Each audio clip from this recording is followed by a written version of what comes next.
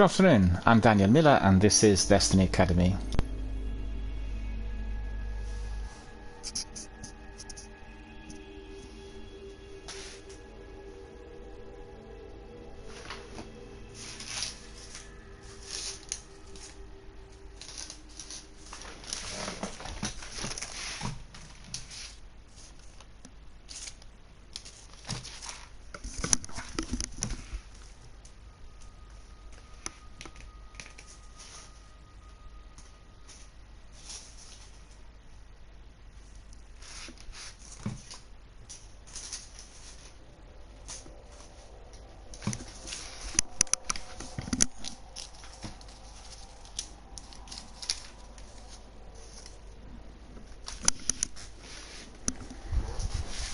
A warm welcome to all of our friends, fans, community members, participants and everyone watching us on a variety of different platforms worldwide live here on Twitch.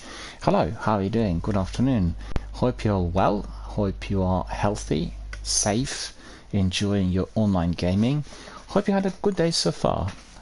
For all of our friends in the US, some of you are just waking up at the moment, and with us in the UK we already have gone through our, well, part of our afternoon. It's already 25 past 2, and this has been the very best time for everyone to get together as far as the Destiny broadcasts on my channel are concerned, and I've had really very good traffic and lots of people coming in during the last 2 months. In fact, we have been already streaming now for about 8 weeks, and I'm very happy about the interaction and the overall community participation. So how are you all?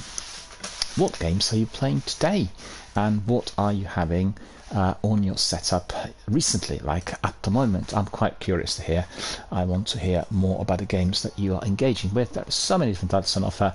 We've had some big releases of late, and we are still anticipating some other ones to come our way. And the biggest news of today is really that we've heard from Bungie, and Bungie have been telling us a lot about what is to follow with Destiny and what the future for the game is going to look like. They haven't given us all the pointers and all the clues, but just wait a minute. And just trying to find out if I can hear myself on the headphones, but I can't, unfortunately. It's just a continuous problem. Anyway, they've given us some ideas of what is to follow in Destiny and what we are going to be receiving in many days, months and years ahead. So I will go through that in depth, and that's going to be the biggest chunk of the news for today compared to everything else that's come on the wire. So it's like a state of the game, basically, and they do this from time to time, and it's their director, the game director Joe, who had been giving us some very in-depth description of all that they worked on. I guess it will still stir up some controversy, as we have some people who are quite keen on some of the ideas. You probably would have seen the postings on Gambit emerging on Twitter and Reddit and Instagram and elsewhere, as they indicated that Gambit will be now optional, a kind of activity that people will not need to play unless they want to. And that generally is a kind of sign that they are departing from the concept. That's the conclusion that the members of our community had derived from the news. I'm not sure whether that is likely to be the case. Obviously, Drifter will be very much part and parcel of the story, so therefore activities linked to Gambit are still to remain, but how they will be conducted we'll see in due course. So we'll get back to that in a second, and we'll just literally dedicate all of our news section today to Destiny and all this news, because don't forget, today is the 4th of August, and we are anticipating a major showcase on the 22nd, and we are all hyped up because we want to learn about the finer shape and all that is to follow in the course of the next 6 to 8 months, and also with the seasons and all else that has been planned for. And I'm just literally patient. I've got to say, I was a bit impatient after the presentation delivered by Xbox and Starfield, as that really kind of raised the bar for any kind of game in the field that is tackling the sci-fi genre, and what Destiny is going to do will certainly be very much of interest to everyone. So very excited about the overall activities and everything described. I think there is a lot of life left in this Destiny universe. There will be many more inventions and additions to what we see. The question is whether people are likely to embrace it or not, and there has been a lot of debates and discussions on various platforms about the overall burnout rate, and I've got to say again and again, Destiny is a game that can be played over a long period of time, but you don't have to be doing it every day, the whole day, and you do not have to be expecting or anticipating continuously the new content to be introduced. This is just not possible, and it does have so many different options to which people can play. Correct me if I'm mistaken, but the feeling I get when I read these complaints on Reddit is that the vast majority coming from solo gamers. I don't happen to see many complaints from those people who are doing it continuously in squads, or people who are streaming Destiny on Twitch and therefore having a very large community of gamers attached to whatever they do together.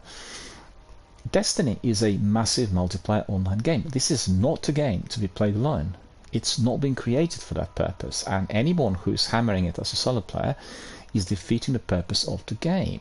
And we read yesterday one posting on Reddit which was asking Bungie in a big way to decrease the strength that some of the bosses were having. And why on earth would they want to do that in the dungeon? Dungeons, together with Nightfalls and raids, are the pinnacle activities for competitive gamers and people who enjoy doing huge challenges. They have got to be very difficult. That's the sole reason for their presence in there. Otherwise, we can make it pedestrian for everyone to complete everything, and therefore the game will not be interesting. You know, if you want to do something which is relatively easy, you can go through campaign missions, albeit they have also indicated that the campaign missions can be played on 2 separate difficulty levels, one of which is reasonably difficult. And I think some of those guys will quite enjoy walking through them and then tackling all the enemies by themselves. That is the easy option, as obviously doing strikes and doing other things will require a team input, which is automated. You cannot be absconding from it.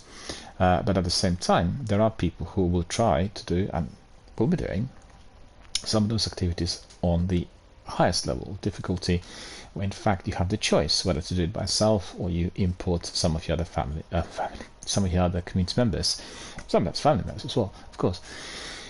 It's down to you really, and I find it really difficult to conceptualize as to why somebody would want to be doing a game all by himself or herself if the game has been created for a multiplayer joint group effort. It just doesn't gel with me. There are so many single player games out there which you can excel in, be it PvE or any other, and you can play them up to a point where you are literally blue in the face. So don't come to a game that has the very best enjoyment from the group activity and then complain that there's nothing for you to do or you're finding it to be too boring. Well, yeah, you know, you may be finding it too boring because you're not doing it the right way.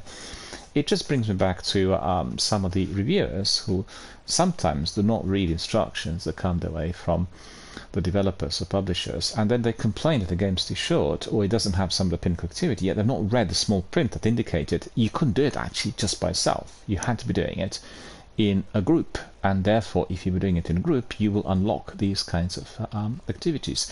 So, you know, it needs to be understood properly, and what I can see from the rundown that Joe's given us today, the Bungie team are fully aware of the fact that Gambit had been deserted, and I think partly Bungie are to blame for that. Gambit was a very popular activity when you were playing 3 matches, basically 3 rounds in one competitive match, and then you would be the winner if you won, obviously, 2 best out of 3, and that was just the kind of activity that everyone enjoyed, as well as incursions and everything else.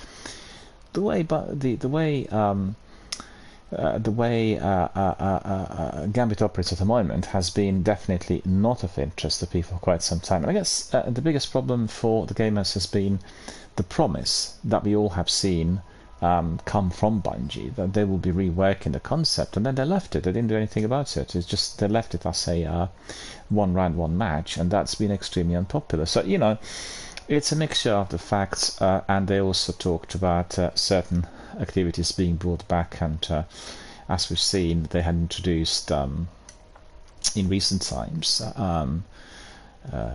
battlegrounds with they introduced them into the strikes, and there's been a huge amount of discontent and dissatisfaction with that, as the strikes previously were campaign missions that were tweaked into a much greater difficulty, and ultimately you would have a situation where a completely different type of multiplayer activities being brought into the arena, I guess in order to provide variety and challenge and everything else, but it just didn't, it didn't cut with the community. And you'll see in the news they said that they will be persevering with some of that, and I think generally a lot of people felt rehashing the old content and just adding up to playlists was not the best way forward. On the other hand, as Destiny 2 is a massively game, there are so many different activities that people can engage with, and that makes it highly exciting, and it gives it that degree of variety. And if you are interested in, for instance,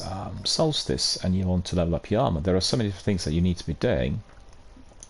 You've got to anticipate, if you're a Destiny gamer, that the vast majority of activities will be grindy. They will be much more grindy if you're doing them all by yourself. The idea is have your team fully on board, and therefore you'll walk through certain activities, collect the loot, and level up.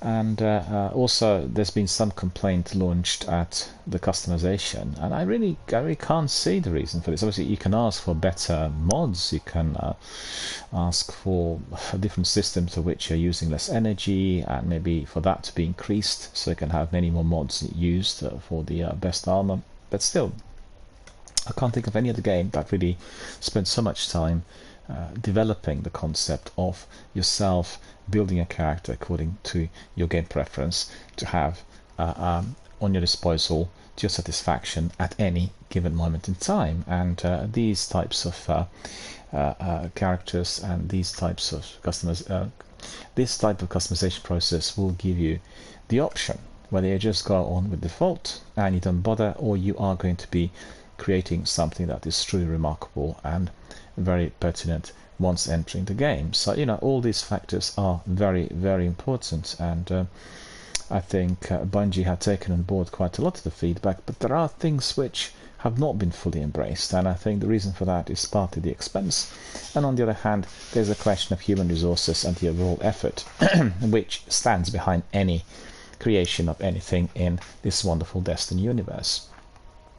To cut long story short, they will have to be paying attention to the areas of the game that are not popular and occupying space, and then indeed creating huge expense. This is a live server game, and Destiny has always been about the community, about the magnificent 3-man, 6-man effort where certain tasks are being completed and resolved, difficulty resolved. And we've seen that the degree of difficulty had been on an increase, and that's been definitely requested by many community members and Destiny veterans, and that works well. I think what I've seen gives you a variety of different activities that are, I guess, presenting you with a variety of difficulty levels, and you will decide for yourself which level you want to enter in, and you will decide whether to do it by yourself or with others. Obviously there are some activities which you cannot do just by yourself, and you shouldn't.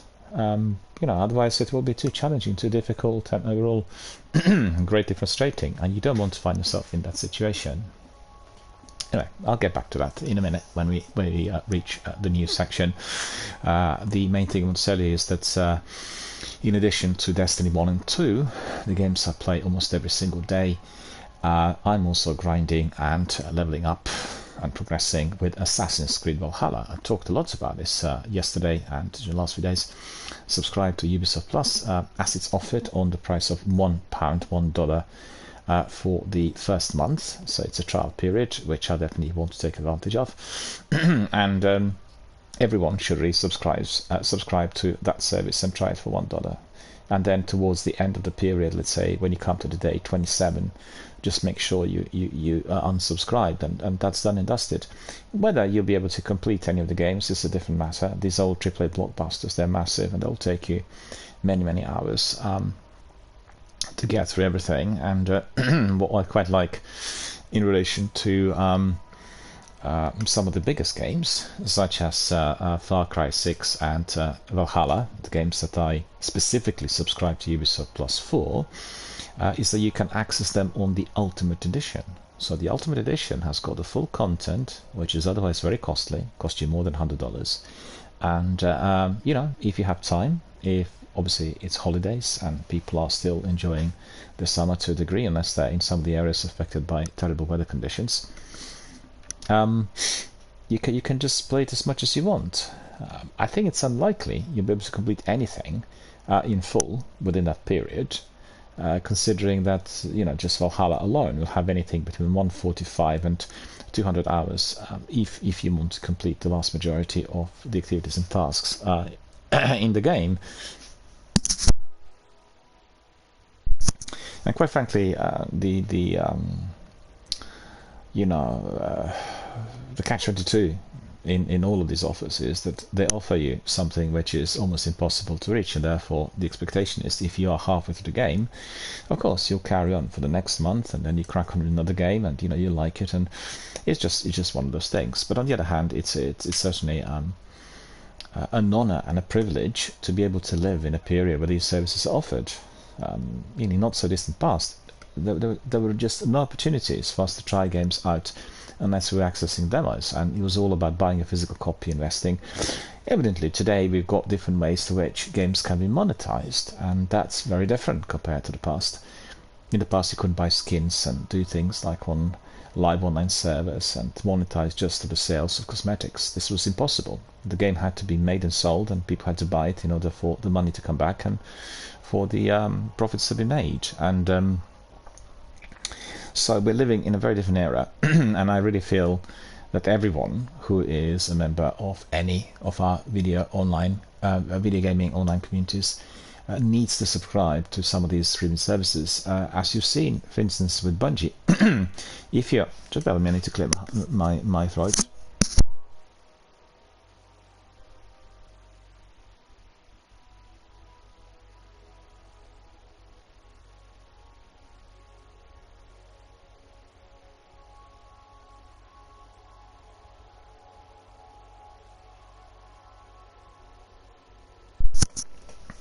That's it.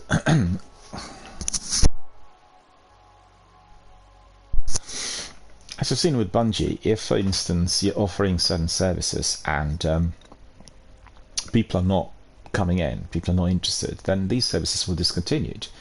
And what better way to try many different games but through the offers like the one Ubisoft has given us at this moment. I think it's just been very unwise for them to be launching the service on such high fees. It costs about $16.99 in Britain, so I think probably more like $18.99 in America. And I find that to be ridiculous, as these services can be. I do apologize, I don't know what's happening with my voice.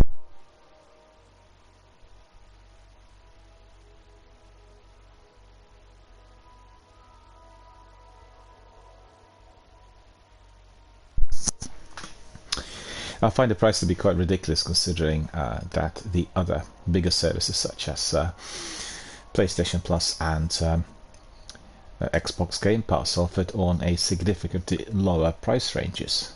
And Ubisoft Plus does not have that many titles. It's just the AAA blockbusters and various editions and some extra cosmetics offered on reduced prices. So it doesn't seem to be reasonable. They should have given it right from the start the option for people to try it for £1, $1 on day one when the service was made live. And I think this is a huge error of judgment, which inevitably they will very heftily pay for. But I've gone in there for those two games, Valhalla and Far Cry 6, and playing Valhalla at the moment and just loving it. This game is just really amazing. It was going to be very good, but it really exceeded all expectations. Evidently, I'm playing the Ultimate Edition. The game's been run for 2.5 years, and they worked on the concept and the content, and you have lots of add-ons which were not accessible on day one. But for anyone who's a scholar of history, the recent Assassin's Creed installments were truly remarkable. You've had Odyssey, you've had Origins, and now you have Valhalla. So these are 3 different games all of them massive, with a big open world, very different in style to the previous titles in the series. And then you are able to explore the world and learn a lot about the history of that part of the world. And I think that's really astonishing. I just love every bit of it. I love every one of these games, and Valhalla is exceeding in the volume. The volume is incredible, and kinds of things you do in there perfectly blend in all activities into the story. So you're never ever left tapping in the dark. You know exactly what's going on, who does what and where. And you have a very, very in-depth codex that gives you the information on everything you encounter in the game, which is like an encyclopedia. You're learning about the history of England. You're learning about the history of Nordic nations such as Norwegians, Danes and Swedes that actually belong to these Viking tribes.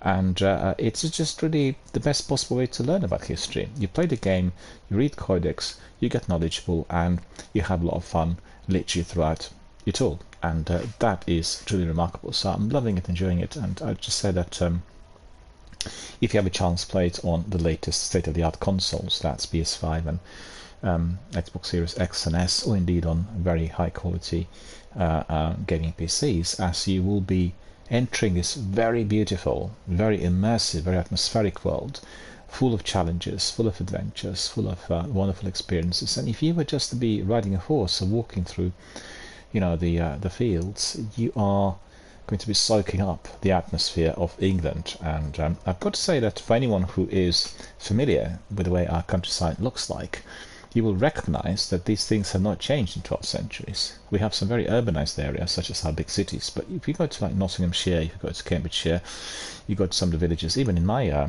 county in Hertfordshire or Buckinghamshire, you have these hamlets that look exactly the same, unspoiled, really untouched for many, many centuries. And you will enjoy the nature, you will enjoy the way everything is out there in the game, and obviously if you were to visit, you would certainly experience it in real life. And also the game has, I guess, the aura or some of the systems that we've seen in other titles such as Red Dead Redemption, the open world, and particularly riding a horse and traveling and going elsewhere.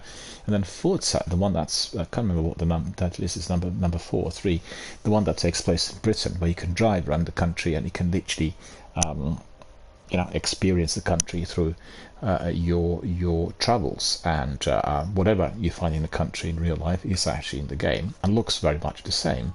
So you get the atmosphere. It's just like a fantastic travelogue that I guess for myself, I remember years back, I think I mentioned that recently, the first game where I felt we really had the flavour of what it's like to be in our city, which is London, was Getaway. And Getaway was released on PlayStation 2, a kind of a crime syndicate, mafia-style, gangland-based game, taking place in London with Scotland Yard flying squad trying to resolve the bank robbers.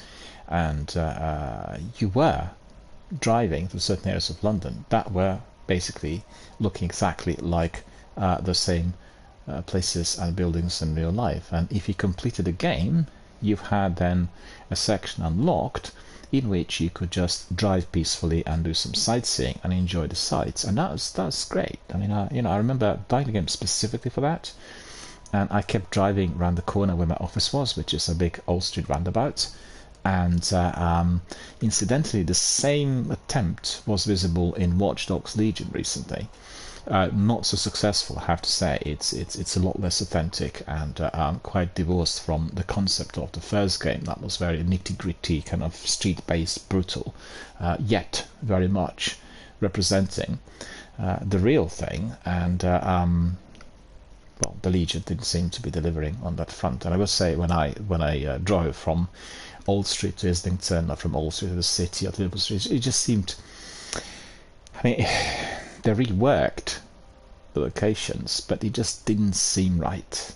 There was something off, there was something wrong with it. I can't even put my finger to it. In fact, Legion is on Ubisoft Plus, and I'll go back to it again to explore it further. I played it for one weekend, so I didn't really go through much of the game, within only 2 or 3 days. But there was that, dislike by the way London was being presented in there, and I guess my disappointment was similar to all the other guys who heard through vidocs and announcements well in advance that you'll be able to pick up on any passenger, any pedestrian, any traveler, any citizen, and then you'll be able to select them to be part of your revolutionary organization that's going to overthrow the dictatorship and the government of England in the game.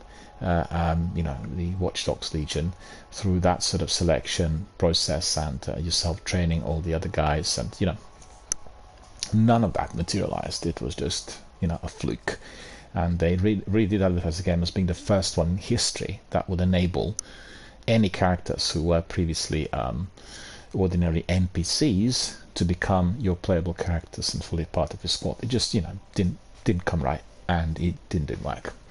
So coming back to my point about Valhalla, it does recreate that period of history, and you learn a lot about different kingdoms that were present in England. You learn a lot about the way things were on a continent, and you just get the flavour of how brutal life was in those eras and how incredibly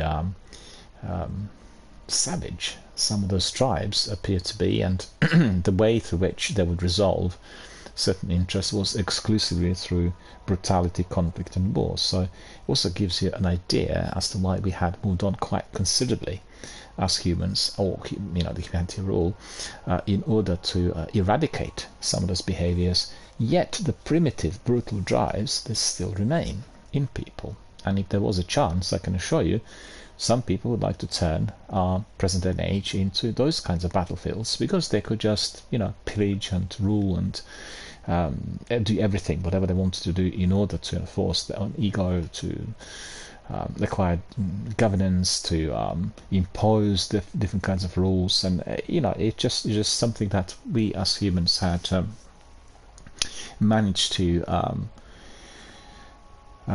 compete against, really.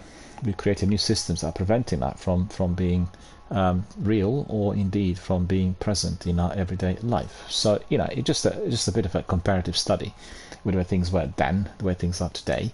But still, I believe that Valhalla is a masterpiece. I've gone through about 10% of the game so far, so it's not really a lot. That's only about 10% of the game, maybe like 10-12 hours, but I'll carry on doing it. I played a bit of it today, and I gotta say, today I've had a very, very good night's sleep. It was raining overnight and it was fresh air, and I got very, very tired, and that's probably linked to myself changing the overall daily routine. So I was sort of trying to bring it forward, get up very early, and I've done it for about 4 days, and I have to say, like yesterday, I felt really tired, and that sleep I did have did regenerate me properly. So I have to be a bit more cautious with some of these changes and make sure that I get enough rest, because this is what I consider to be most fundamental and linked to my physical health.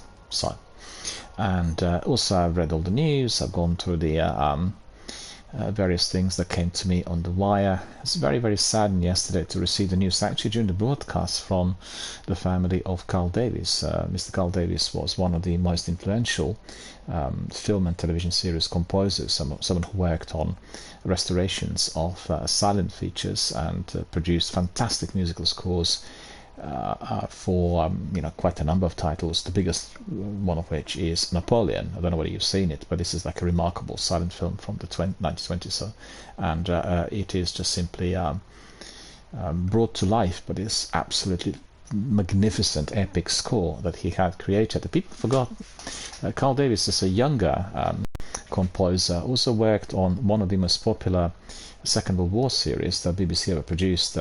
It's ITV actually produced, I beg your pardon, called World at War, and it had some of the most authentic footage and lots of participants really who were involved in various battles. So the Second World War was still alive, and they could really be interviewed, and they were present in the series. So it still remains today one of the most influential series ever made about the Second World War, and Mr. Davis created a score. He produced the soundtrack, and particularly the opening sequence, the credits, and it was just phenomenal.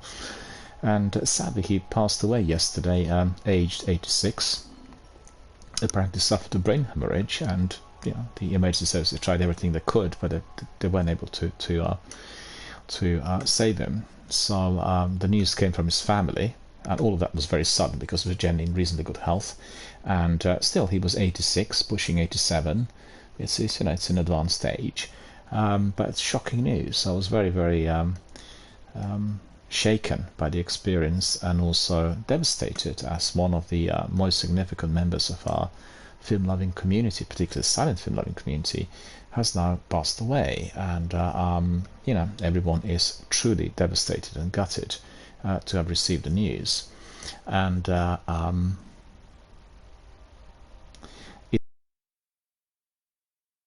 some other members of our community in recent times, some due to COVID, some to other illnesses. So the forum which I attended at the Cinema Museum in London had been losing some of the most valuable members, and that itself has been definitely a sort of experience that caused me a great deal of sorrow. You just become more aware of the fact that we're not here forever, and we do our best, and we belong to various communities, but then when the time comes, we go. And one friend in particular, Mr. David Wyatt, someone who I've known for many years, and he was the first person who was selling me Super 8 and Standard 8 films while I was in my teens. And he also had exactly the same tragic accident, or I should say outbreak of illness, like Mr. Davis. It was exactly the same reason. And it's just very, very sad. Anyway, these are very sad news. Share that with you today, as I experienced. I've just heard about Mr. Davis's passing yesterday. As I was doing my broadcast, the news came in. You'll appreciate I have several devices in here that present me with kind of minute-by-minute news that come in, and caught it straight away, and was deeply, deeply affected by that. And it's not easy when you hear these things and you're broadcasting live, because you're affected by the news and by the tragic passing of somebody who really liked and somebody who was very significant. I actually met Mr. Davis twice, very briefly, after the screenings of Napoleon, and that was at the BFI once, and at the Queen Elizabeth Hall, where frequently from time to time, Napoleon is screened with full orchestral score. And he was a wonderful, wonderful man, very friendly and very kind and attentive, and a fantastic composer. And he would always, at the end, go to the foyer and then sign the records, the CDs, and there were several actually. I've got still his CD that isn't just with Napoleon music, but it's a compilation of all the works that he's done for Thames Silence. It's quite a few scores, and the main sections of his work, and it's signed, dedicated to me, and it's a very, very sort of treasured possession. I'm a huge fan of silent cinema, being dedicated to the history and exploration of it since my early youth. And when you lose people like that, they're just irreplaceable. That's just he had defined an era of silent film rediscovery with the scores, and he had worked on so many titles, worked very closely with our film historian Kevin Brownlow, a person who had been he dedicated his life to the preservation of silent films and the rediscovery of silent cinema, and two of them together have created a most impressive body of work, which sadly, it will stay with us, but we'll no longer have them two together working on any future projects. Mr. Brown also is reaching his mid-80s, so Mr. David Robinson, who I had a couple of times lunch with as we attended events at the Cinema Museum, he's now already 92, I think 93, and he's incredibly vital and really good health, and they're quite extraordinary, really similar to Mr. David Attenborough, who is now pushing 97, which is absolutely extraordinary considering that recently he worked on some documentaries that were linked, the usual, his interest in botany and natural life, dedicated to wildlife in general. So really great to see. Anyway, so I think the time now has come for me to tell you a bit about the news. The news are all related today to Destiny, right? And I've singled this out because we talk here a lot about Destiny, and that's Destiny 1 and Destiny 2. and we have always paid attention to the novelties that the Bungie team is giving us. So this is like a precursor, what the director gave us today, to the showcase that is going to be delivered, I think, on the 22nd of August.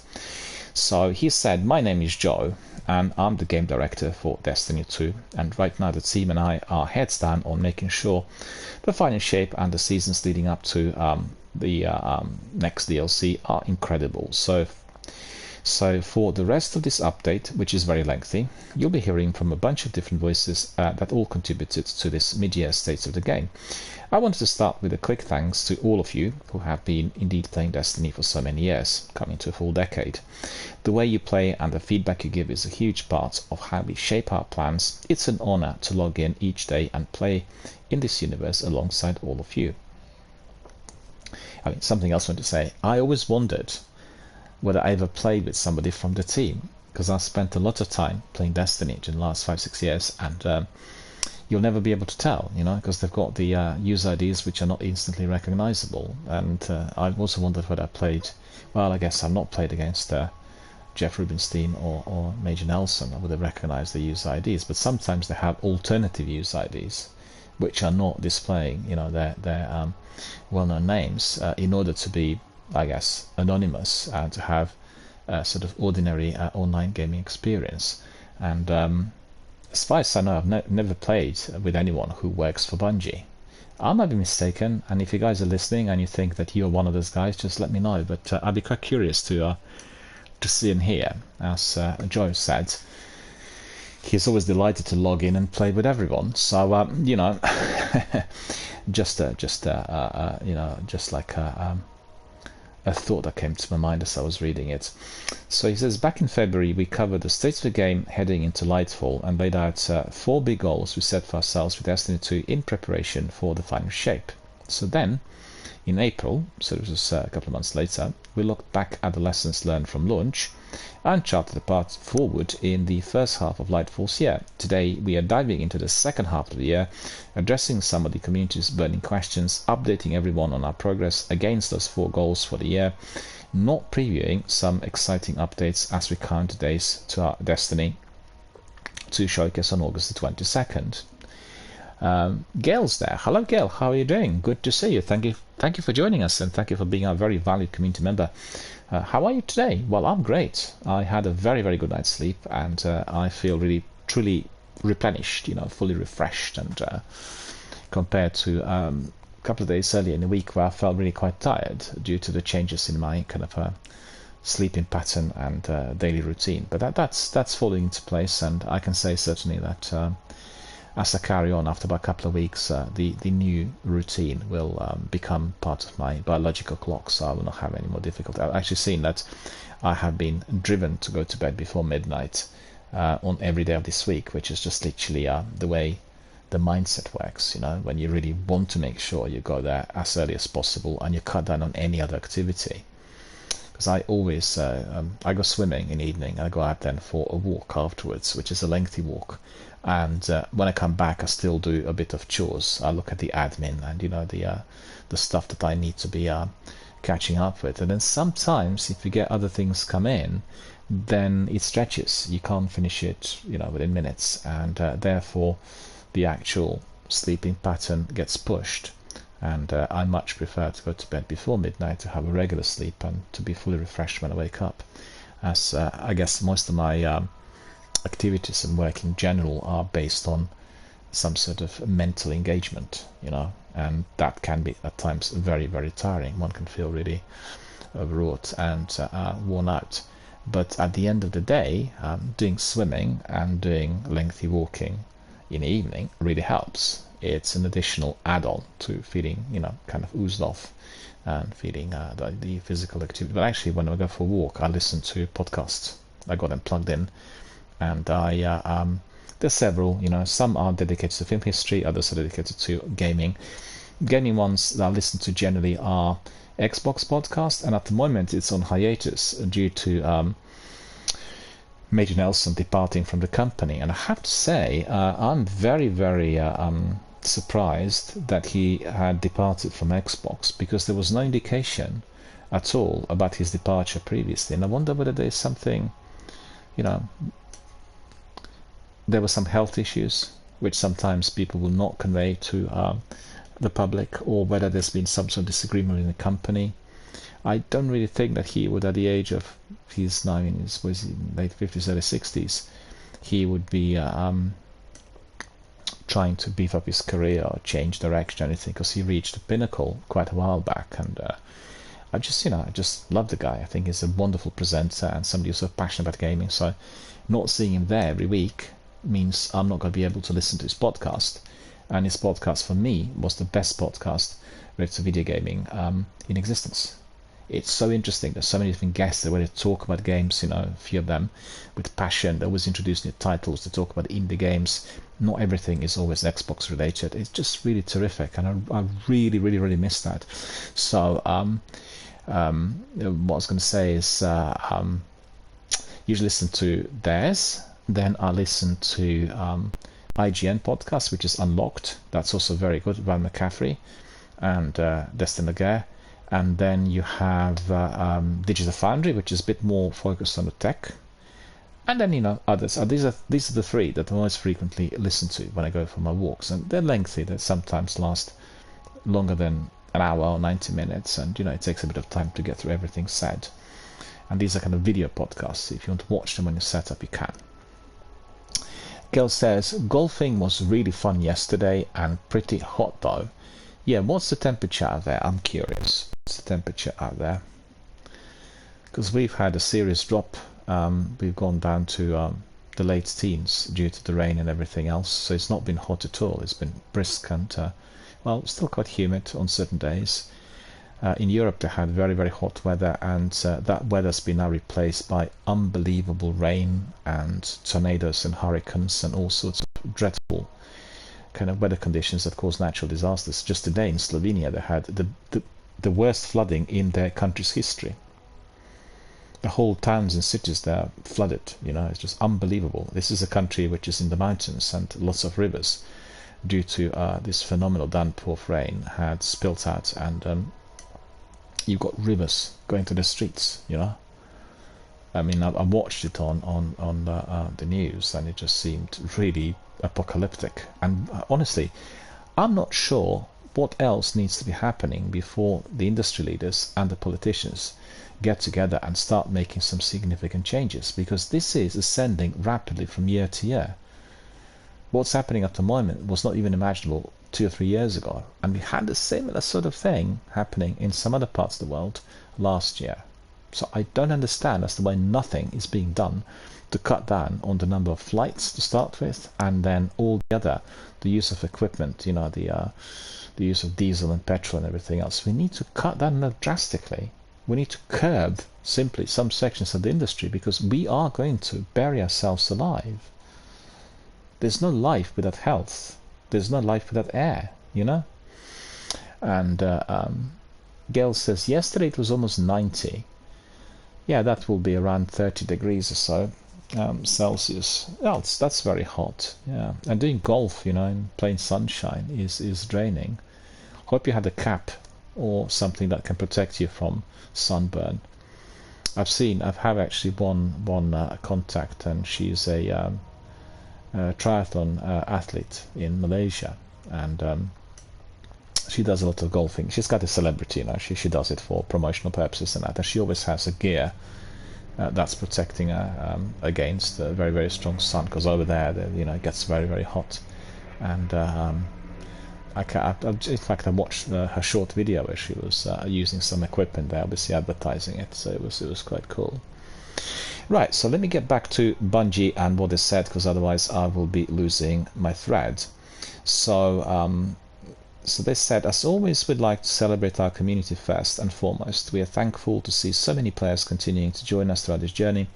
It's been an amazing experience, and we also want to be welcoming more new lights, i.e. new gamers, than we have ever expected with Lightfall. Since the release of the Final Shape teaser trailer, So that was about a couple of months ago. The community reactions to Cade 6 upcoming return have been nothing short of heartwarming. Well, that was expected. We all wanted Cade back. And we can't wait to share more in the showcase later this month. But before all of that, let's dig into the game we are making and playing it right now. And Gail says, I forgot to cast burn. Did you have short sleeves and shorts? Because that's obviously, if you're doing it midday or early afternoon, it's very risky. If, the sunshine is like 30 degrees, it just burns. It's, it's really, really hot. I generally, in the past, I would go out sometimes during the day, but generally, I was always this massive big heat averse. And considering how things are for me today,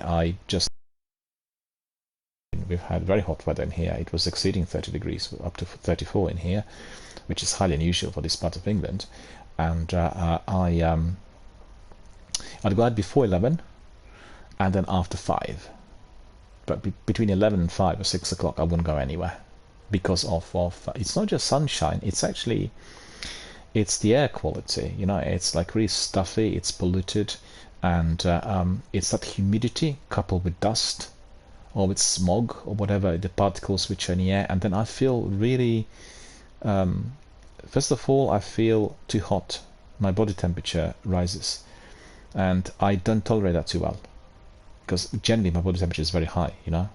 I have propensity towards activity, and generally it's radiating heat. So when it's so hot outside, I've got to be drinking a lot of cold water and a lot of liquids which are sort of cooling me on the inside. But if I stay there for a while, then it can cause me, a sense of haziness and dizziness, brain fog, that sort of thing, due to purely the body temperature and the fact that the air is so stuffy. And Gail says, yeah, I had short sleeves and shorts, and I brought a big thing of water. Yeah, that's fundamental. You've got to have like 2 to 4 liters of water with you if you're spending a few hours at the golf course, and you just sip it, bit by bit. It really helps with the hydration. I've not done any golf for many, many years, so I'm not the person to say, but I've seen other people do it, and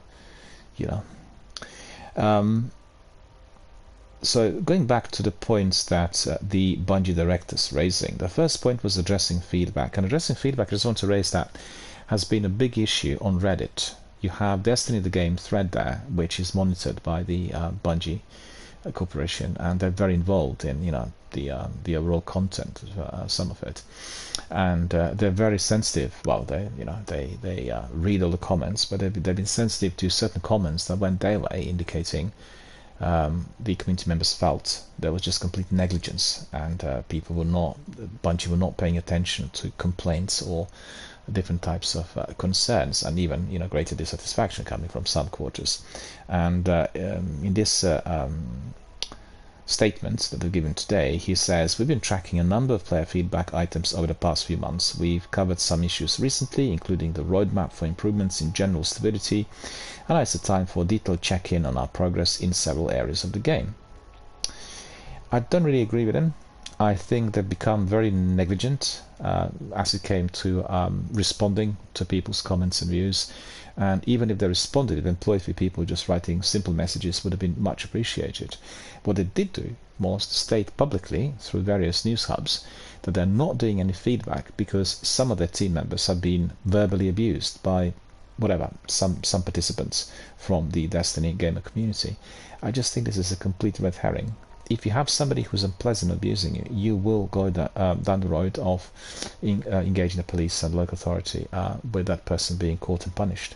It is unacceptable in any shape or form for that to be taking place today, and that should not be an excuse for you not responding. It's just ridiculous, and I really don't agree with that. So the first big thing that he's tackling in here is called ritual updates. So we had plenty of feedback from players that our core ritual playlists should feel more consistently rewarding to play, and that those rewards should drop more frequently, regardless of the activities you like to play. So he says, we in Bungie all agree. Let's talk about what we've done so far and what we are doing in Season 22 to achieve this. So presently it's the Season of the Deep, right? He says, in this season we upgraded the weekly ritual challenge rewards to exotic engrams to give everyone consistent sources of materials to focus on the exact exotic armor they want to be running. In Season 22, we are updating those weekly ritual challenge requirements so players can compete. So the players can complete their 9 challenges in any ritual playlist they like, as opposed to having to complete 3 each across Vanguard. So it's a sizable 1% increase of that. Crucible and Gambit playlists. So, it combines Vanguard, Crucible, and Gambit playlists, and you'll be able to do then 6 of these challenges rather than 3. We'll also be increasing the frequency of ritual engram drops after completing ritual activities, and we are making the latest ritual loot pool weapons focusable at their respective vendors at the start of the season for the first time, rather than needing to wait until the following season to chase those god rolls. So, I don't know, I'm in two minds about that. I think if they make it too easy for people to get god rolls, then it will change the nature of the game. But we need to wait and see how it works. We are loading up our ritual vendors with fresh weapons in Season 22, and that includes the unending Tempest Stasis submachine gun in the Crucible. I need to keep an eye on that one, actually, because I probably could replace my Cerberus with that one. Luna Regolith 3 Solar Sniper Rifle in Strikes. Q Zephan 5 Void Machine Gun in Gambit. Cataphract GL3 Strand Grenade Launcher in Trials of Osiris, and more. We're also bringing some fan favorites back in our ritual playlist, including the Ignis Hammer Solar Hand Cannon in Trials, and revamping Warden's Law into a brand new archetype as a Nightfall reward. In fact, there was some discussion on Warden's Law yesterday, but I didn't actually read it out to you. There was a lot of discussion on that weapon and the things that were being done to it. This is how we are making our core rituals more rewarding, and what are we doing for each specific area. So let's start with PvP.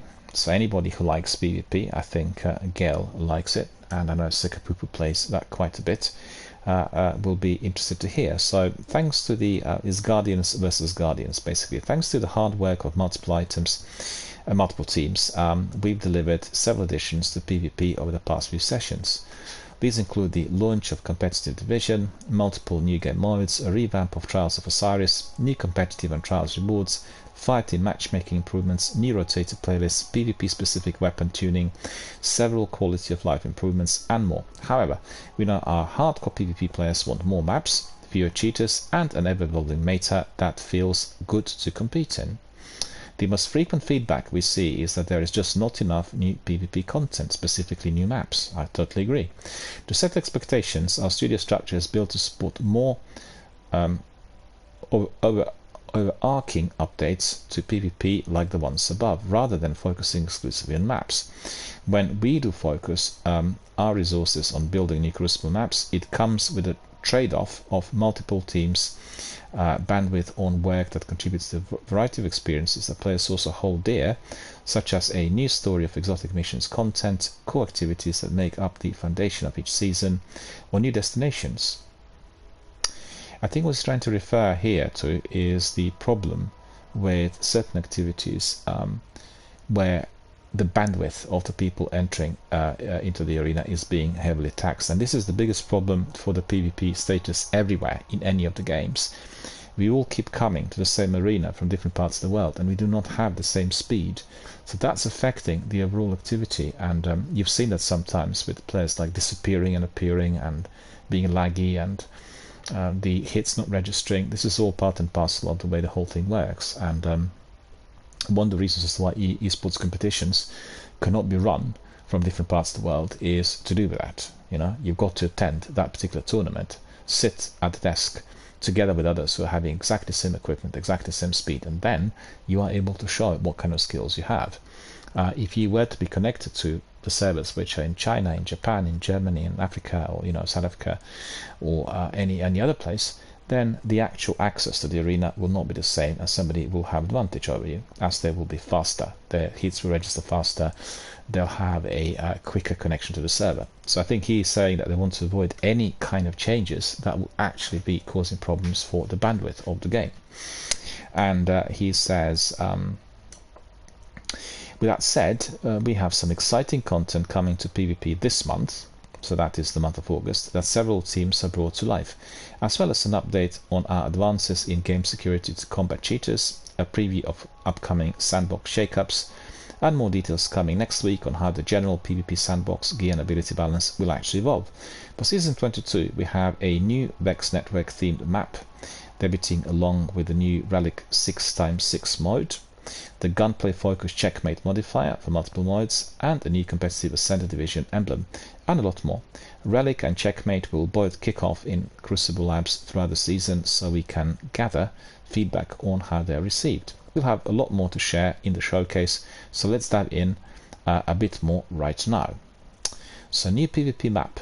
The map is called Multiplex. So for our newest PvP battlefield, we wanted to create an asymmetrical map using a Vex environment as a backdrop that could work well with multiple game modes. With the Vex network playing such a crucial role in the story during the Lightfall's year, we felt that was the perfect time to deliver this map.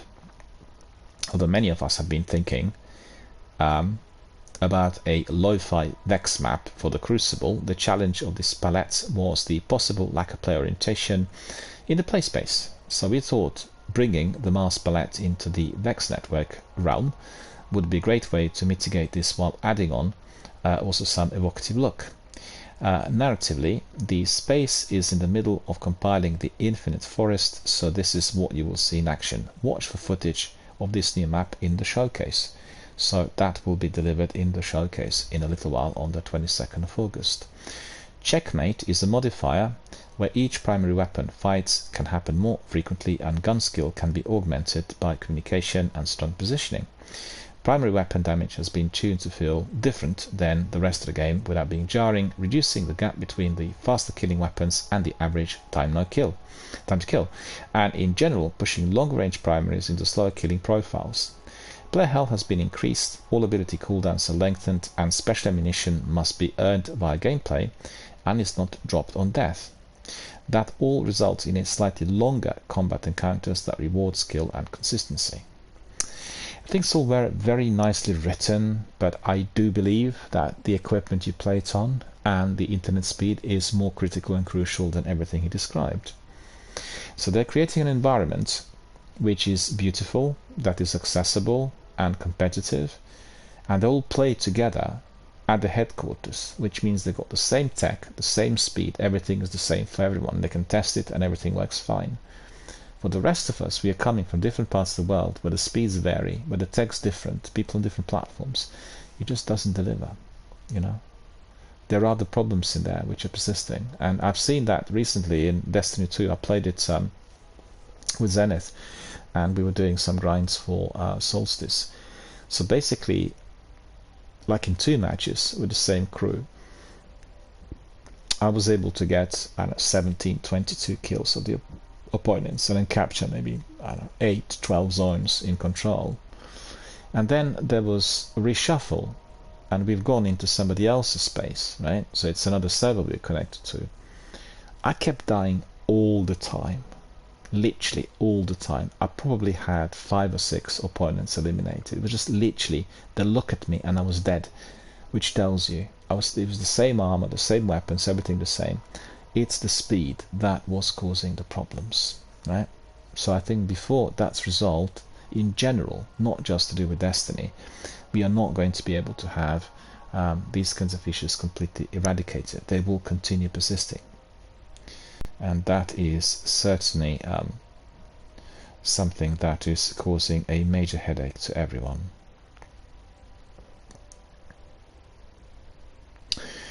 Right, so let's see what else we have here. Checkmate will be available in Crucible Labs from week 5 to week 10.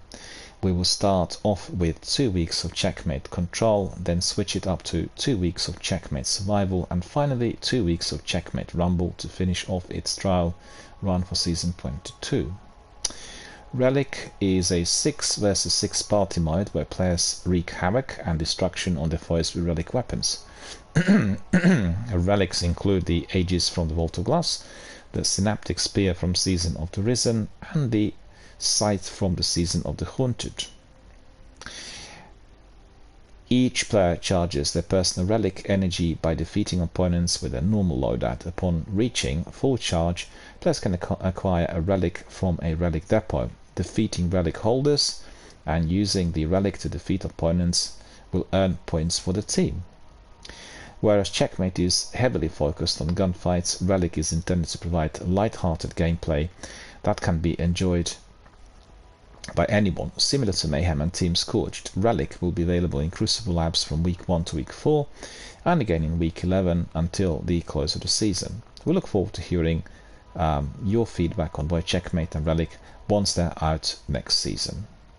Matchmaking improvements. Well, that really requires a lot of improvements because matchmaking Destiny 2 is very poor, and it doesn't. They keep talking about putting people together with similar sort of skill. It just never works. It just definitely not on. And if you are on Reddit, you would see there are sometimes very experienced players, PvP players, complaining that anytime they come in, they just get immediately. They couldn't get any scores or anything, and as I said, this is not to do with the skill. It can be sometimes to do with the skill of the player, but if you have a whole lot of veterans and people who are very experienced in PvP and they're experiencing that consistently, something's wrong with the service, the speed and the access. I know that full well. Internet speeds on various setups, and the difference is phenomenal. It is just absolutely incredible because same player being sat on broadband and just having like 1 or 2 uploads and everything being utterly ghastly, and then on the other hand you get if you migrate from that one to super fast fiber and high quality equipment, you just walk through the game.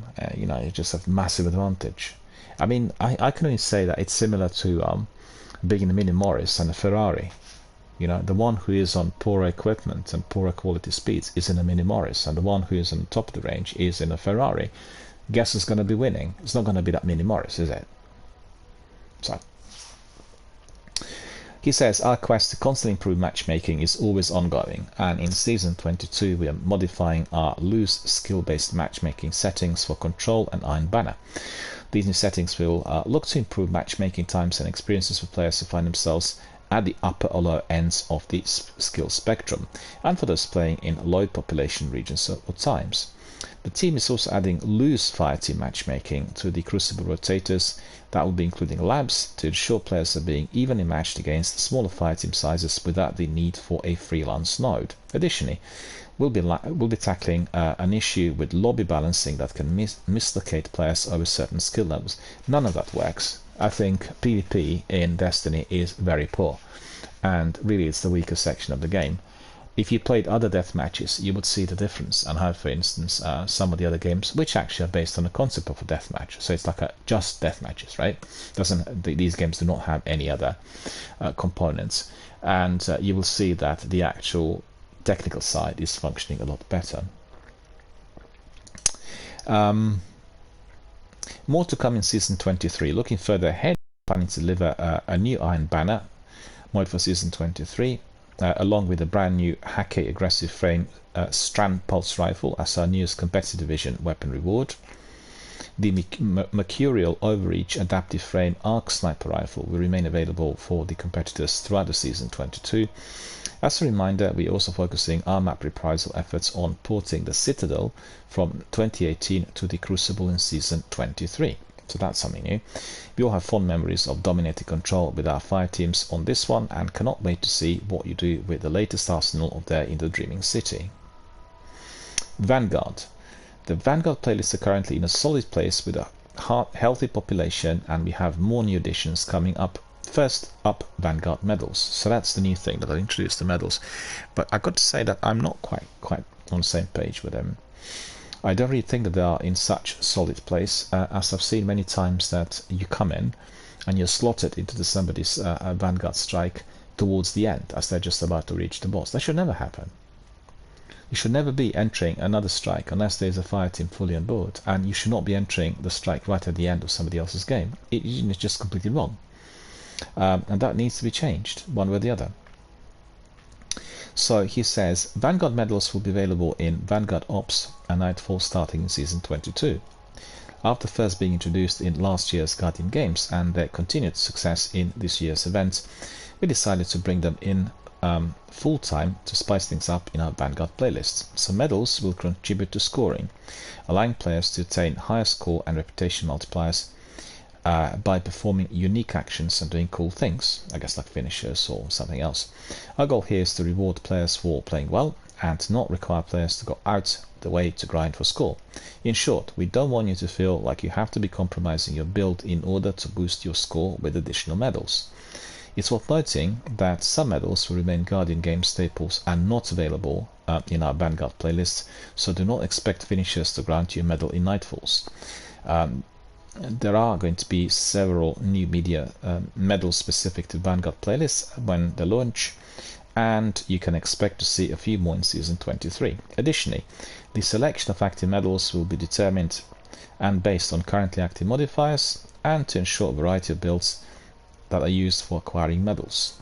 We also recently focused more of our team's resources into more varied and frequent season activities, such as battlegrounds, that can later make their way into Vanguard playlists alongside our strikes and eventually serve as new additions to Nightfall and Grandmaster playlists. While this can come at the cost of other content in a given year, we feel this exchange has been worth the extra investment for the overall health of our playlists. As a result, we'll have additional battlegrounds coming into the Nightfall and Grandmaster Nightfall rotations in Season 22 and 23 to keep players on their toes before the final ship launches. I completely disagree with this. I don't know whether you guys agree with me. I think it's a completely different type of activity. Battlegrounds are not strikes. They are like Escalation Protocol or like the Altars of Sorrows. These are the activities where you have a 6 or 8 or whatever man team in there in the arena defeating huge swarms of enemies. Also, we've had them as part of seasonal content while we're doing certain kinds of grinds. I don't really see that being relevant to the strikes, and particularly not relevant to that being turned into Nightfalls. It's a completely different type of in-game activity. It just doesn't gel. Nightfall, from the beginning, was a campaign strike that was turned into a Nightfall stroke nightmare difficulty, so you would need to have a maximum team effort to complete. Battlegrounds are not the same thing, and I completely oppose the idea of that being merged into one. It just, I mean, on one hand, they could create a separate playlist which is just Battlegrounds full stop, and do not mix the content that is actually operating on different pretenses. You require different tactics and strategies. You know, it's not the same. You need different armor, you need different weapons. It's just all different. So I don't really agree with it at all. I don't know what you guys think, but that definitely doesn't gel with me. And I completely oppose this. And I've seen on Reddit there are many thousands of people opposing it outright and complaining about the fact that they've already done this, and he just told us they're going to beef up with this. They'll bring as many battlegrounds as possible into these Vanguard strikes, and it's just completely unacceptable. In fact, Zenith and me played it the other day, and we weren't getting any strikes in Vanguard. We were just getting battlegrounds, you know, just continuously. I think battlegrounds need to be a separate section for people to enter, and they can provide them on different difficulty levels. Don't mix those two activities together. This is not going to gel. It will cause huge outrage. Now we are coming to what I mentioned earlier, Gambit, and you've seen today on Twitter and Reddit there are lots of postings with Gambit rest in peace, and people derived the idea that Gambit will be discontinued very soon in view of what the director had said. So I'll tell you exactly what has been mentioned in there. Just bear with me a second. As many of you have noticed, we've been quiet on Gambit since last year's overhaul that launched alongside the Witch Queen. Yes, we're fully aware of that, and we've been very unhappy about this as well. In that revamp, the team made significant changes across 5 categories in Gambit: core activity, fundamentals, primeval, tuning, invasions, ammunition, economy, and rewards. Unfortunately, these updates did not move the needle for player engagement.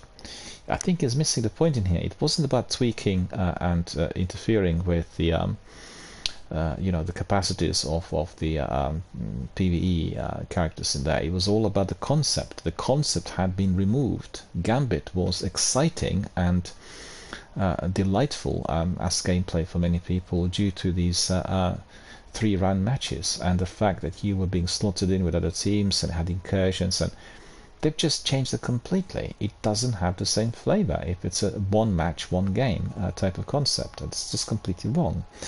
Or so he says, well, these updates didn't move the needle for player engagement. Well, they definitely would not do that, as people complained about the concept and they wanted Bungie to bring it back to the old, or indeed rework the whole thing. Although we know our Gambit fans mostly care about new or returning maps, this is an area of the game with low engagement that would take resources away from more popular parts of the game to shore up. While we don't have plans to dedicate more resources to significantly transform Gambit, in other words, we're not going to do anything to it, we do have a few updates planned for the year of the final shape. These include porting the Cathedral of Scars map and then its beautiful Dreaming City setting into the latest version of Destiny 2, as well as adding the Shadow Legion and Lucent Hive enemy types. Before then, we're making Gambit entirely optional to maximize your rewards unless you're looking for a piece of gear that's specific to the mode. Gambit will continue to serve as a source of exotic engrams via weekly challenges, though as we mentioned above, you are going to be able to complete all your weekly challenges in any ritual you'd like starting in Season 22, so it's not going to be like one section specific. If you want to stick to Vanguard or Crucible challenges without touching Gambit, well, now you will be able to do that. Again, I disagree with this. I think it's completely wrong to be making certain sections of the game player specific. You don't want that. You want Iron Banner, you want Solstice, you want Guardian games where all these activities are being tied in together. So lengthy grinds, and you're entering every one of them and you're collecting the items. That's a much better concept. That is bringing the even participation in various sections of the game. If they stay with well, we just played the Crucible, they will literally lose a lot of participants in other sections, and I really don't agree with that. I think what's beautiful about Destiny as it stands is the multitude of different activities.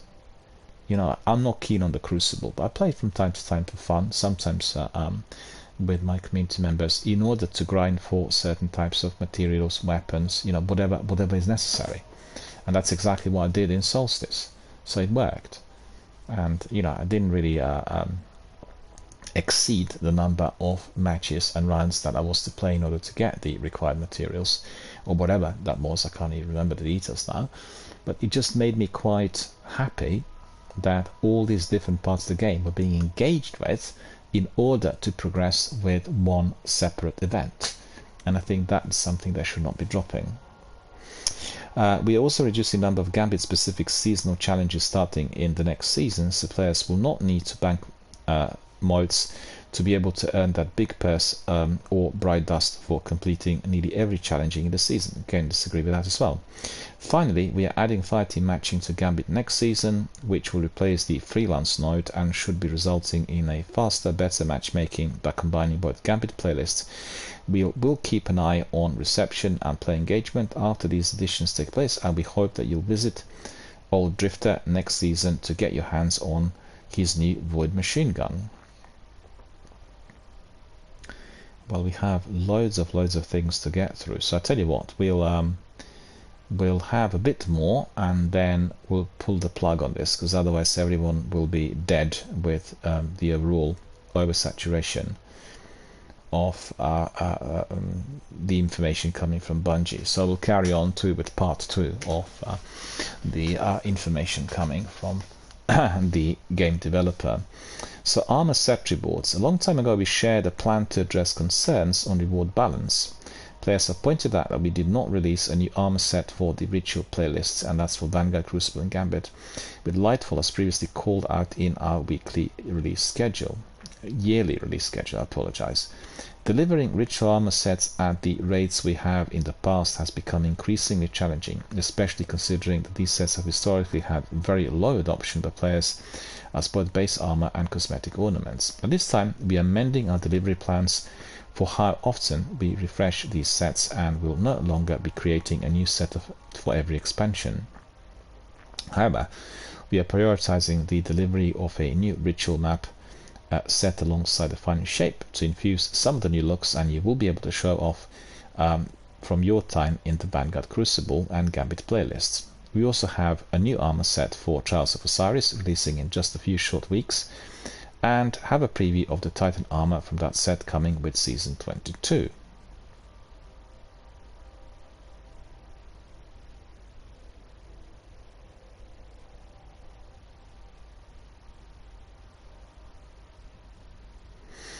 This is literally like a 50-page update, so I'll give you just a bit more on this, and then we'll progress to some other news, and we'll crack on with some gameplay, because I can see that it has been a lengthy introduction on all that's been said by Bungie. So we'll end with game security, right? So game security is something that has been very much of concern to myself and many other gamers. And principally there are two areas of the game that needed tackling. First of all, abusive behavior, which is number one. And then number two was people playing on PCs using cheat and various cheat apps and setups to which they could really bypass other players and create better scores. So they say our security team works to prevent cheaters from ruining the experience for legitimate players, whether this would be directly in competitive PvP activities or indirectly by boosting or making new burner accounts and bringing them into endgame content like trials.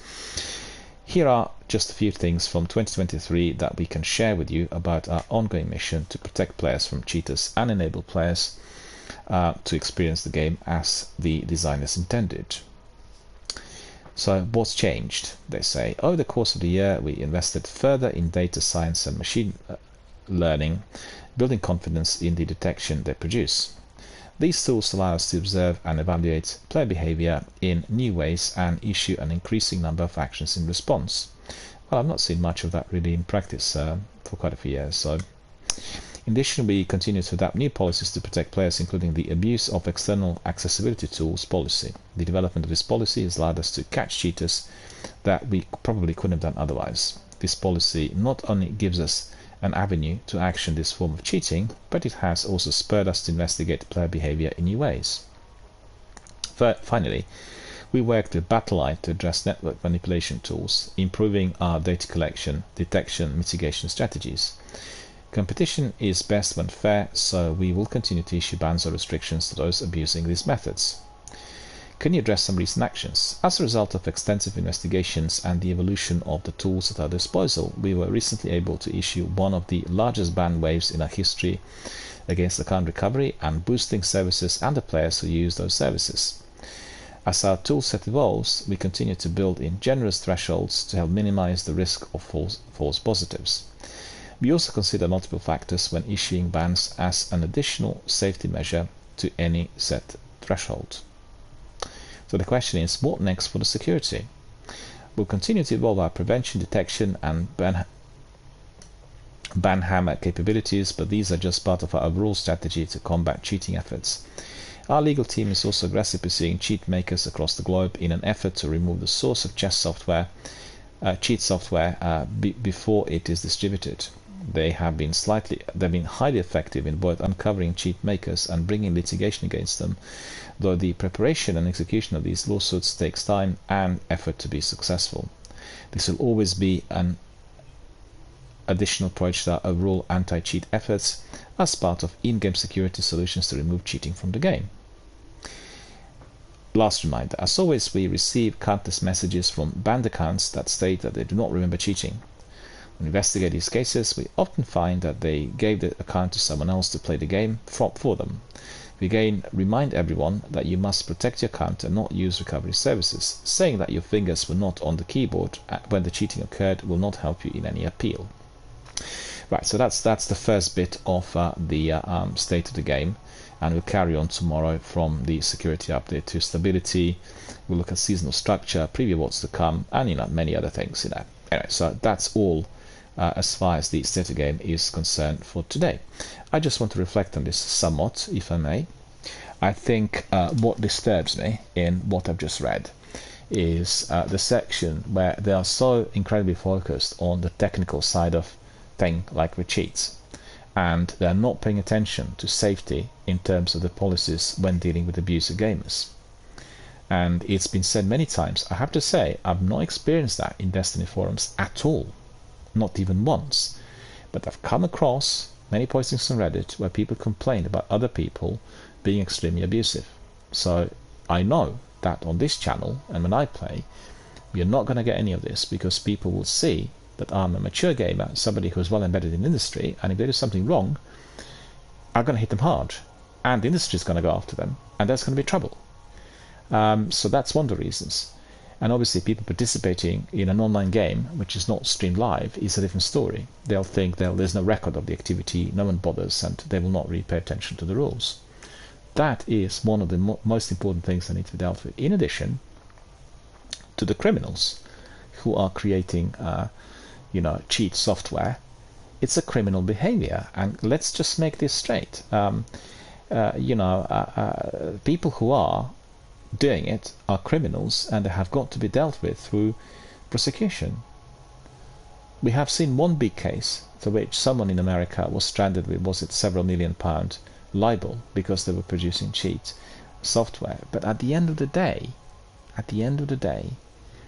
if you are to be banning hundreds of thousands of players due to their use of cheat software, you are going to be losing the number of participants in the game, and that will affect the investors, the capital they want to be investing into your game, because the figures will show, we banned 500,000 people around the world, and therefore we lost 500,000 users. Do you see what I mean? So it doesn't matter what they tell you, if this is not really fully enshrined within the law, where these things are considered criminal and illegal, they will not do enough. It's just a widespread experience that all the gamers of PvP will tell you from any platform. I talked to people who played Battlefield, I talked to people who played Apex, PUBG, Warzone, just to mention a few, Fortnite. You get always the same story. They say, well, it's obvious that this guy's cheating. Like in Warzone, we've seen many times. I've got it on my streams. I had some guy literally walking, and this was a 4-man match, right? So he was in a team that supposedly should have been a 4-piece, but everyone else was dead, and he didn't really go and buy anyone back, right? What he did do was he walked through the map, and he didn't even look through his SUSAT, through his sight on a sniper. It was like bang, bang, bang, and every one of the opponents was immediately killed. So obviously it's more than clear that this was a cheat, right? And we reported him, and I investigated it further, etc. No action was taken against the person. None. So that's unacceptable, because you've got people like this who are ruining the game for everyone. I just think that both parts of the safety will need to be considered and taken up as very, very serious, because both of these are affecting the overall health of the community. Investing entirely on dealing with the cheats is not going to help the other guys who are not using cheat software, but they're playing on consoles and abusing other gamers online. So in terms of what he had said, I would just summarize that some of the ideas are very good. Some of the ideas to which you are inflating the content and diversifying the way to which you can play certain activities. Other ideas, I think, are cutting corners, not producing new content and throwing in battlegrounds into the strikes, and creating a mixture of activity that shouldn't really be put together. Is not going to be seen as very good and positive. And also, there are lots of people who like Gambit, and I think the overall feeling is, if Bungie are telling you that Gambit is no longer popular, a very few people play it, well, you know what that means, and they will be obviously sinking the whole section of the game. And I'm not saying there may be sometimes the need for a complete overhaul, or for new things to be introduced, but what shouldn't happen at any time is for you to be rehashing the old content in order to prevent the need for the creation of the new, which is necessary, and then reworking things so they look like new, but actually they aren't. And there's been a discussion on this as well on Reddit. I've seen people who said, well, the whole idea of importing Destiny 1 It's just to prevent them from creating new content. I don't agree with this. That is the way for which you want to have one big server with all the content involved, and you'll have then like Destiny universe that functions at all times. No need to be running two separate servers, no need to be migrating from one game to another, and all of that becomes part and parcel of the same thing. And the difference there is in terms of how that integration is going to be applied and how it will be completed, because if it is not done successfully, then there are going to be many concerns where everyone will feel we're not getting anything new, we're rehashing the old content, and actually the old content doesn't work within this new arena. Anyway, cut the story short, we need to see, and we need to wait and see what happens with the showcase and how this is all going to work and apply. I don't really agree with people who indicate that the last few seasons were really very poor. I don't think that that's the case. I liked the seasons. I liked the change of the overall direction. The fact that we've gone down the route of engaging with more of the narrative content and story-driven stuff. It's easier to follow what's happening in Destiny. And that's been the greatest weakness of the game, I think, from the beginning. The fact that we did not have a consistent storytelling, and we only had everything, particularly in Destiny 1, told through the Ghost and the comments coming in through radio or various other hubs there to the Ghost, where we were being given the information that was oversaturated by names and facts.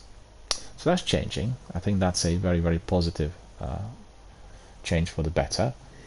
And I think the issues linked to the live server action need to be very seriously looked at. We've had many error messages and server problems of late, and they need to be resolved. But I think that's also coming from the overall content, which is massive, and the overall number of participants coming in. That also can cause problems and crashes. And anyway, that's just a few reflections on, I think, the overall state of the game as given today is giving us a backbone to what we are likely to see in the showcase on the 22nd of August, and we're getting a flavor of what direction the project is going to be taking. We also get a very clear indication that Destiny will carry on for quite some time. There aren't any ideas of downsizing, changing direction, creating Destiny 3 or things which were speculated on in various online forums. We can see that the investment is as great as always, and they just want to make the forums as enjoyable and as active as possible. And as I said, it is quite difficult to continuously present everyone with the new content, and I think the old content can be reworked and given some extra touches in order to be made more interesting, as has been the case with Solstice and Guardian games in the past, with small touches, but they made a big difference. And I think that definitely is the way forward. I also think they'll pay attention to the games like Starfield and what type of response the game will be getting. I think the biggest competitor, you may not agree with me, but in terms of the actual concept, not just the gameplay, the concept that's being applied is Elder Scrolls Online. And again, Elder Scrolls Online are importing, I guess similar to what Bungie did with Destiny 1 here in the sequel, they're importing the maps from single-player games and importing the activities and characters. I'm not so sure whether the activity is exactly the same, but my feeling is they're also introducing some new activities based on the old content and the old maps. And all of that is hugely challenging. It requires a very, very large team. And I wonder whether Bungie will be also closely monitoring the overall responses and how that concept altogether worked. It was very lukewarm initially, but many people migrated now to Elder Scrolls Online, and the community is very, very vibrant and full of veterans of Oblivion, Morrowind, and Skyrim, and it's a great place to be. All right, so I think, what else do I have to tell you? Well, just one bit of news, and that's related to freebies. We have some freebies offered to us this weekend. Also, hopefully everyone was having a good look at the tweets are posted now. All these tweets which you've seen are linked to our online community activity, and this activity had been completed thanks to our participants Gale, Zenith, The Dark Haunting, Sekapupu, and many other people who were coming in and doing some activity together with us online. And if you are not already following my Twitter, just make sure you do hit that button, and you'll be getting the regular screenshots and clips coming from the game on Twitter in order to share what we do together with other members of video gaming community online. So it's not just Destiny, it's everyone else. And so these clips and screenshots are going directly to Twitter every single day, and then we are also getting some other people who are joining our community in view of the viewing. And I've got to say, I've seen also an increase on the number of views, the playback views, on Twitch and YouTube, which really is truly delightful. I've done nothing about it. It's just that more people are coming in and watching and getting engaged, and I've seen sometimes people following the channel outside of my broadcasting hour, which would never happen in the past, and that's because they watched something online that had been posted that caught their eye and brought them into our Destiny community world here. So the last bit of news I have is free play days this weekend, and that's offered on Xbox. Every week we have a few freebies, and this week we have 3 games. So that's WWE 2K23, it's a wrestling game. Then we have Descenders, the game I played on the freebie trial. It's a kind of extreme sports cycling game. You go up and down the mountains and do all kinds of things.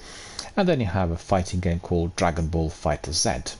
And Dragon Ball FighterZ is very, very popular. If I'm not mistaken, we had also a film which was released in cinemas, also linked to the game. So definitely, the film was it wasn't you know, what would you call it? It was an animated feature film, and I was going to see it, but I actually missed it in Cineworld when on release due to some other unexpected factors, so I was not able to see it. Okay, so that's all the news I have for you related to everything that's happening in the industry. The time now is for us to crack on with some gameplay. Let's see who's out there. Let's see who wants to join us, who wants to do some of our weekly tasks. We have Nightfall, we have Sivas, we have Prison of Elders, we have weekly story missions. We've been grinding this week, Zenith, myself and Gale, and let's see if anybody else wants to join us. If anyone does want to join us, please raise your hands and put your names down here, as I will be able to invite you. Anyone? Whilst you are taking your decisions, I will be just needing to do something for 30 seconds, and then I'll be back, and then we'll carry on. So stay with me, and I'll be back in 30 seconds.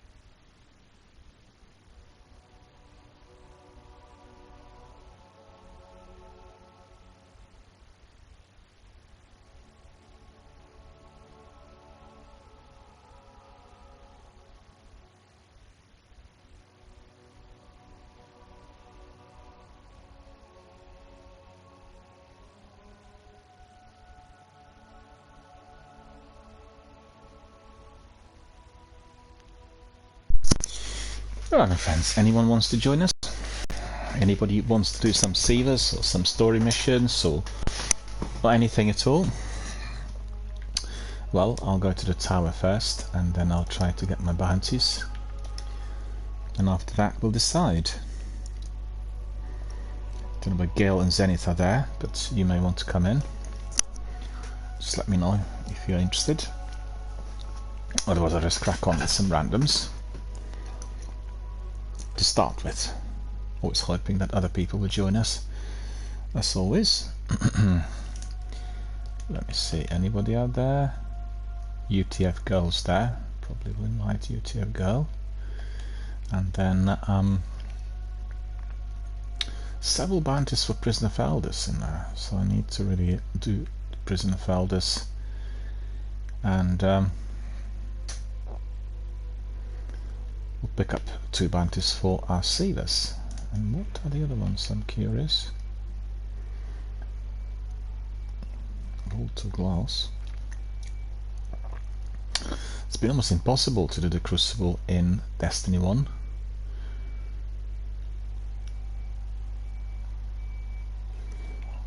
Don't know what to do with it really, to be honest with you.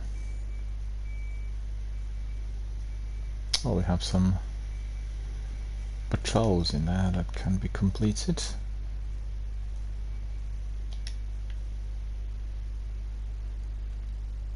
Story of All Hunger.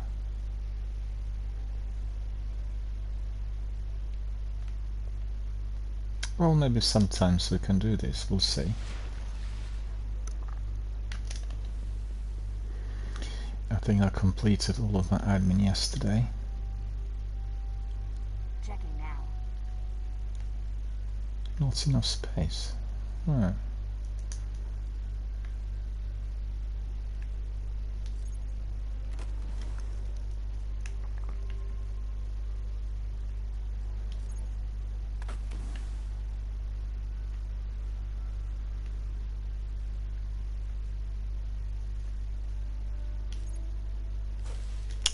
Anything blue needs to be always disposed of. We don't need to keep any of it, remember that. And in here we can just take these and then make sure we delete them as well. Always keep your postmaster as empty, as free as possible. You never know if something exciting is going to be dropped in various parts of the game when you do various activities.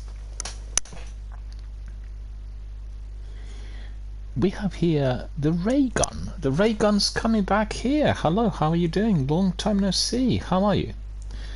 And Raygun's asking, you're still playing Destiny 1?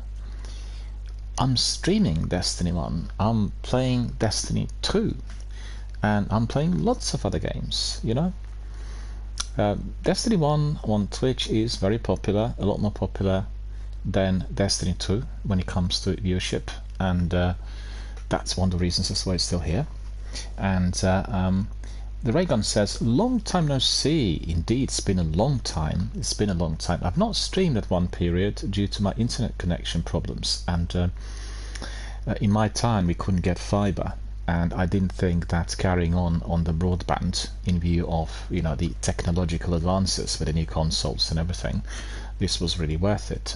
But recently I was able to acquire a 5G 4G router, which is offering very high speeds. You know, if I said much improved would be a gross understatement compared to the old. And I immediately acquired it. They gave it to me actually on a 2-week kind of freebie offer. I can just try and see what it works. If it doesn't, I can return it back. And literally within the first few hours of myself doing the trial, I accepted the offer and I got rid of the old one. As this is obviously a 4G 5G signal. It is an AY connection from the wall, but I'm astonished with how well it works. It really had completely revolutionized my stream as well as my Xbox Series S. You know, previously I couldn't use xCloud properly due to the problems with upload and download and poor internet speeds, but now it's just like everything is rocking, so that's really good. what are you playing at the moment? You probably missed the section that just ended, and the section was on everything that came out of Bungie today in response to the showcase on 22nd of August. They gave like a statement called State of the Game, and everything that is to be happening in Destiny 2 is actually stated on the list. And our friend the Raygun says, I'm on vacation, I missed a whole lot. No, that's no big deal. You can access it later through playback.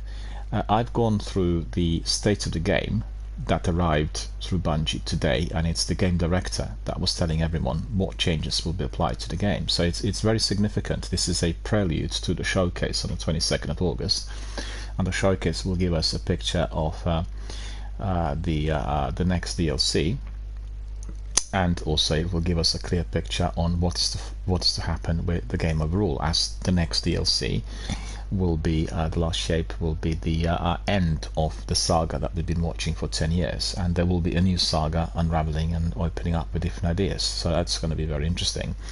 And our friends asking, are there good changes? Well, I haven't actually gone to the whole list today because it's like a 50-page lengthy description. I've gone through 1/3 of it, so we'll have like 3 sessions here dedicated. The first part of my news, the first part of broadcast dedicated to Destiny, because it's just too much facts, and I'd say it's a mixed bag. There are things which appear to be potentially positive, and that will be in view of extension of some exotic quests and exotic engrams, so from 3 to 6 on the ritual side of things, so that's quite good. They are introducing different type of ranking and leveling up for Vanguard strikes. They have this, quite a selection of things. Also some weapons being introduced, some things being changed. On the downside, there is well, for me, the integration of battlegrounds into the Vanguard strikes. I don't agree with that at all. I think it's a completely different type of activity, and it will just not compensate for the lack of content. And mixing those two different types of activities will not go down well with the community. We've seen certainly on Reddit that people have been outraged that this had already taken place at the beginning of the current season. And that itself is of great concern to everyone. So what's the other less good thing? Yeah, the other thing that really concerns me, they're spending a lot of time on so-called anti-cheat security, and that's very important, but they're not saying anything about people behaving abusively in online forums, particularly people who play on consoles. And there isn't a word said about that needing to be aligned with the rules, be it on Twitch or Bungie or Microsoft or any other platform. Where, I've not experienced any of that here on my channel. Obviously, being a mature gamer, being well embedded in the industry, I can take very severe measures which will, affect those people. So we don't got anybody of that sort coming here and causing mayhem or being abusive or unpleasant or so. But I have heard through some associates, and I've heard also on Reddit, that people who played particularly the competitive parts of Destiny, and that would be raids, dungeons, and the Crucible, they had quite a bit of it. So I think that needs to be really looked at.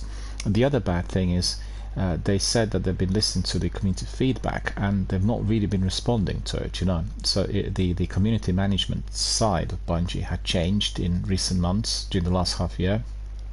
The old guy, the DJ who was doing the community management, he moved on, and they've not really replaced him or his department with people who would be adequate. And the overall feeling in the community is that the Bungie are just not wanting to communicate in view of many complaints that were going their way about certain activities. I guess some complaints are unfounded. They're really over the top and not really legit. And I keep saying always that Destiny is a massive multiplayer online game, which means it's been created to be played in teams. And the vast majority of the complaints, probably more than 75-80% of those I see on Reddit, are coming from solo players.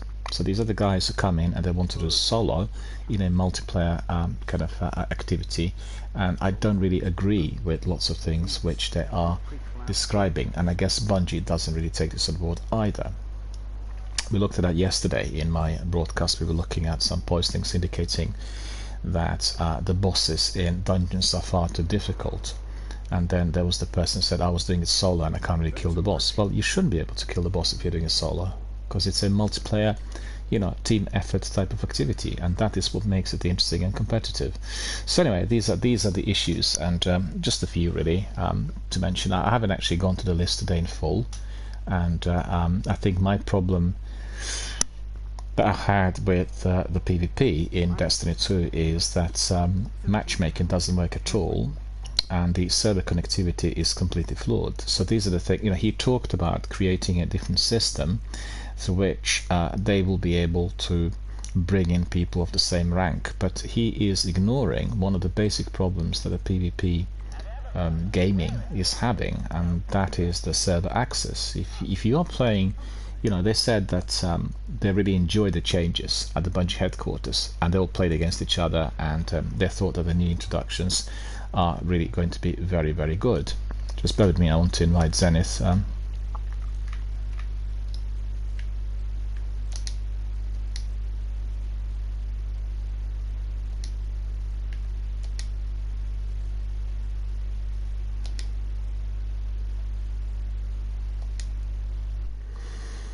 I'm just inviting Zenith to come in, so that's going to be really good. Thanks very much, Zenith, for joining us. Anyway, in response to our friend who was asking, he's not, the way they described the whole Crucible activity and PvP in there was, we want to make sure that people are being brought in who have the same skill and the same ranking and all this. That's all well and fine, but the problem is, if people are not accessing the service within the same capacity, with the bandwidth or the speed, they are obviously at a huge disadvantage. I have been playing the Crucible quite a bit of late in the sequel, and that has not worked at all. So I'll give an example. I get in a match and I get anything from, I don't know, 17 to 22 opponent kills, right? And I get like 6 to 12 control zones captured, I don't know, 10, whatever, large numbers basically. And then I have a reshuffle and I can't survive at all. Do you know what I mean? Like, I get a reshuffle and I'm getting literally killed at all times and getting just a few opponent kills, and it just tells you that there's a serious technical problem, which in fact is needing to be remedied as the best possible.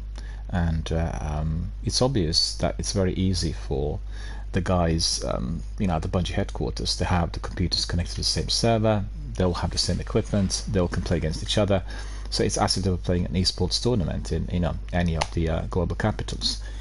But for the servers which are connecting with the different parts of the world, it's a different issue. And I don't really see the Crucible as being particularly good in general. I think it's the weakest part of Destiny 1 and Destiny 2. I played lots of other PvP games elsewhere, so I can tell you, my experience of it is just like, it's very pedestrian, very mundane, very brief. It's like tight death matches, small maps, bang bang, kill kill, get up, live live, die die. There's no interest whatsoever. There's no tactics or strategies. It's all about the server access speeds. Yet people boast about how good they are, how they can achieve all the scores. I don't see it like games there, which are a lot more tactical and strategic, like for instance PUBG, or PUBG is also very serious server access problems, but the actual map is much bigger and you can strategize. In Warzone you can strategize. In Destiny it's a bit like similar to what's it called, is it the Rogue Squad, or the Rogue, the PvP game.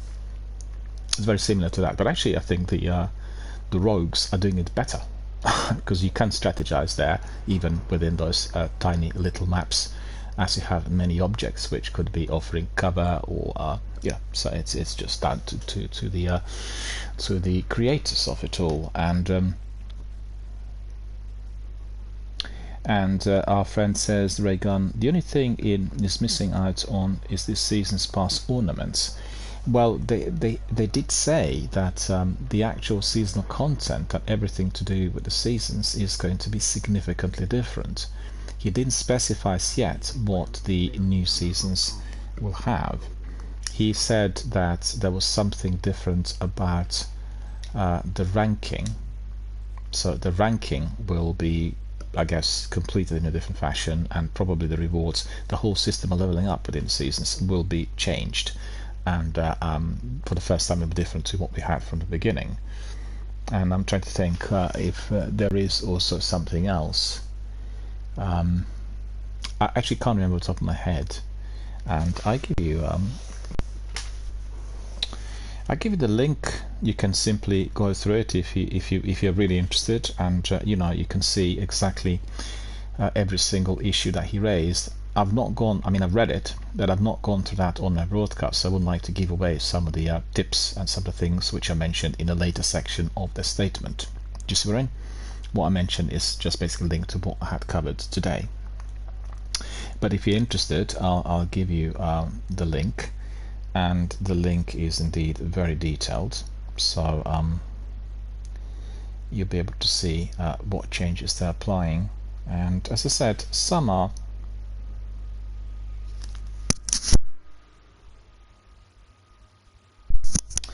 I think some are seen as a good way forward, and some are really not. And they're still tackling the collateral of the pandemic, you know. That's the main thing. And on one hand, they want to be making the community of gamers happy. On the other, they don't want to be upsetting the investors. So for instance, if you are to make community happy, you need to resolve the cheats, and you may lose 500,000, or you don't know how many people worldwide would be using you know, cheats software in order to bypass, in order to excel, etc., etc. And they, you know, if you are to be applying an outright lifelong ban, these people never come back to the game, and they actually invested in the game. So I can see from the monetary point of view there is a big issue. But on the other hand, you know, the whole activity needs to be criminalized on a, you know, on a different level, not just within the game, but it's just basically theft, and theft needs to be treated accordingly, irrespective of where it is. So that itself needs to be tackled through the judiciary, right? And we know how this works, you know, depending on a country, depending on, it's just like very long-winded. But I think in the US they have a very, very good system to which people can be made to pay financially, and it would be enormous amounts, or community work or whatever. And as I said, there needs to be a way through which such behavior is eliminated, because we want online forums to be as safe and as pleasant as the ones in real life. And we know in real life there will, you know, all sorts of people popping in to public places and sometimes causing a lot of havoc, right? But we have the measures which will deal with this immediately. And I think the future of these online forums will be exactly the same. We've not gone down that route yet, but as they integrate the artificial intelligence, and as such devices are being applied to spy on people's accounts and their overall online behavior, and I tell you, these mechanisms will be faultless in terms of identifying who does what where, right? And they've already applied for certain purposes elsewhere in the industries. So you will see that there is going to be a significant change. And don't forget, once applied, these companies will have to consider other ways to which they will monetize. So what that will be remains to be seen. But there could be all sorts of, you know, we can speculate. But I think generally what will be happening is Zenit is asking us to come to the dance floor. Alright, I'll come to the dance floor shortly. Just bear with me, I'm responding to our friend who I've not seen for quite some time. He has been with the channel almost right from the beginning, our friend the Ray Gun. And our friend says they double our friend says the thing is, I'm on vacation and I miss the seasonal ornaments, so that's frustrating for me. And our friend says I looked into this a bit, which is the link that I've forwarded, and he says they double or triple up on the resources like Ascendant Shards, Prisms, but it will act like Glimmer, and I see this as a double-edged sword. Well, I think we need to wait and see how the change. He mentioned the changes, but at the end of the day, it is all about how this works in practice. And for instance, you will get the community members, feeling and being quite divided on the issue of the regular events like Solstice, for instance, or Guardian Games. And I personally think that these are very good events. They provide an opportunity to try out different sections of the game, even if you didn't fancy it. Like for instance, I wouldn't do the Crucible as much if there wasn't the need to be grinding for certain items and materials to level up within these events, and that itself is, I see that as very good. Some people see it as very repetitive and very negative. So it's down to the player preference, what people want to be doing.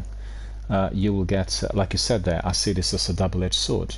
Yeah, that's right, you can beef up on certain kinds of items, like for instance 7 shards, prisms, and everything else, but if it acts as glimmer, the question is whether it is going to be as useful. Generally, if you look back the last 7 years, you'll see that they've been shifting the grindy elements. So the elements, one section that was too grindy, I guess they worked on it. It's more amicable today, and the other parts became grindy. In fact, I did grind quite a bit for the Solstice. One that required you to be doing things on Neptune, really in theory, was all linked with you purchasing Lightfall. So give an example, if you had not purchased Lightfall, I've got Lightfall on Xbox and I don't have it on PlayStation, right? It is cross-save, but it's it's cross-save and cross-platform, but it doesn't give you the full content across the platforms. You need to purchase everything for separate platforms. What was I going to say? Yeah, so had I been doing it on PlayStation, Destiny 2 Solstice of Heroes event, I would be getting like 1 or 2% per activity on Neptune, and you need to complete 100%, And if you, for instance, had completed Neptune and New Moon activities in Lightfall, you could do the strike, and the strike gives you like more than 35%.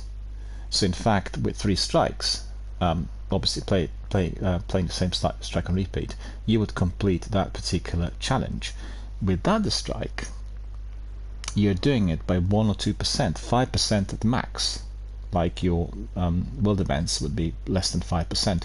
So it becomes extremely grindy. At the end of the day, it is like this because they want you to purchase Lightfall. And I had to be grinding it for several days before before I actually completed that challenge. And our friend says, yeah, that is so annoying. Yeah, it is, but I think the difficulty there, if you're looking at the game of this size, and obviously the game that has that degree of longevity, the trouble is you need to be constantly inventing, you need to be constantly coming up with different things, and that doesn't always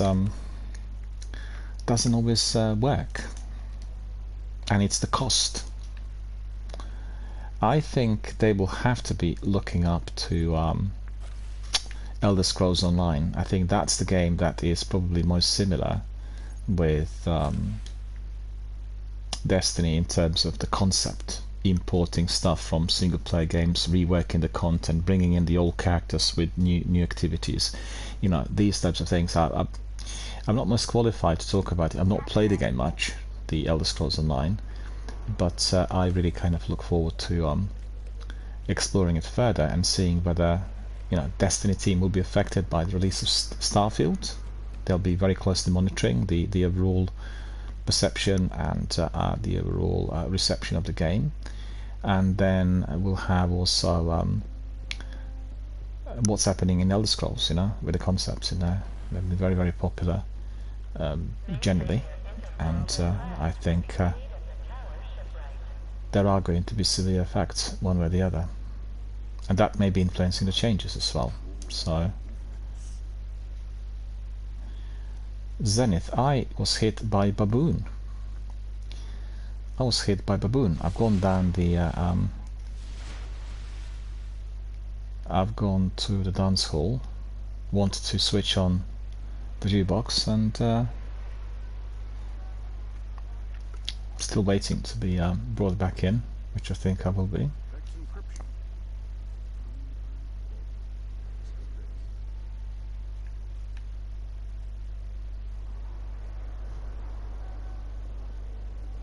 For the viewers' information, I keep getting lots of these error messages, and I think it's probably linked to the connectivity of my network. I use 4G, 5G network for my internet, and then the Bungie servers. Apparently there is some sort of safety protocol issue, and they've not standardized that yet on the global level.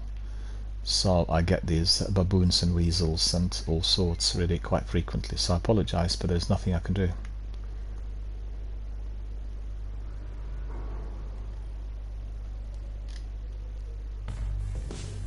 We have this jukebox in there, and we can dance.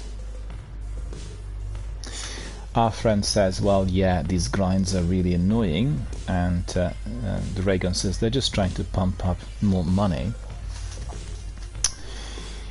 I tell you what I think. They went to Microsoft as the new console was about to be released, and they had the big fail with Halo Infinite, you remember? So Destiny came in as an adequate substitute, and they wanted also, I guess, Destiny to stay on Xbox Game Pass for some time.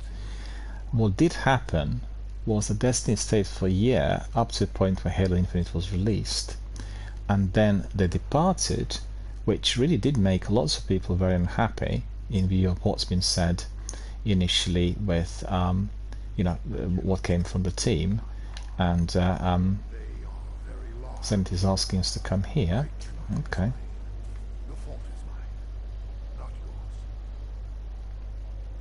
Zer is here. Thank you, Zenith. I should have known. Hang on, let me just take a screenshot of this.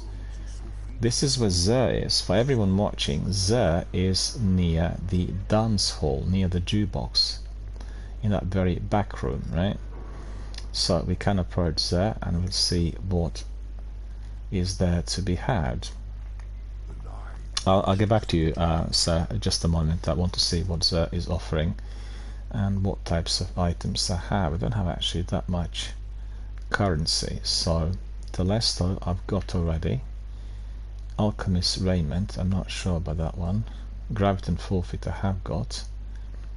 Immolation Fists, I need to double check, that's the Titan armor.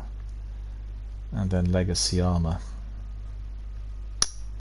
Material exchange, that's exotic shards. Okay.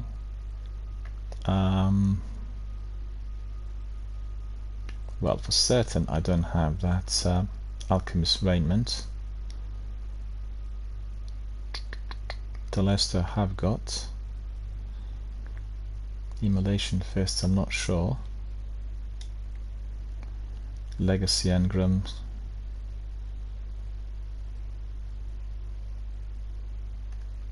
Weapon bundles I haven't got. The Last Word and Sequel. Trespasser and Crucible Assassin. I've got all of these.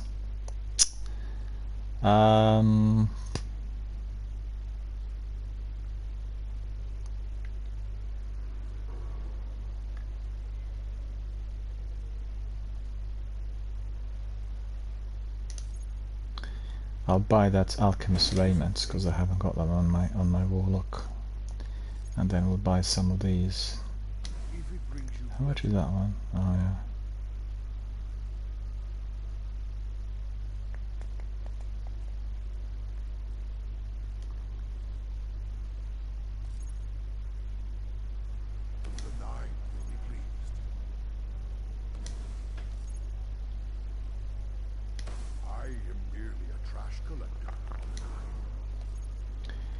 I need these synths, so that is what I use at all times. So let me see how many I've got now. I've got plenty.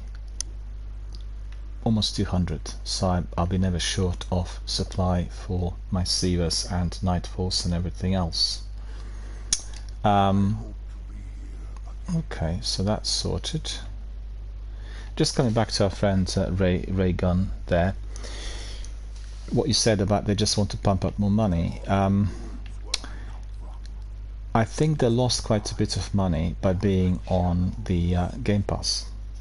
You know, the game was offered for free, all the content offered for free and all this. So they had probably quite a bit of shortfall on that front. And then at the same time, they were hit by the pandemic. The pandemic had made it very difficult for the staff to work from the offices, and you know the actual production of items and content was greatly decreased. And you remember they had lots of simulations, and it was really done on, on the cheap. I don't think they recovered from that.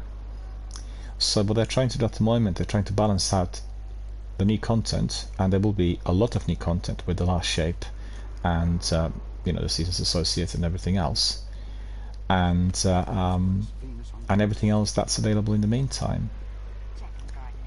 And in order to compensate, they beefed up on monetization, and that's really through dungeon keys and 30-year anniversary packs and all other sorts of things, which I have to say have been very, very unpopular with everyone in our community. They've been really hated by everyone, and that itself is of great concern to me. Bungie needs to be looking at Respawn and the concept that they used. Respawn on Apex Legends is making huge revenue. Apex Legends is not as big, as complex, as expensive to make as this game, but it has been tremendously ascending on every level, and they made like $1 billion in the sales of the cosmetics alone. So Bungie are charging for every single section of the game, and you can need to buy the DLC, you need to buy some dungeon keys, you need to be purchasing the seasonal content. Seasonal content has gone up by 33% recently, so this is all very costly. And other developers are making huge amounts of money by doing the games which offer the content for free, like Warzone for instance, and you still sell cosmetics that will make more than $1 billion. If I'm not mistaken, they did make $2 billion in 1 year, so it's just absolutely astonishing. And our friend says here, that's the main focus of the business. Of course, they make billions. The Reagan says, from DLCs, from lawsuits, and what do they do with that money? They put it in the marathon. And Reagan says, I used to go into a store to buy a game, and I go into a game and find a store. Well, this is a brilliant description. I really need to copy and paste this. That's just incredible. That really, everyone listen up. What our friend Reagan said, I used to go into a store to buy a game, and I go into a game and find a store. And that is exactly how things are. That's exactly how things are. Yeah, I'm ready. We can crack on with Sivas, maybe just to warm up Zenith. So let's just quickly see if there's somebody else who wants to join us. There was someone else, but they've dropped out, so that's fine. We'll do it, and maybe Gail's going to join us a bit later. Coming back to the comments our friend made, I talked about it earlier today. In fact, I talked about the fact that the means to which the companies monetize today had been altered very, very considerably. And I remember halfway through the noughties, like 15 years ago, right? I'd go to CX store and I would see lots of games which were sold second hand, and I wouldn't buy a lot of them because they were still expensive. They were sold on discounted prices, but they were expensive, and there was no way through which they can be monetized online through these kinds of purchases at the time. So there was no Twitch, and there was no these cosmetics that you'd buy in the same quantity through digital downloads and all sorts. So at that time, the policy and the ecosystem was entirely based on them making the money on the sales of the product, physical product, i.e. the game, and then the cosmetics that you could purchase accordingly through various other means or bits and pieces. And the other thing was DLCs. DLCs were also the DLCs were also being sold as separate games, right? You would purchase them. Well, everything's gone the other way. We do everything now digitally. There's no need to be purchasing any physical product. and ultimately we are discovering, like in Destiny, these stores within games. Apex has got its own store, and Warzone's got its own store, so does Destiny, and they keep selling products in there in order to monetize. So, you know. Found a library in their fortress called the World's Grave. It's said to hold everything they our friend says that overall policy on microtransactions are just getting out of hand. I think the difficulty I have is looking at the microtransactions that games like Destiny have, because Destiny is not free to play generally, right? It does have a free to play content, but the vast majority has to be purchased, and you need to buy seasons, you need to purchase DLCs, you know, get the main body of work there. So, oh, we got somebody else. Plumber One's there. That's incredible. He was there the other day with us, right? Maybe Zenith invited him, I don't know. Because we were doing some activities together, Plumber One, Zenith and myself, so that's really cool. Right, boys, you crack on, we'll follow. And yeah, so the problem for me is the games like Destiny, where the majority of the content has to be purchased, and on top of that, they're asking you to be, you know, buying these anniversary packs and cosmetics. And I mean, cosmetics in Destiny are optional, but dungeon keys are really not. If you want to be participating in those dungeons, you have got to be purchasing those keys. So you're being driven to purchase, and I don't think this is at all acceptable. You know, they did say in the past, if you remember, that anything that's allowing you progression in the game will be always available through in-game currency or through activities in the game. So that's really been sidelined, and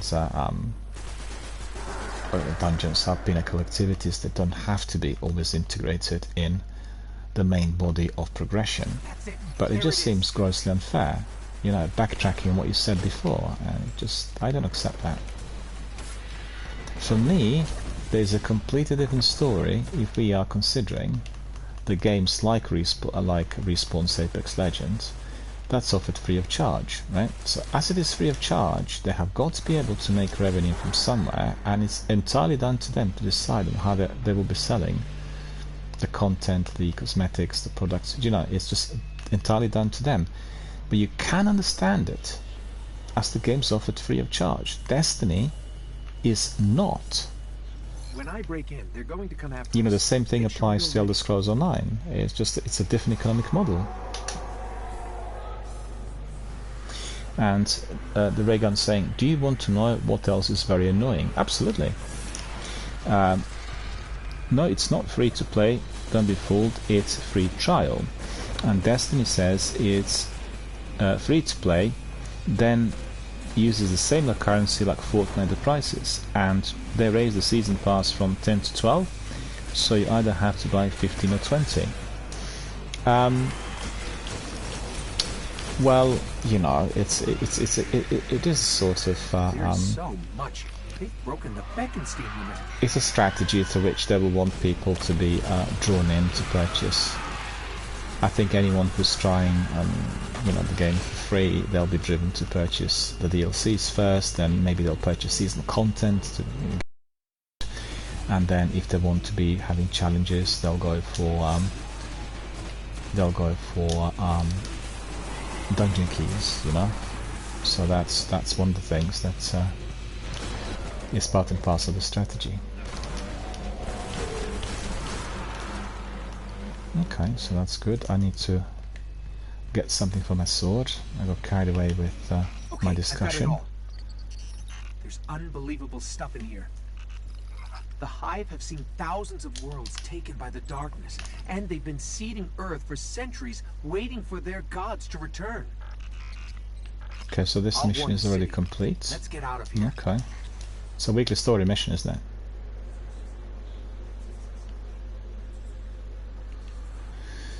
No worries, I'm all good with any activity that we have.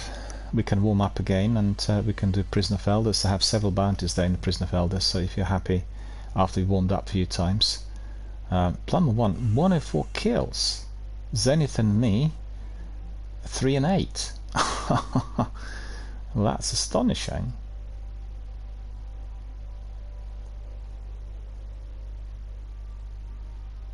How are you able to get 1 of 4 kills in such a short... Oh, I see, you were there from early on. Yeah, I got it. We joined you. No worries. And our friend Raygun says, and on top of that, you have to buy these dungeon keys. In Season of Arrivals, we got this free dungeon, and so the expectation was that every dungeon would be included with a season pass.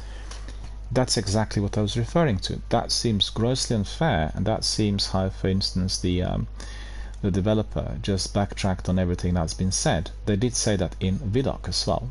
Maybe not specifically singling out that, you know, dungeon is going to be always for free. They said it's always going to come together with this seasonal content, and I personally do not see the reason for the keys to be purchased separately. At the end of the day, if it's offered as something that comes together with the season, this is what we are paying for, right? So it says that we are waiting for Fire Team Leader, so I think Zenith needs to throw us in. We need to get on with something else, some other activity. Zenith, you're the team leader, I think, aren't you? Why are you? Plumber 1. Okay, we need to go to Zenith to be the Fire Team Leader, because our friend can't hear us, you know.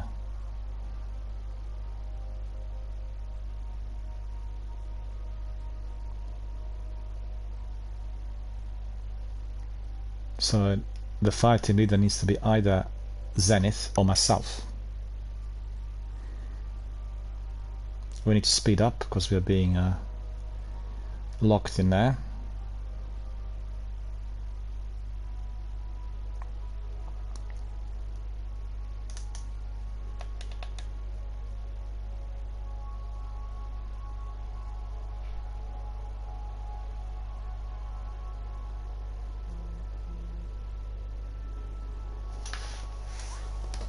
Our friend Plumber 1's asking us to be friends. Okay,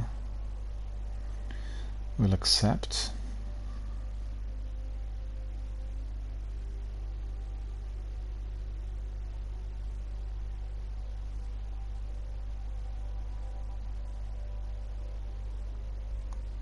Yeah, we are friends now. Our friend Plumber 1 is now a full member of our community on PlayStation. All very good, thank you for that.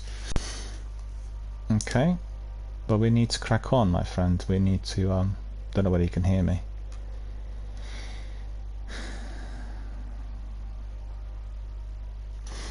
Yeah, I'm responding to our friend the Raygun here, and he says, but the prices on Eververse are insane. And the Raygun says, you're telling me 3 armor sets equal 60 like a game God of War, for example. Yeah, I think it's generally completely unacceptable, and I don't really agree with the idea, don't agree with the policy, you know. I think if you are purchasing the seasonal content, whatever comes with the seasonal content needs to be delivered as a, you know, full package, and that's the way it was initially. Then I just began splitting it, and that's very unpopular. They've not talked much about this in the State of the Game today. You know, the director was focusing on some other things, and I mean, I personally feel that there needs to be more attention given to it. They need to think of other ways to monetize, rather than just, you know, I guess the trouble there is they realize there's been a significant drop on let me see, who's the team leader now? Zenith is. Okay, Zenith, you can just choose any of the activities you fancy. We can go for Sivas, I think. We'll do a few Sivas to warm up, or 2 or 3 Sivas, and then we can do anything.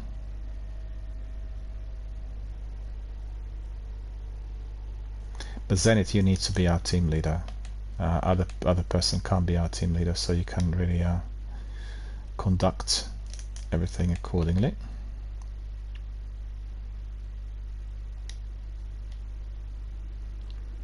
And we can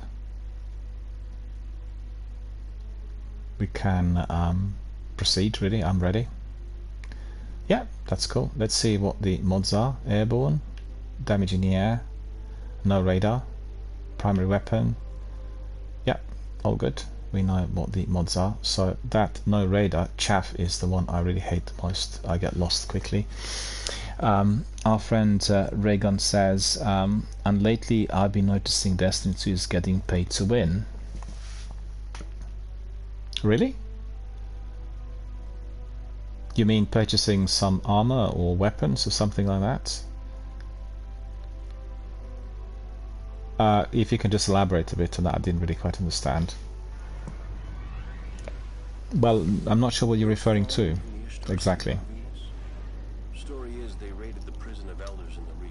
I've noticed that the policy on monetization had changed significantly and in a direction which we all see as very negative. Trying to monetize on every single section of the game and drawing the people who purchased DLCs and season content to be buying yet extra content. That's just not acceptable, you know? It won't take them long to restore the Archon Priest's soul. Or the Harmonizer, things which are in the season pass. I've not even looked at that, to be honest with you. I as a matter of principle, I will simply not pay. So I don't really spend time looking at it, but I don't want to do it. Anything which is not included in the DLC or, you know, in anything that comes together with the full content, I'm not interested in purchasing. I don't want to do it.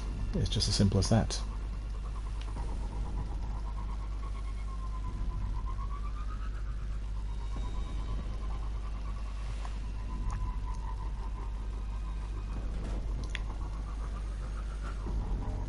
See what our friend says. He says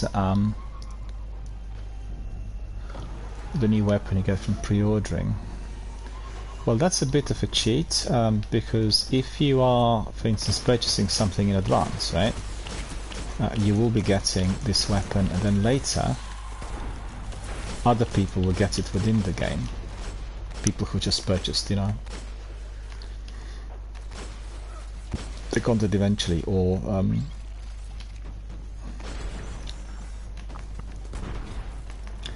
I have seen that.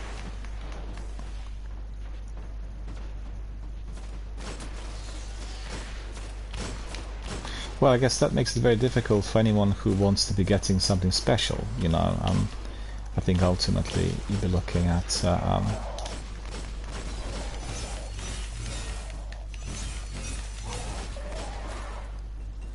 you'll be looking at the item that is given to someone as they pre-ordered, and it just seems grossly unfair that the same item would be then given to others eventually.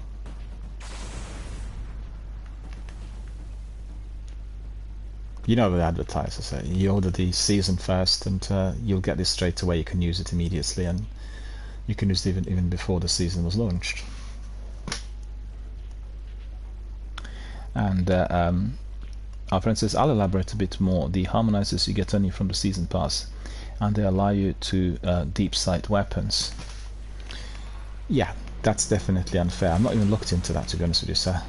I've seen some of it, but I'm just completely uninterested in anything that will be, you know, purchasable if it's not part of the content that I bought. And anything that is being offered to me outside of the well, that should be offered as part of the seasonal content, and it's not included, I will not even look at it. Evidently, the community members will be very, very unhappy with that sort of policy. On the other hand, if we are to be, I guess, reasonable and realistic, Destiny is a very, very expensive game. Look at this, he killed me so easy, this Elder Captain, that's ridiculous. This is a very expensive game to make and also to maintain, and that is a serious issue for the developer, and therefore a lot of people assumed, because of the expense, because of the fact that you know, they're running two separate servers for Destiny 1 and Destiny 2, everybody assumed that they probably will call it a day when they heard about Marathon. But Marathon's not really going to kill off Destiny. Marathon is there just to make some extra cash, and primarily through cosmetics, almost certainly.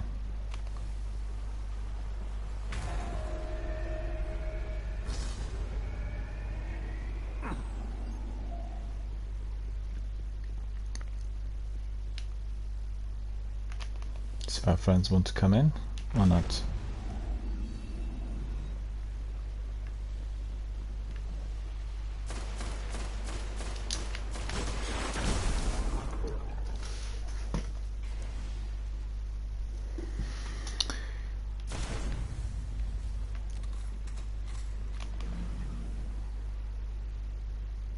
I just think that's generally this is a kind of policy that is not going to work. It will basically, you know, backfire. And maybe if Marathon makes a lot of money on the cosmetics and that, they'll be reducing the monetization in Destiny. But what I'd say is Destiny is a very expensive game to be made as well as to be maintained continuously because of the volume and the content and the service and you name it. So they, you know, they're short of cash basically, and they don't want the game to fail. The main point I made about the methods they're using to deal with various cheats is just, you know, it's a bit lukewarm. They know that if they are to be applying something that is drastic, they'll lose many people who invested a lot in the game, and they're also using cheats, so they'll never come back. And you know the way it goes with investors. If you see that the figures are dropping, you basically are then going to have your shares sold. The capital is withdrawn. That's the way it works, and that's the problem for all these companies, not just Bungie. It's Activision, it's, you know, all the other guys.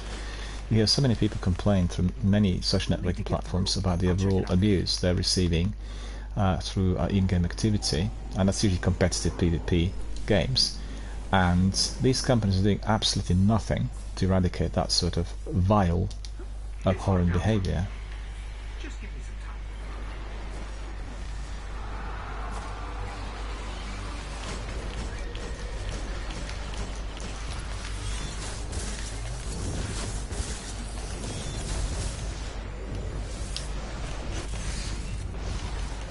Oh, I was been hit by something. Not sure what it was.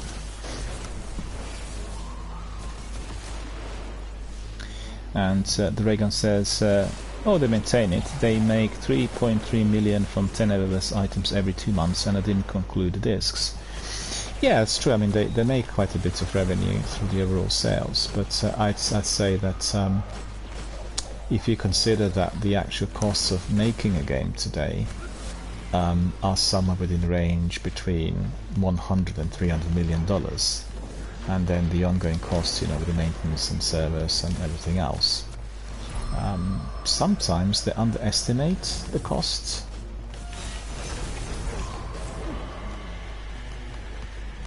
Bungie doing lots of good things on all levels. Like, for instance, I supported the Bungie Foundation recently with a charitable campaign here on the channel, and we raised funds for their projects. You know, projects that are helping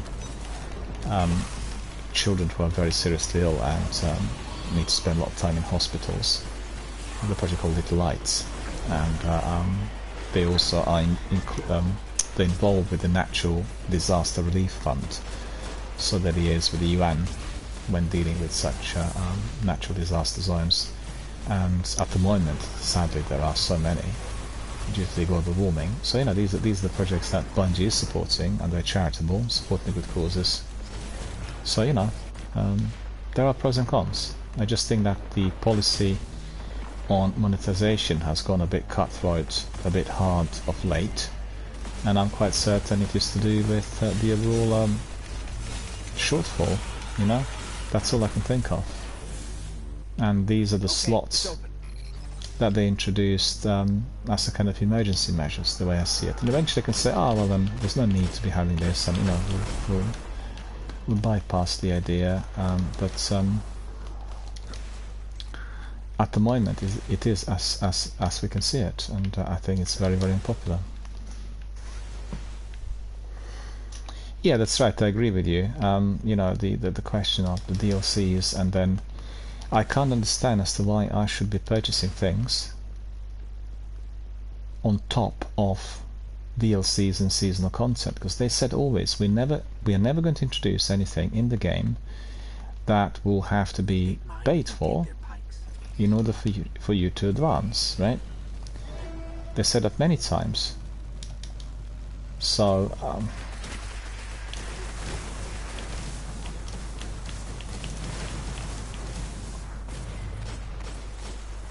so they backtracked on the whole idea.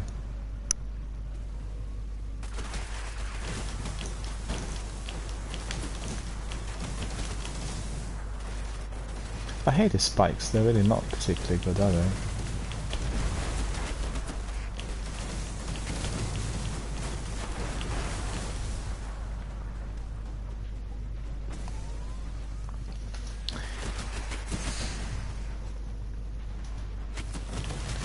Principally, if you look at the recent season, the season's very good. I think lots of content and story-driven stuff. And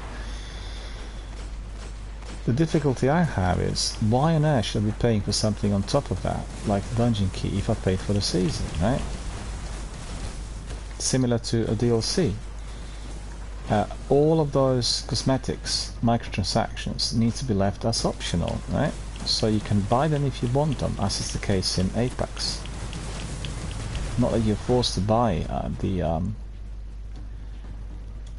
want to get some of that.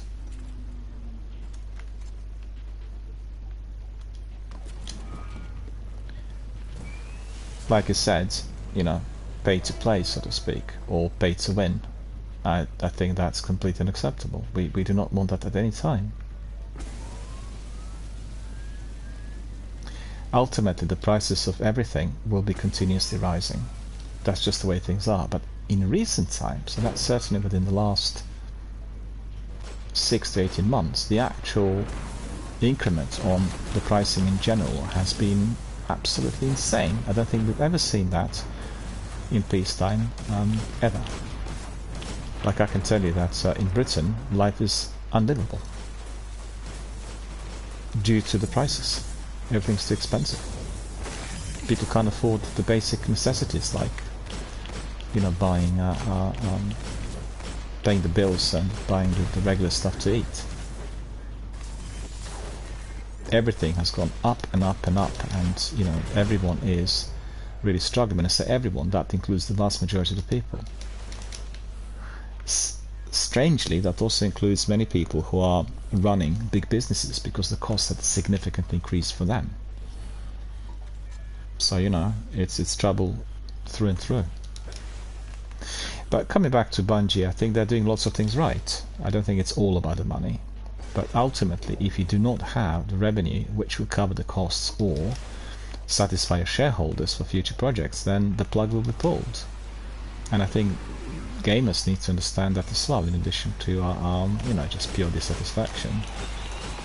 And how this money is made is down to the company and their ideas and their teams.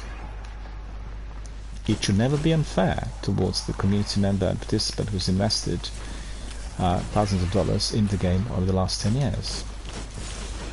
9 years.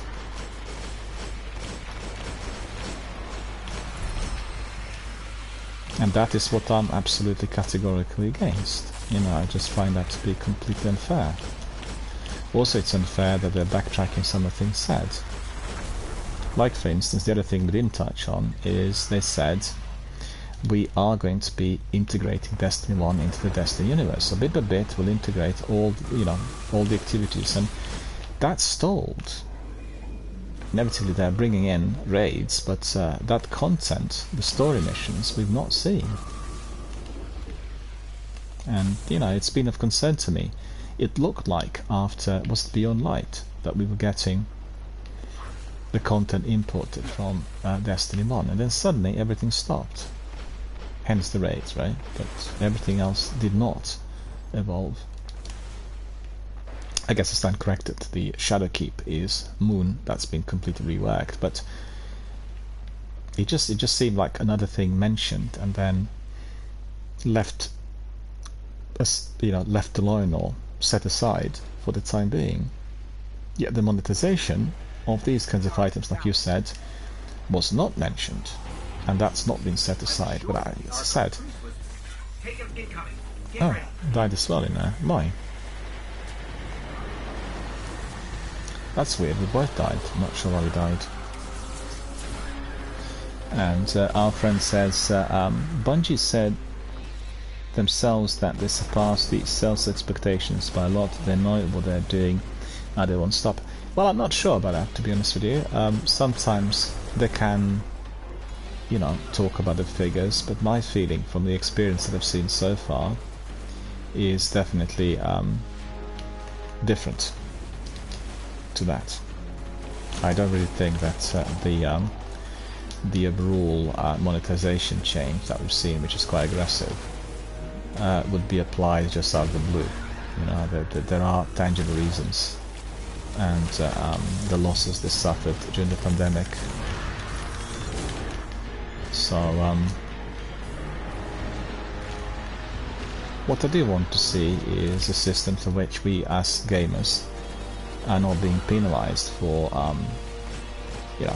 not buying the dungeon keys or extra content, which actually is embedded within the activity in the game.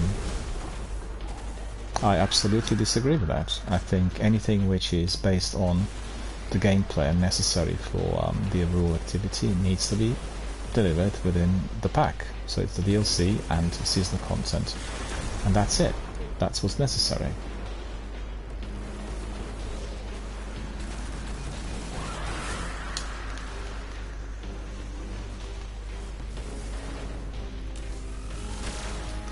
But don't forget, if there is a major drop on the number of participants, then they would certainly change some of these policies rapidly and immediately and provide some sort of remedy. That's the way it is with most of these companies. I think that gamers in general underestimate the cost which is attached to facilitating, maintaining and producing stuff for these online games which are live. So I think that's generally grossly underestimated. It may look like massive on paper, but actually the costs are also equally big. Now, to give an example, they talked about Barbie, the film that's come out recently, Greta Gerwig's film, as being the biggest film in history made by a female director. And it's certainly the first film that either reached or will be reaching $1 billion turnover, also made by a female director. And just try to think about the cost of marketing attached to the project and what money they had to be investing to be able to reach these figures. To make sure everyone knew about it, and it's just. I need to change my heavy. Put my Galahorn on.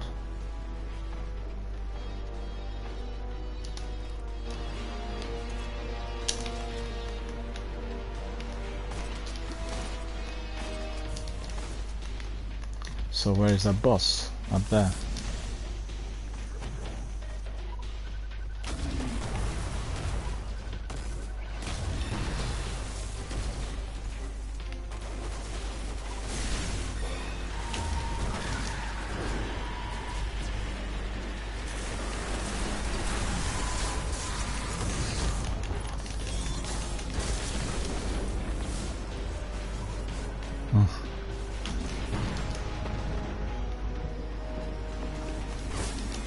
Got hit by two goblins from two separate sides.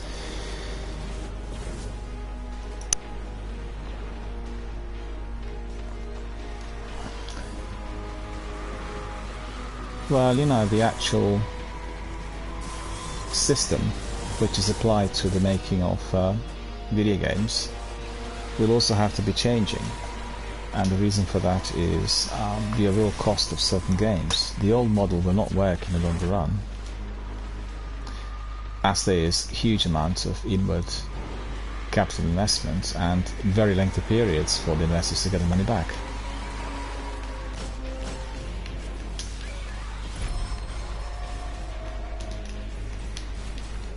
Okay, we need to get that synth in so we can deal with the boss.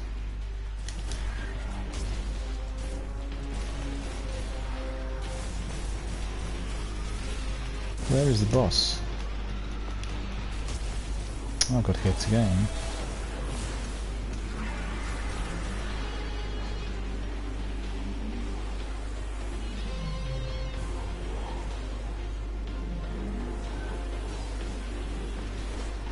Yeah, just basically was trying to say to our friend Ray Gunn in there is the old system of investment will need to change. You know, you can't be investing in the game like Starfield for 10 years and then you're getting no major returns back throughout the period as you're waiting for the game to be fully released. And oh, there he is. Okay, I got him. No, I don't see him anymore. Let's go here to the back.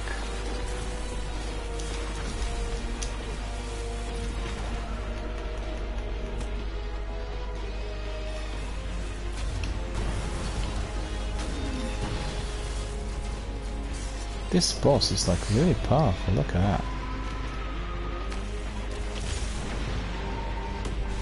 He's not dying. I put like 8 rockets in him, he's got hardly any damage. Our friend says the only thing they're trying to do is stopping players from having apathy. Well, you know, I think they're doing lots of things right.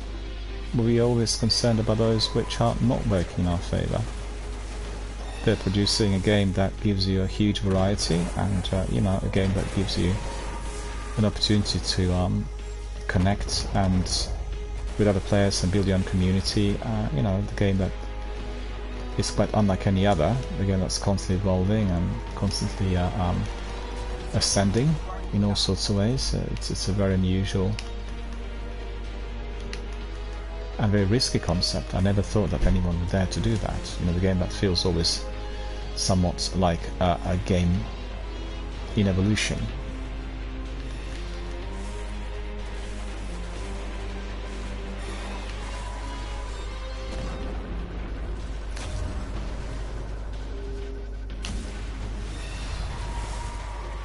He's still alive after all of that. Oh, he's gone finally, okay. That is incredible. Like, this boss was just massively too powerful. Crazily too powerful. They're just crazy.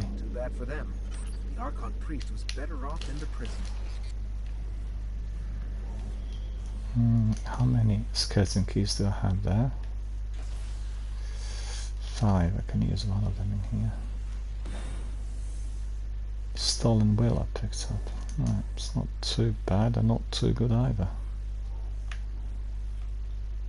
Gone to my oh no, it's here. Stolen will shotgun. What have I got there? Perks wise.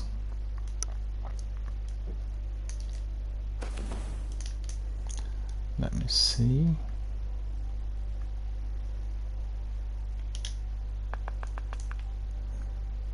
Rescue mag, fitted stock. Yeah, it's not too bad. I think I've got another one in the vault which is a bit better. We need to see.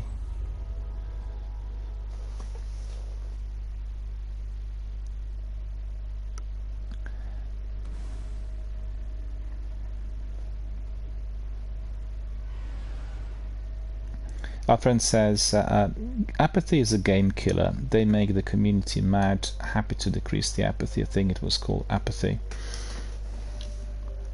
Yeah, but you know, if we are to be fair, if you look at the best way to follow what's happening within the community is by combining Reddit with Twitter, right? Reddit probably better as you have many more participants in there writing up their comments and views on all that's happening in Destiny, and sometimes they're like an essay, like really in-depth analysis of you know, pros and cons. And the vast majority of people who are complaining about Destiny are solo players. like a single players in a multiplayer. And like yesterday we were looking at some of the unreasonable complaints, like for instance the boss is too hard, and if you're doing it solo, can you please reduce the strength of the boss? Why would Bungie want to do that in an activity that is specifically designed for a multiplayer? So, you know, and for a team to be working with the destruction of the main enemy right at the end. I don't get it. And also they did create the option for which people can play it on, was it heroic or legendary, right? Like 2 different levels. And most people will tell you that doing it solo on the upper difficulty level is becoming almost impossible. But that's, you know, that's done in purpose for teams to be playing it together, not like solo individuals, solo players. I guess it's down to player preference. A lot of people who will do it solo will say, you know, I managed to do it, and I defeated the whole team, and I got my scores, got the results, and all this and the other. So I find it really difficult to comprehend. I would never go to a multiplayer trying to do my solo effort, because it's unsporty, it's unfriendly, it's against the grain of what the game actually represents. And you know, we've seen that sometimes here. People come in and they do strikes, come in as randoms. They're not doing anything in a strike, they're just literally racing to get to the boss, just chasing the score to be there as quickly as possible. It's just completely unacceptable for, you know, for myself. I just find that this is a kind of approach that is going against the grain, the ethos of the game, and that's the way the game was indeed created in the first place.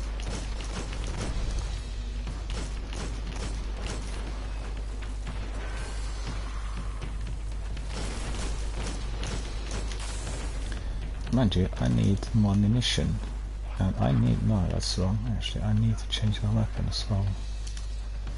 And then inventory,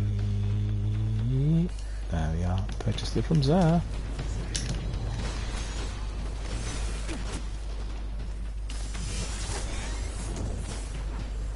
Got another one there.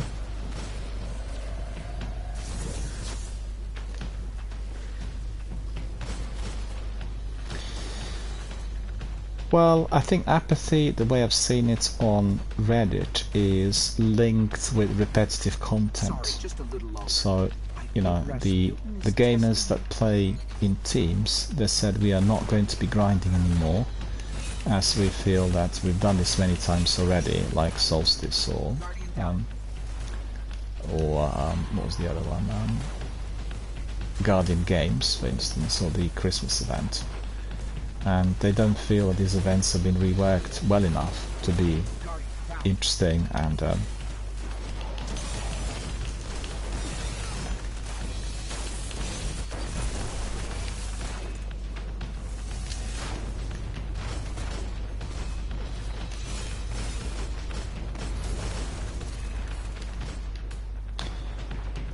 so that's the complaint. Complaint is about the repetition, i.e. the old content being rehashed, not being interesting enough, and that causing apathy, the way I see it.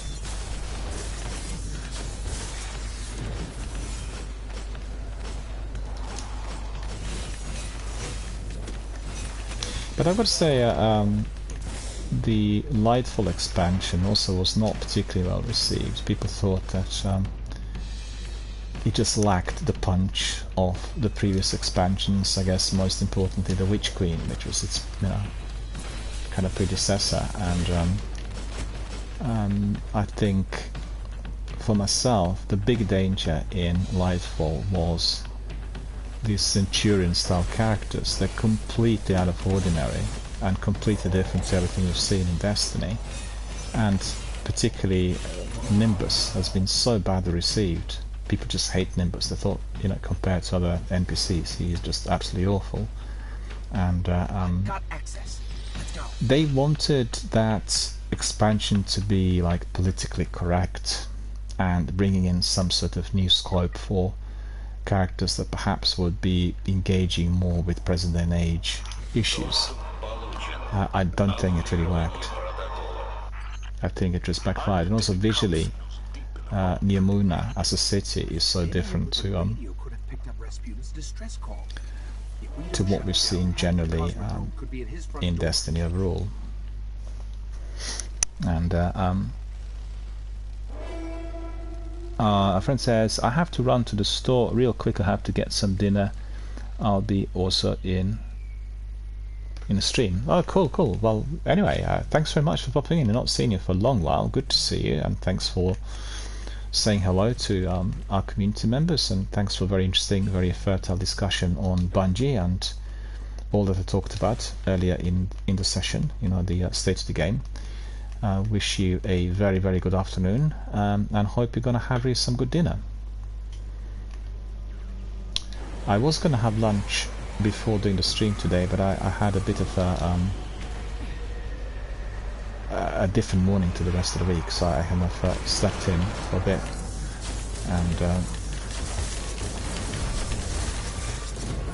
so I've eaten my breakfast later than usual, therefore it was too early for lunch, or for my dinner. I'll have it probably before I go swimming.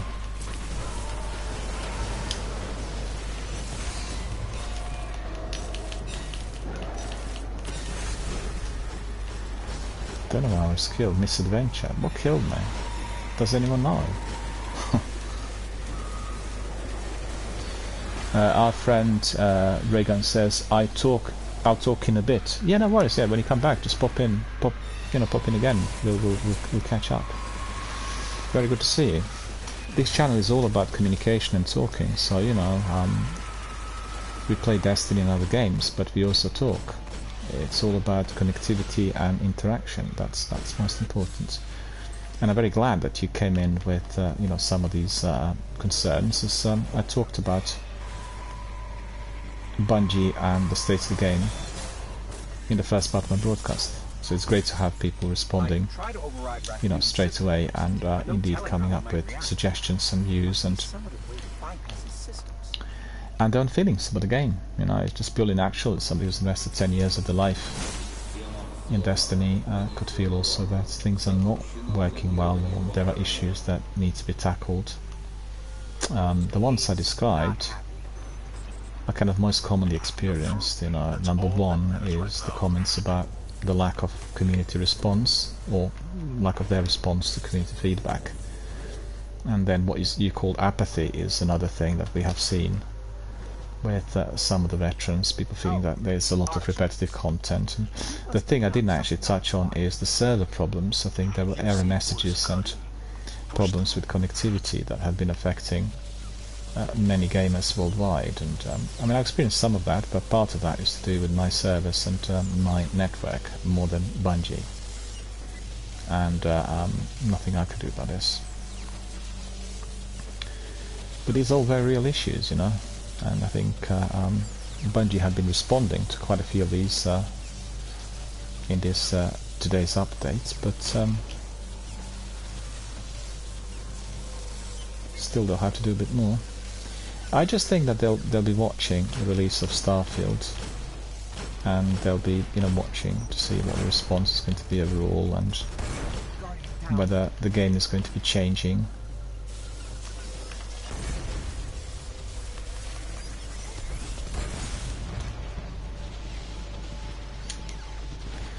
Whether that game is going to be changing the overall perception of how these sci-fi games are run, and what the interest and what kind of response you'll be getting on release.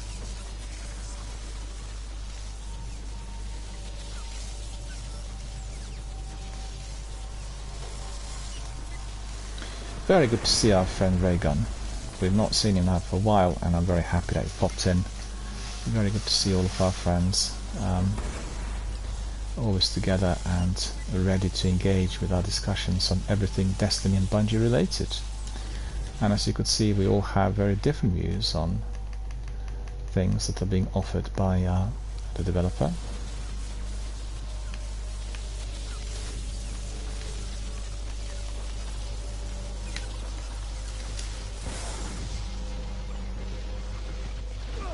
Yeah, and now I'm trying to revive our friend, but he actually self-resed.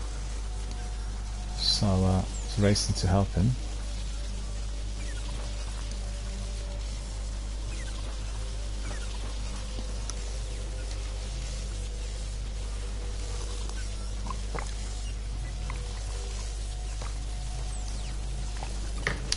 Thank you.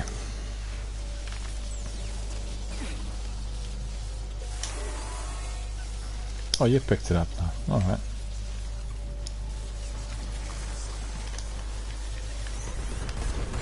Oh no. Guardian down. Ah, the other one exploded on me. This is turning out to be quite difficult, isn't it? Should have stayed at the back. But I've gone forward to help our friend Plumber Man.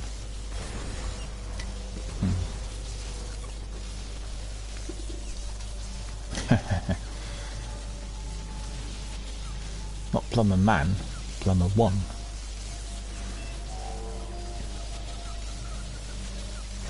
Careful, these exploding shanks are deadly. Well, I'm not going forward anymore. I'll stay back. Fire the shanks.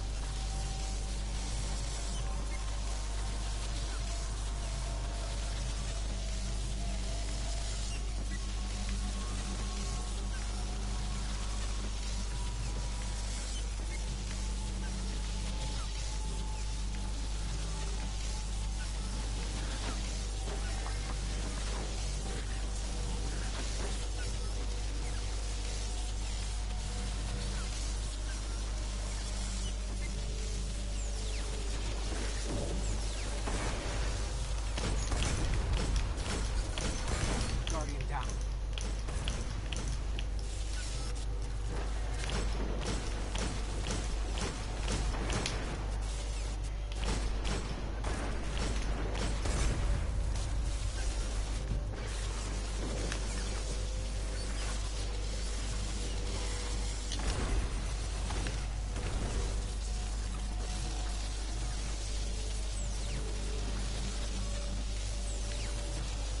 It's really odd to see that these seavers are so difficult. That's really... The boss in the last seaver was unkillable. I've used, what was it, 3 lots of ammunition on my Galahorn, so that's 18 rockets, and he still didn't suffer significant damage. It's ridiculous, really.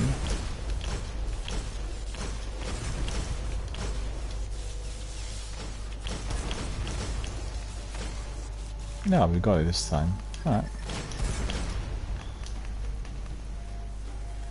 Loads of shanks. Look at that. This shank showed up as well. And another one. That's odd. That is odd.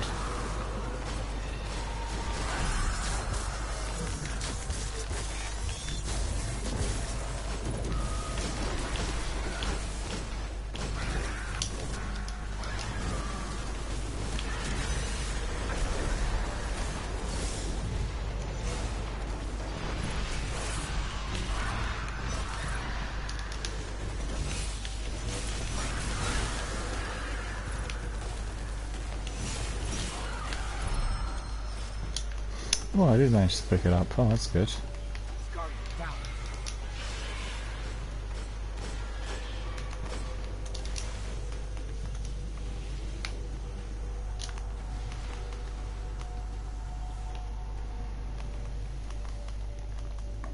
Sometimes it's a bit difficult for me to be broadcasting and then responding to the community members with text messages as well as playing the game. So I apologize to Zenith and Plumber for that, but you know, it's just only that many things I can do at once.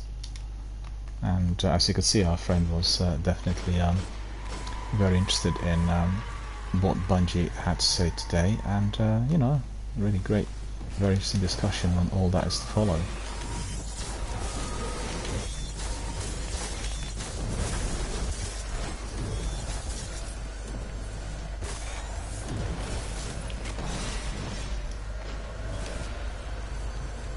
Right, we eliminated these, that's good.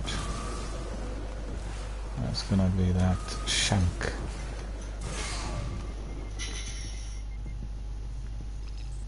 As a fellow inorganic life form, I just want to note that Rasputin has a much better setup than I do. He has a secret bunker with space weapons. Yeah, I'll need to change my heavy.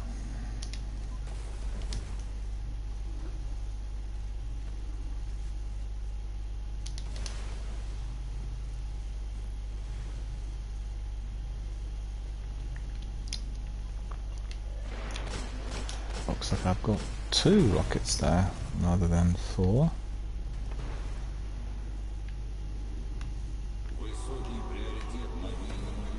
No. Picked up another engram.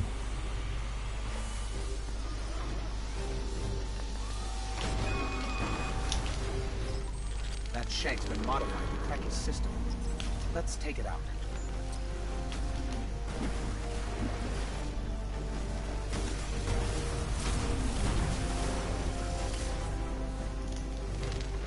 We should be able to eliminate this boss quickly.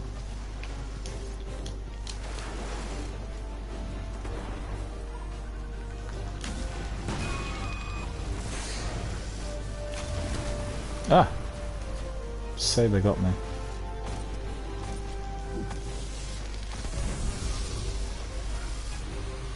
Well, if the sniper shanks come in, we're all dead.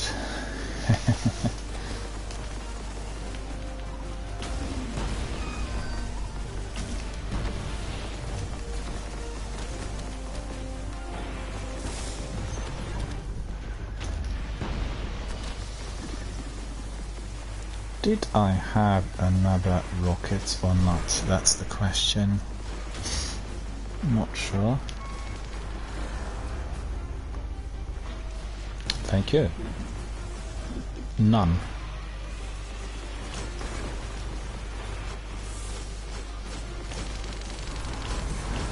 Oh, it's very powerful.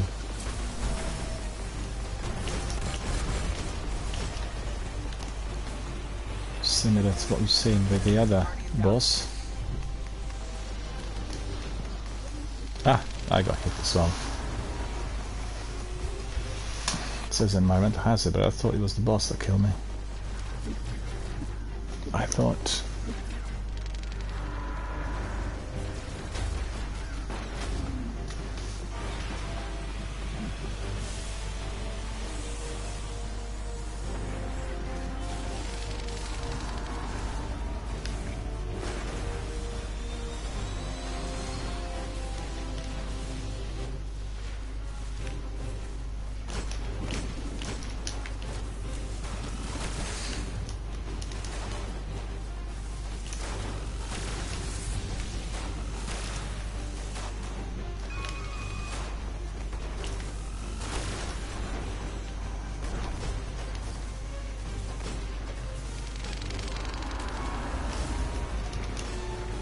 Hmm.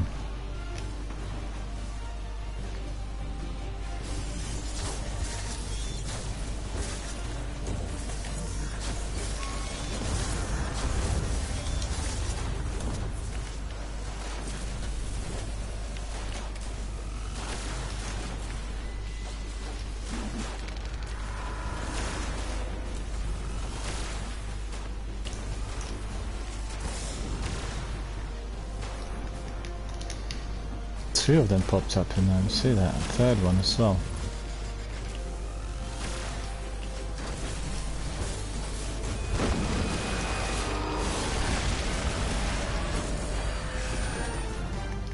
Right, that's been completed. That's good, good, good. It's lucky that it managed to work as well as it did. That's good, good, good. Look at that. It was the size. Playing football with It this was one. pretty big for a shank. Would I be more useful with a larger chassis? Yes. In any case, Guardian, that was impressive work. The skies will remain free of... Well, that's quite good. Managed to eject it so it flew. Doesn't seem to be too heavy. Well, that's good for me then.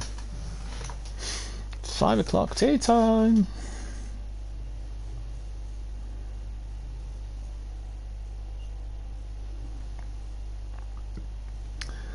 We'll do another saver, but I got to say that these bosses are really quite difficult, aren't they?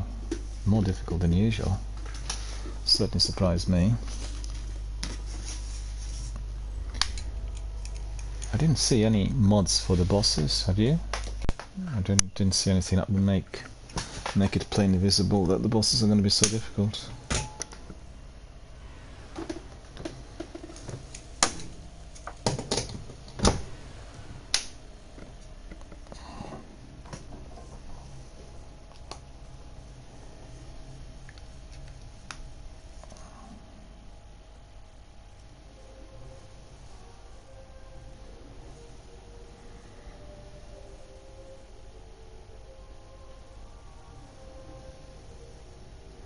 just received a message from somebody who is in our community, and is asking a question: what do you think will happen after the Light and Darkness saga ends? We will get a Destiny 3 or a whole new story, new enemy to invade. What are your predictions? Just came to mind, as the Witness isn't the darkness itself, just a strong user. I don't think the darkness could be stopped just by defeating the Witness. Well, it's interesting thoughts there. We'll see.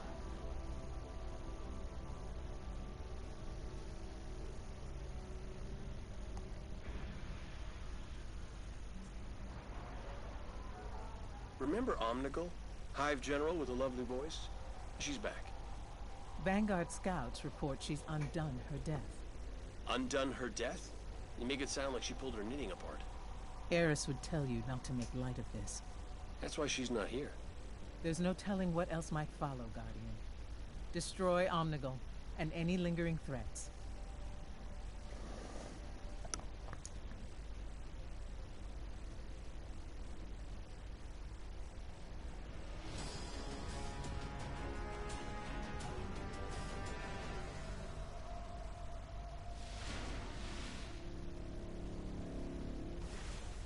If Omnigul can come back to life, how do we make sure she stays dead?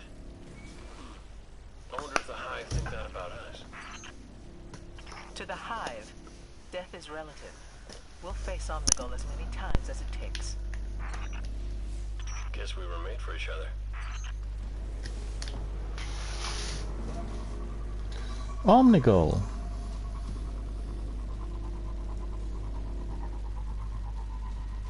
I think Omnigul's strike is this week's Nightfall. Am I mistaken? I think it is.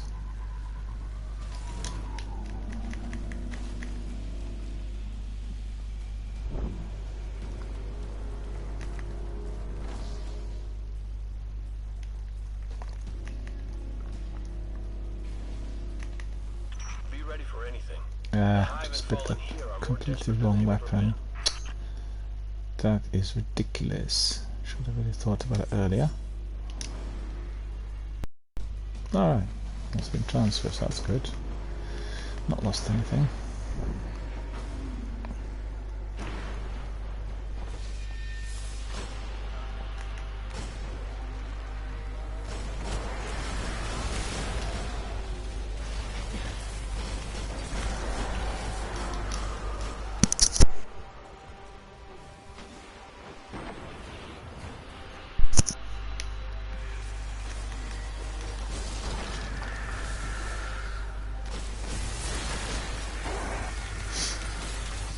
Oh, there's this wizard in there.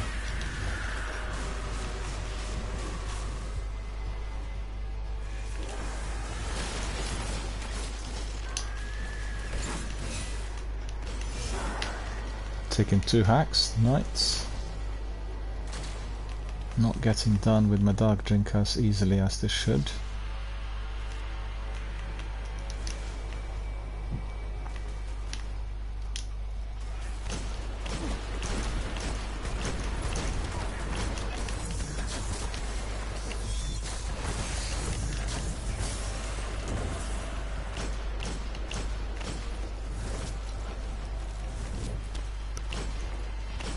Loads of spicy shanks in there.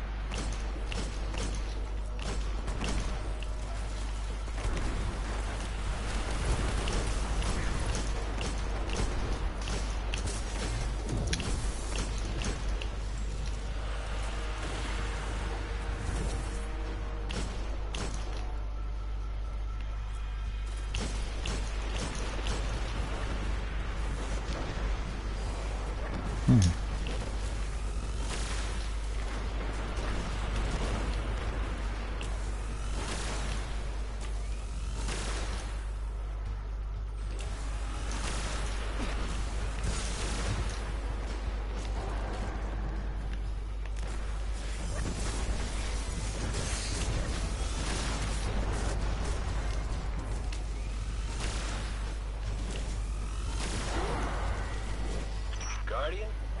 You remind me of, well, Ikora in her Crucible days. That was a lifetime ago. I'm sure Shax hasn't forgotten. He still has trouble sitting. Okay, so that's been resolved. Let's pick up some extra ammunition. Not too bad.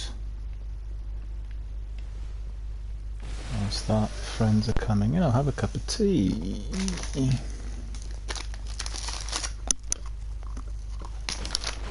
Cosmodrome is turning into a breeding ground for Hive and Siva. It's like one big, disgusting petri dish.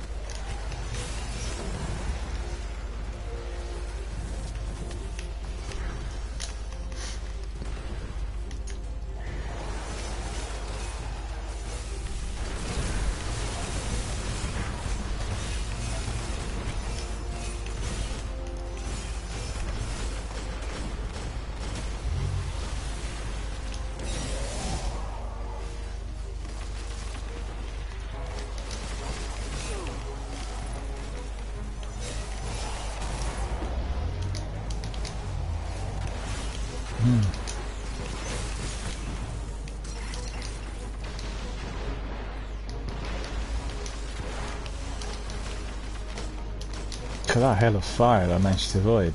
That's impressive. I amazed myself.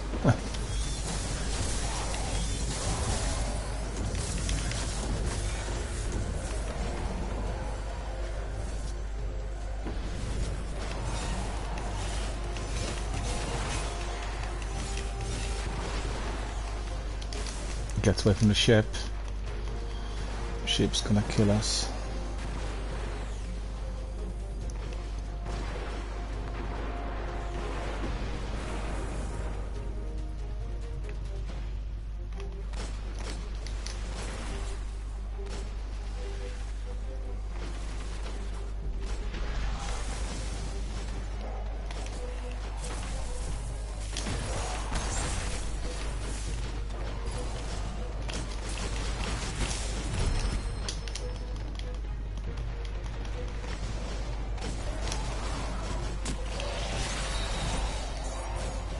You're all warmed up. Let's find Omnigul. Okay, these ones have been eliminated, so that's good. That's what I want to see.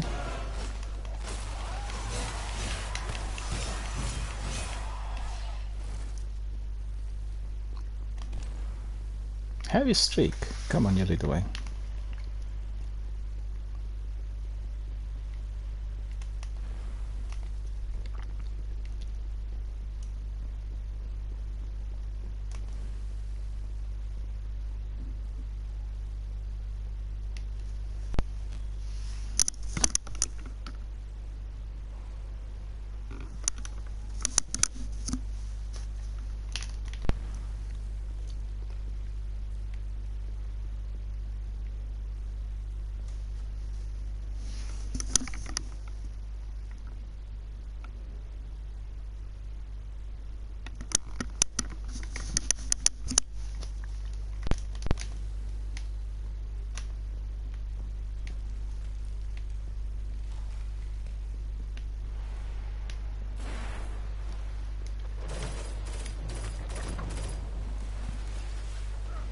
God, look at him here. So red.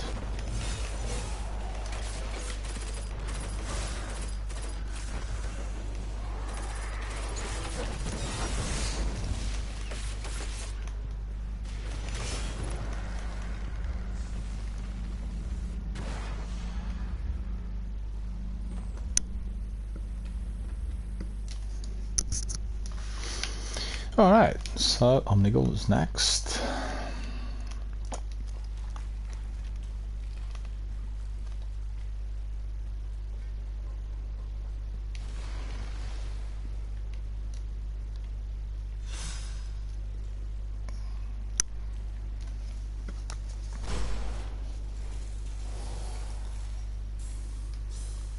Omnigul is back for a reason, and it's not just a yell, though she does seem fond of that. Finish her before it's too late.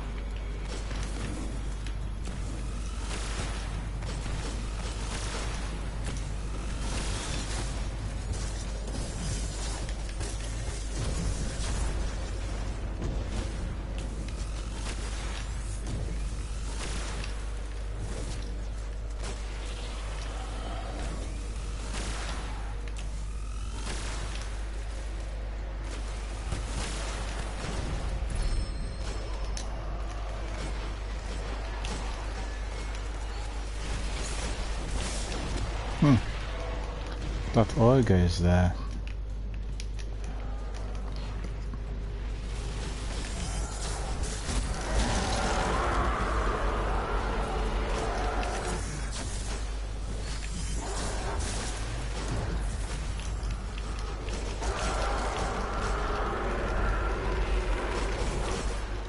That was good. Proper team effort.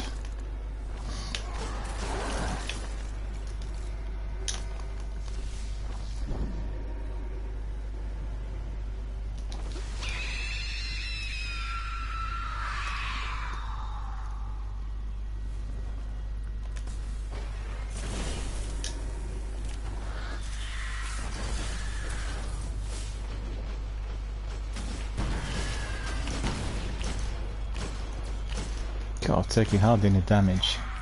See that? Your Gallop one there is like less than 1%. These bosses are so strong this week.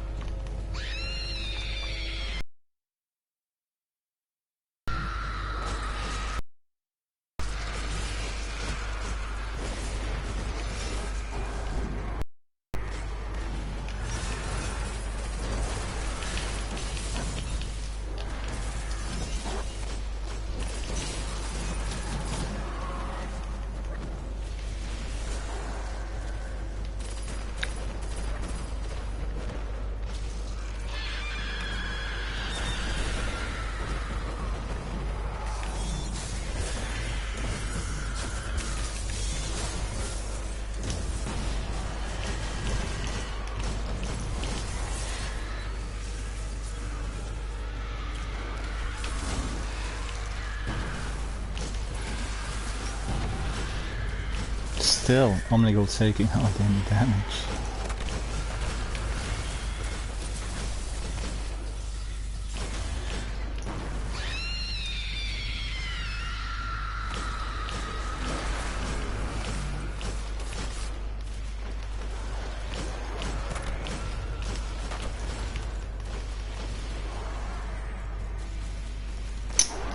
Armor materials for my metal thought it was like an exotic engram. No.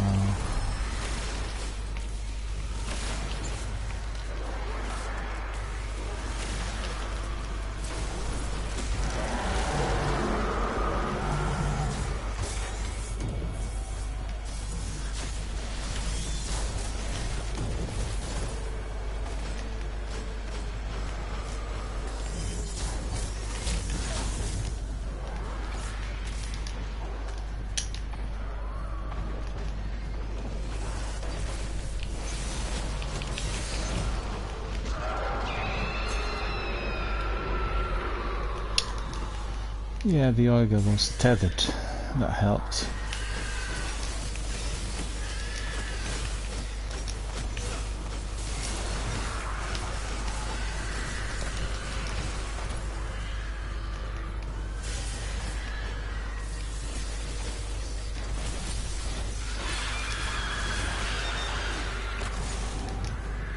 God, I nearly got killed by the throw. Ah, I was just about to say I still haven't died, and then this knight caught up with me. Eh.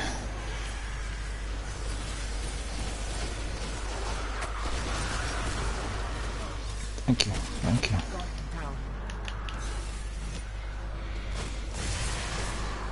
No, I'll go.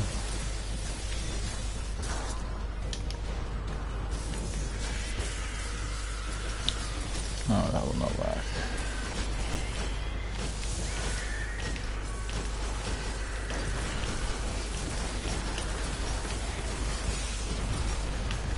Primary weapon favored.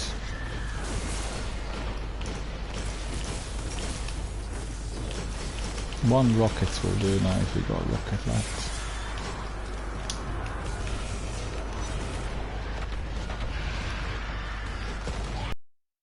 Yep.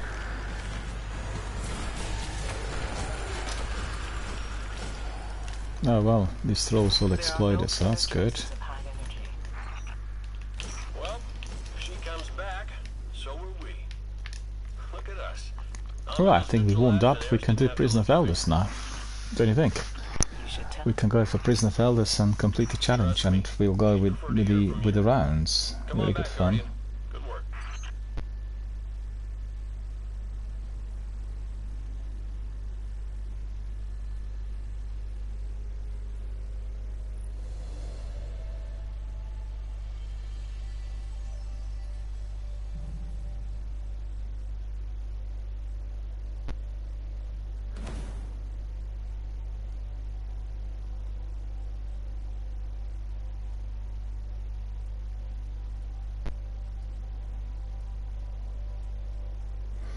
I just got some news saying that Baldur's Gate 3 stuns with nearly 500,000 concurrent Steam players. 500,000 people are doing Baldur's Gate on Steam.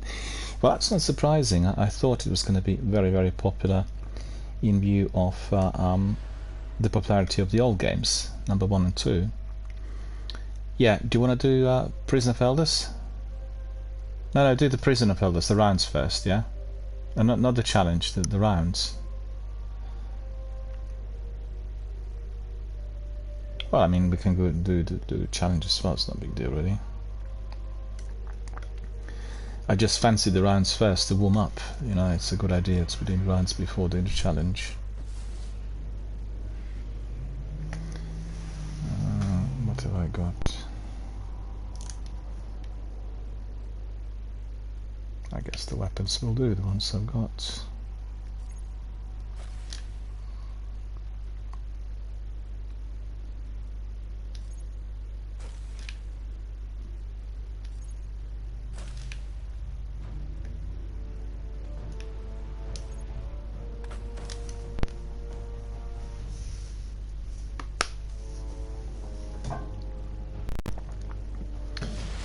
Can't believe it's so late already.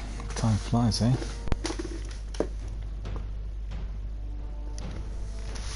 Prison of Elders welcomes you. Do not fail, Guardian.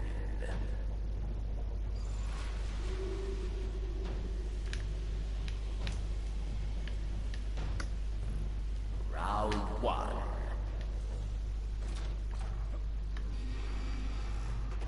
What are the mods? Did you see? I didn't really pay attention to the mods. Okay. The Ruisk, servant of Oryx.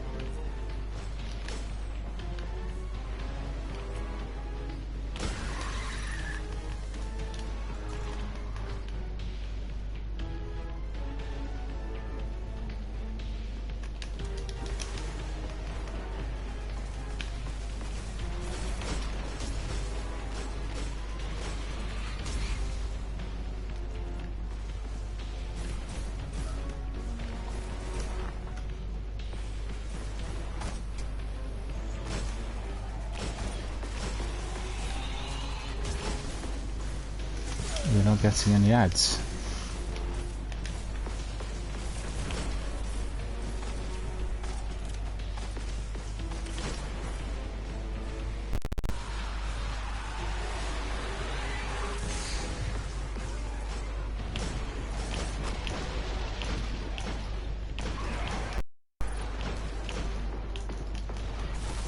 Oh, got killed there.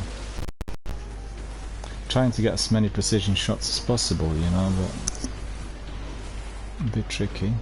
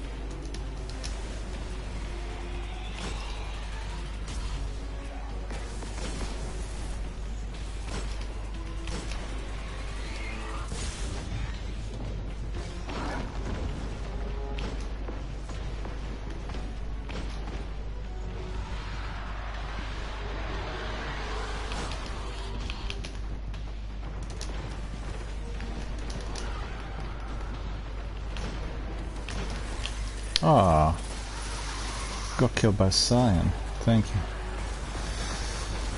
That's annoying. Our friend got killed as well.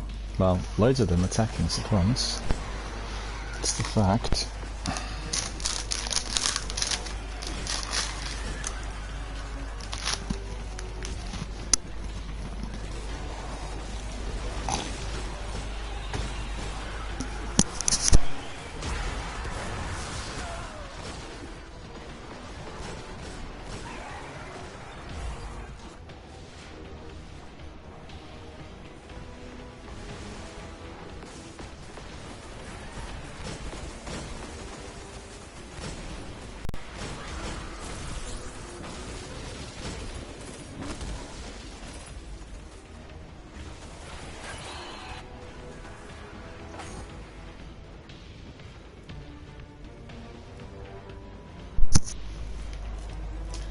The boss got me.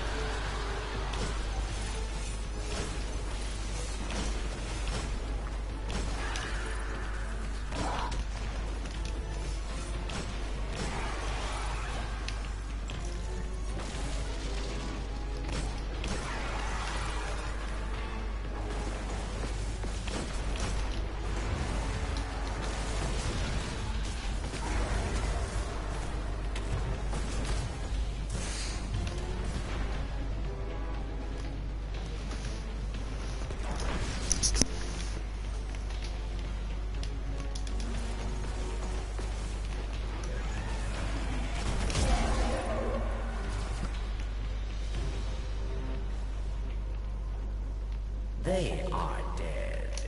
You not. Well, we're doing alright. 6k, it's not too bad. Airlock, Guardian.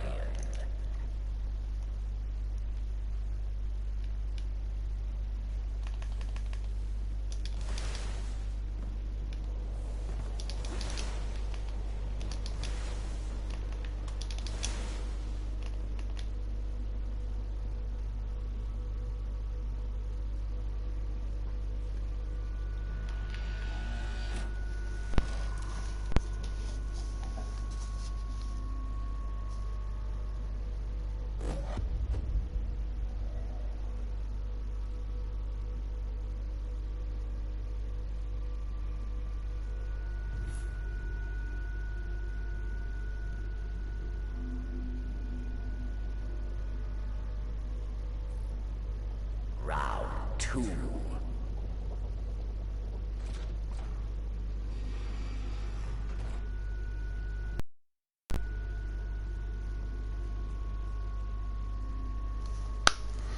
Let's have a look what this round is going to bring us.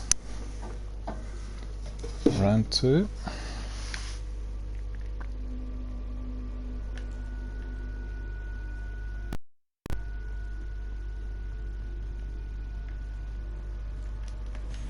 Time Stalker of the Vex. The Overmind Minotaur. Minotaur.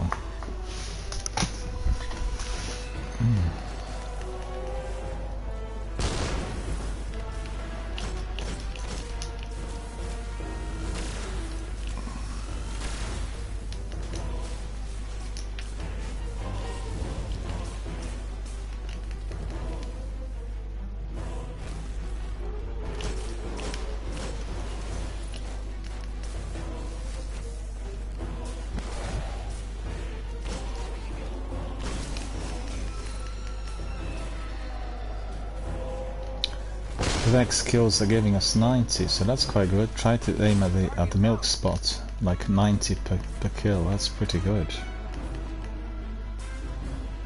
Coming down to revive Zenith rapidly. There we are, Zenith. Right back to normal.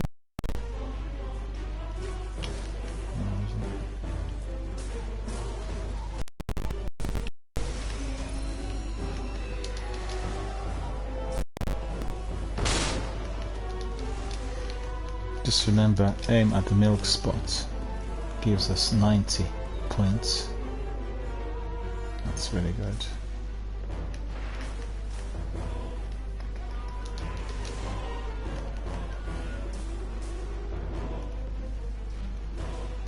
Don't see any more enemies out here.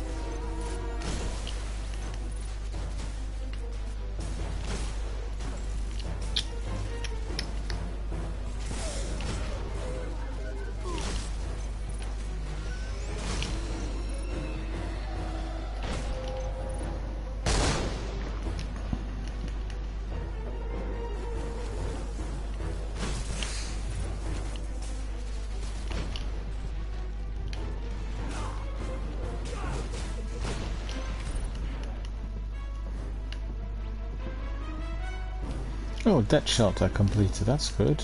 That's probably the precision kills. Most of mine here were hitting that milk spot, so that was pretty good. Oh, no. What was that? Templar suppression field. I'm dead. I can't see a thing. Look at it. Dreadful. Thank you, thank you, thank you. What to say?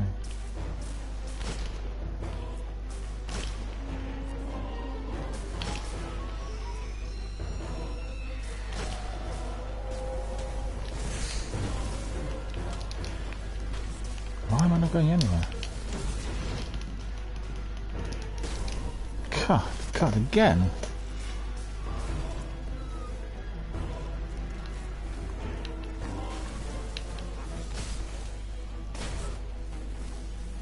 Thank you.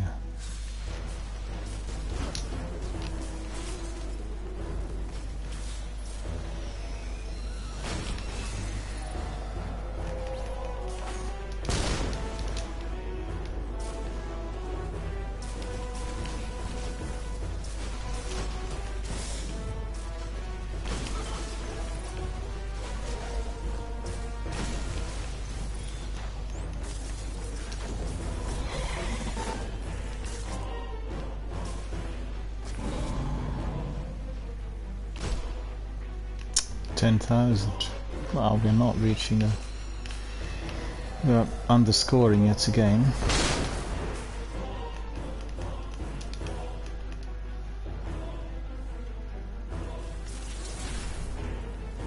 Guardian down.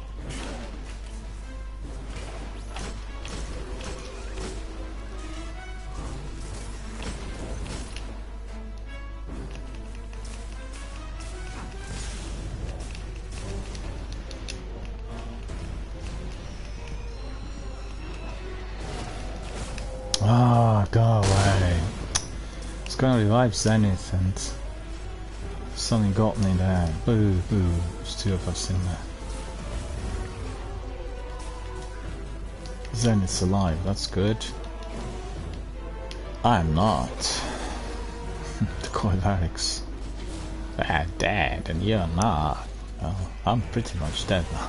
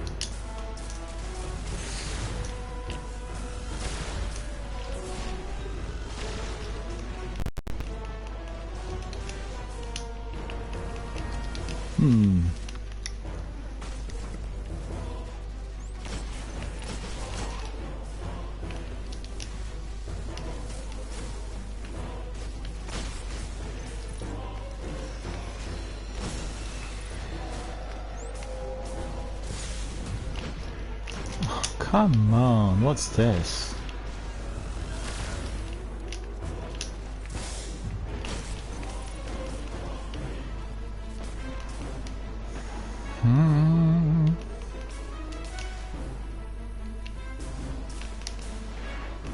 More Vex need to be coming in for us to be reach the score.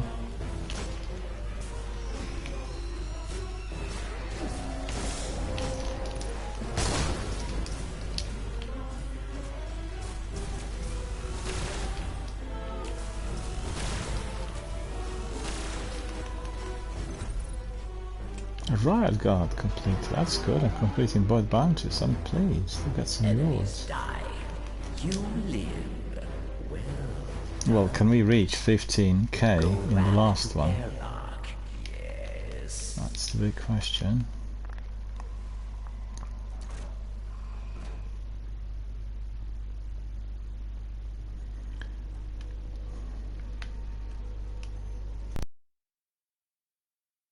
See, what have we got there? Bounties. Kill enemies with precision shots level 41. Depth shot, I got that. Riot Guard. Kill champions level 41. Prisoner of Elders. Challenge of Elders. Got that. Vanguard Elite. Strike efficient. But what I did forget, and I'm annoyed with myself, is taking 3 of coins.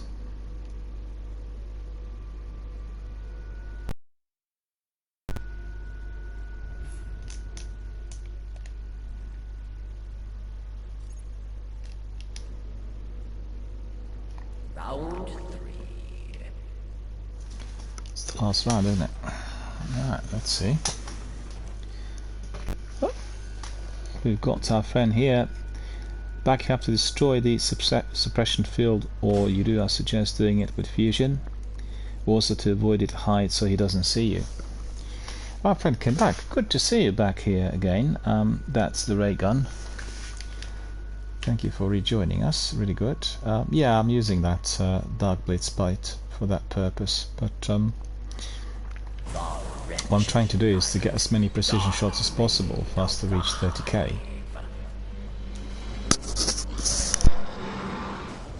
And I think that's been a bit difficult. Had lots of precision shots, as you could see, completed a bounty.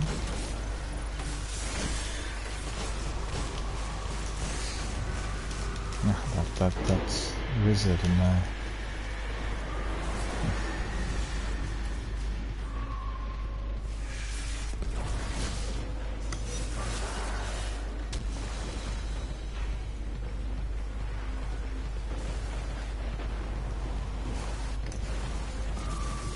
Because our friend's hacking everyone, he's not doing precision shots, Mr. Plumber.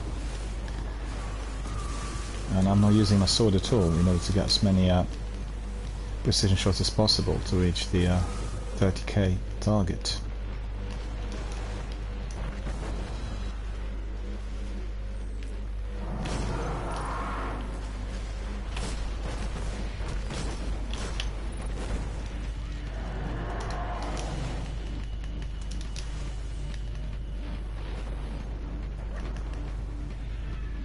$17. Alright, we're doing alright.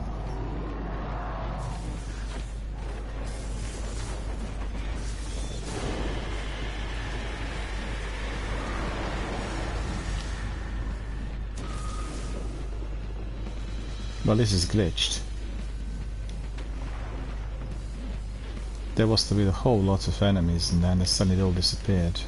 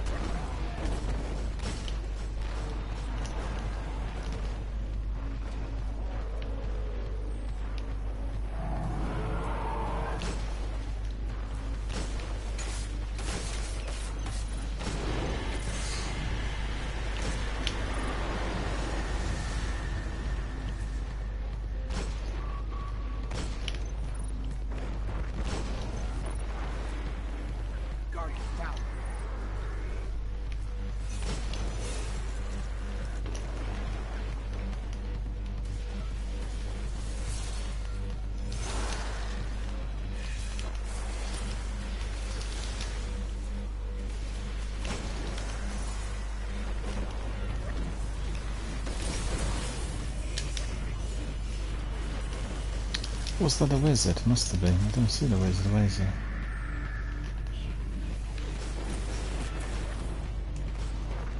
Oh, there.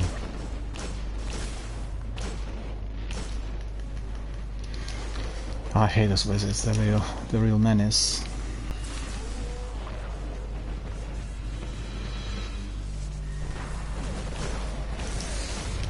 Gonna get killed in here. Too close to the boss.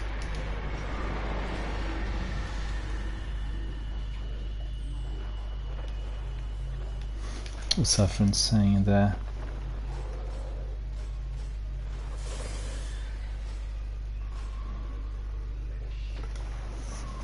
Unscore is decreasing. Yeah, well, we'll see. We were not doing too well initially in the first round, but we've gone up, you know, with 19k, so hopefully we'll be doing better.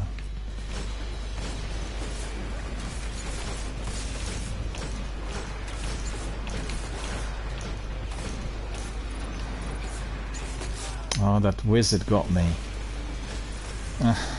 Just behind me some, I didn't see him.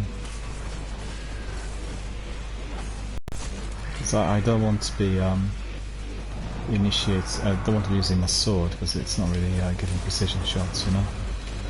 Otherwise I deal with those wizards by my Dark Drinker. Dark Drinker eliminates everything.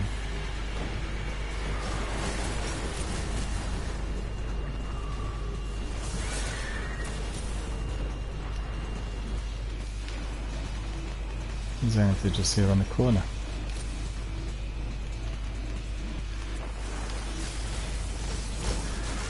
Yeah, that wizard caused us so many problems.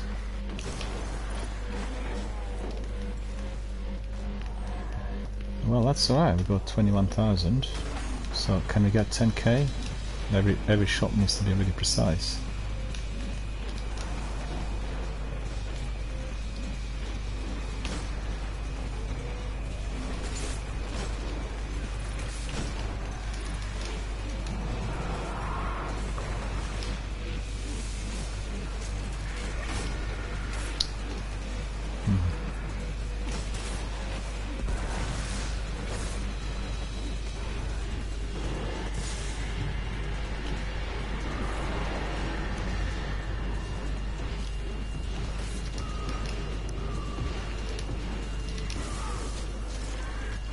I don't know what killed me, to be honest with you. It says misadventure. Thank you.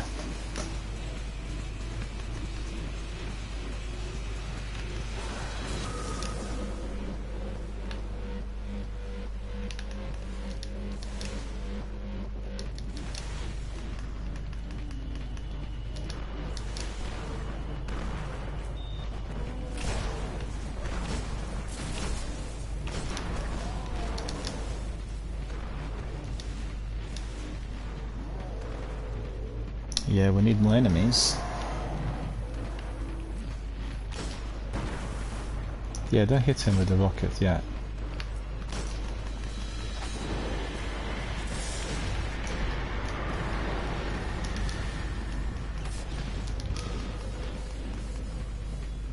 Guardian down.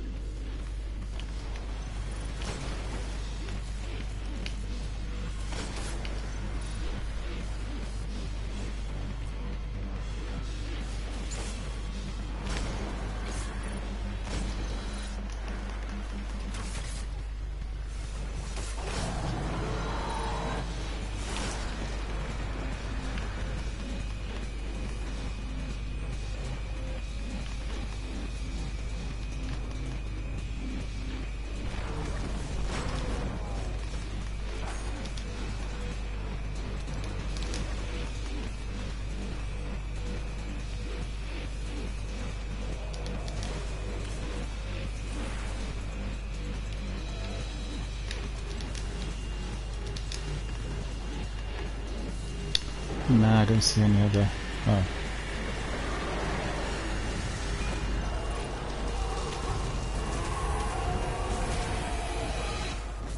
Your victory tells the tale.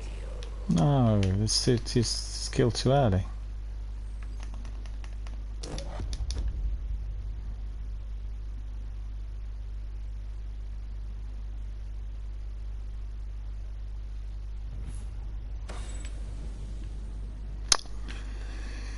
No, we are 400 short.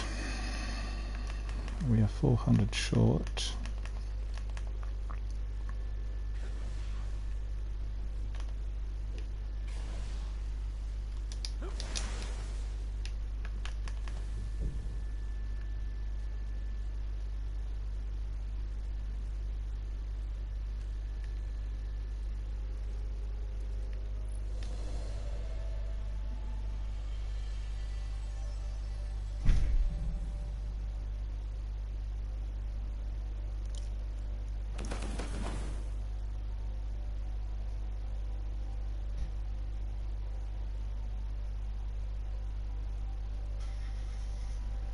Someone left.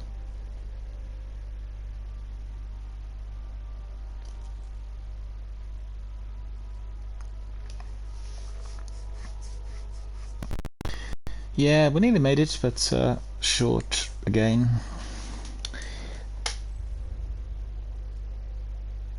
So that's unfortunate.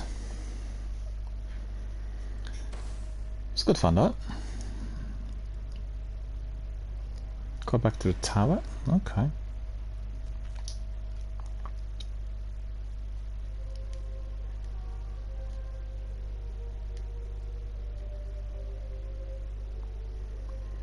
Good to see our old friend today, Raygun. We've not seen Raygun for quite some time here on the channel.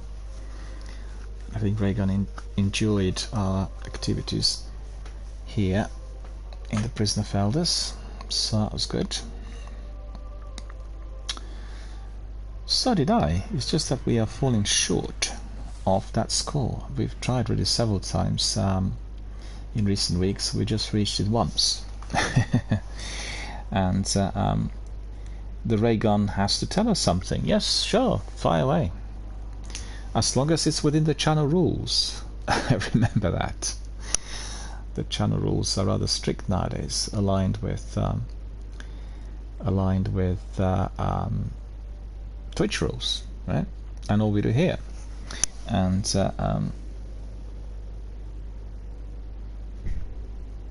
oh, our friend says, my Destiny disc for the PlayStation doesn't really work anymore. Why?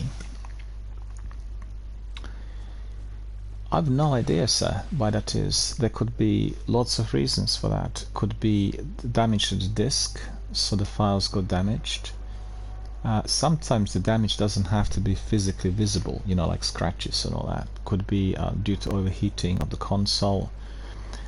Frequently the discs get damaged, or they receive errors if, for instance, every single time when you finish the gameplay you don't take the disc out of the drive. Many people forget about it and they just leave, you know, the disc in a drive, and that's definitely something that can cause it. Generally, Destiny discs together with the digital download should always work. The game's not been discontinued or anything, you know, anything like that. And the Raygun says, I go into the game but it kicks me out. Well, as you could see, I'm receiving baboons and weasels as well. Baboons and weasels, and they keep affecting our gameplay. Like right now I've been kicked out and I've been brought back in. It's happened already half dozen times today during the broadcast, and it's a huge problem. Oh, look at this, loads of different items. So I guess we can go to Master Rahul to do some decoding.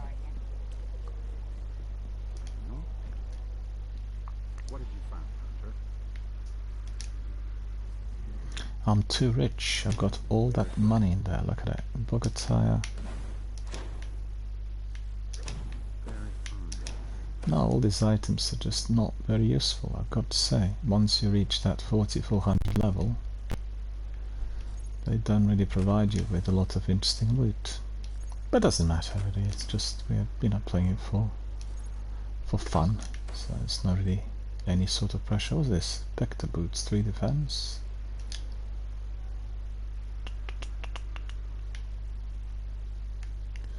Increase intellect, sniper rifle, machine gun ammunition, solar double down. No, that's no use at all to me. That really is of no use. And then this one out. And this one out.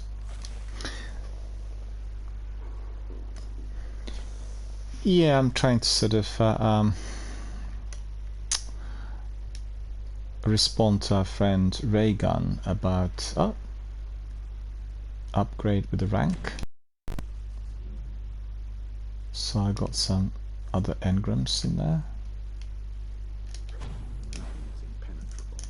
some rewards, some strange coin, which is useful. Yeah, I was just going to say to our friend that the servers for Destiny 1 work perfectly, and well, perfectly, they work very well. And then we have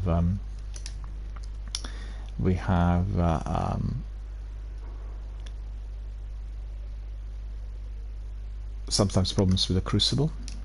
We can't get in. But generally, any form of crash, anything that's kind of booting out, is based on either or it's based on the server connectivity problem, and that has been a problem for some of us. It does happen sometimes. I try to log in and it's not allowing me to come in. It says baboon or weasel.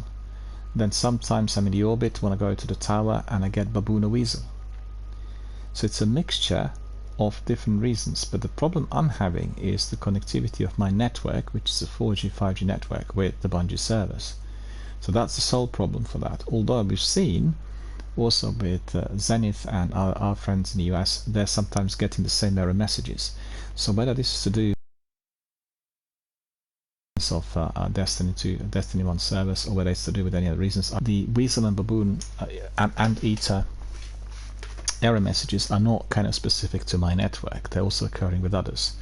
So the fact that you can't be logging in or you're getting booted may be to do with that as well.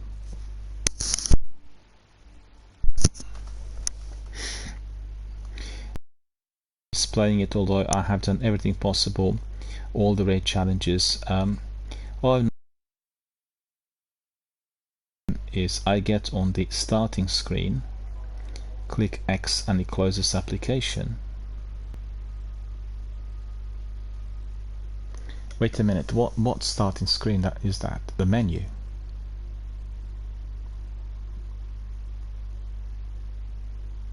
I don't know what could cause it, really, to be honest with you, because you know, when I load the game, it gives me that Destiny Universe title. Then I click on X, and then that puts me on the menu where you can see Guardians with light levels, and then from there you progress to the game. So at which part do you get the boot? At the point when you're trying to press X right at the beginning, when you just have written Destiny on it? Or is it at the point when you're getting the Guardians in there? Just curious about it, really. See which one it is. Let me just grab more bounties.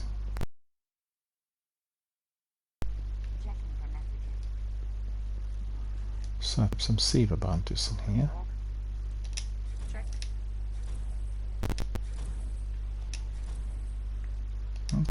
If I go back to Siva Zenith, I think I'm quite happy to do maybe 2 more, and then I'll call it a day at 7 o'clock. I go swimming at 8, so I'll have to get a bit of a breather in between. So still about 30 minutes for the activities. Sivas will do good, I think. Yeah, I just want to ask our friend Raygun, on what screen do you get the boot? The first screen, when you load the disk and you get like Destiny written, like Destiny Universe, or do you get it on the Guardian screen when you get light level? If you're getting it on the first screen, that means your PlayStation or your console is not connecting. Yeah. Are you on PlayStation as well? Or are you on Xbox? Which one are you on? Because if it's closing application, what you may need to do is delete it and then reinstall it and find out whether it would work. Do you know what I mean? You probably tried that many times already. I mean,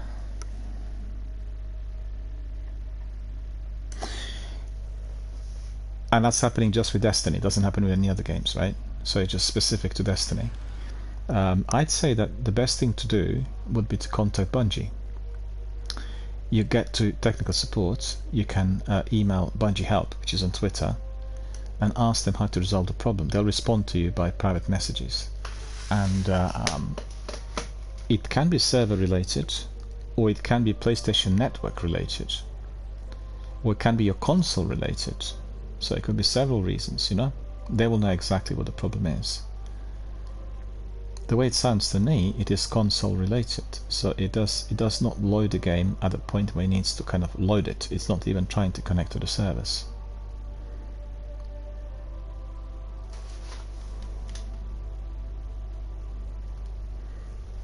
It's always possible, yeah. The disks could be damaged, and if you were keeping the disk in the drive overnight after playing the game and so, you know, it could over a long period of time, so that'd be like 6-7 years, it could cause it that damage, because generally leaving disks in drives, either DVDs or, you know, CDs or any other disks which are basically on the same material, Blu-rays, it will cause the damage to the disk and could cause damage to the scanner on the console. So I, as a matter of principle, always took out my discs after I finished the game. To be fair, I've not played any disc-based games now for 7-8 years. I've just gone down the digital route, although I have very many discs and the games I've purchased over the years. You know, ease of use, so to speak. I've got Xbox Series S as well. Xbox One I'm using for my DVDs and for disk drives, for games which are on discs, and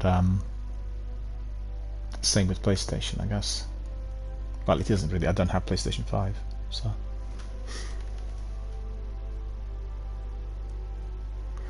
Oh, for instance, I always keep the disc in. No, that's not a good idea. If you're keeping the disc in, what happens is you have overheating of the console, and the heat will affect the surface of the disc, and sometimes the disc will interact with the scanner. So if you're having any problems with the scanner on the console, it may be connected with that.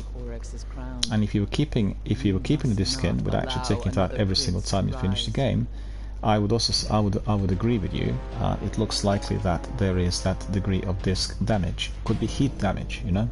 Heat can affect the way the recording is on the disc, and therefore the scanner can't read it. Or maybe it's the scanner. I don't know. I mean, if it's happening just to when you play Destiny, then that's definitely disk related.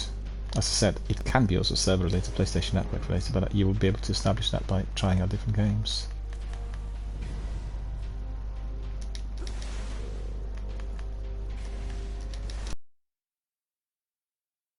You in the US? Why are you on the continent? Where about?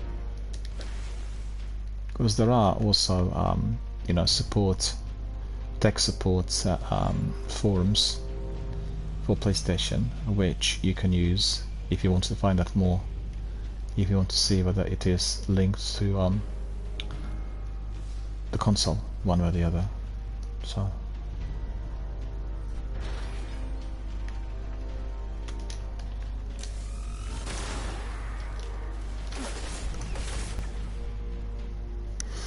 for instance, I didn't really know that. Yeah, that's it's not just for consoles. It's DVDs and Blu-ray players and, you know, computers. It's the same thing.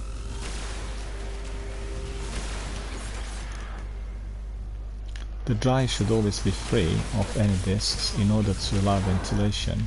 You know, the ventilation on the scanner.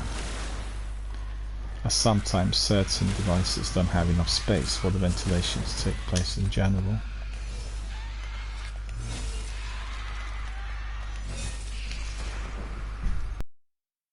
The rules for any device. It doesn't have to be PC. Could be DVD or Blu-ray player. You know, any of these.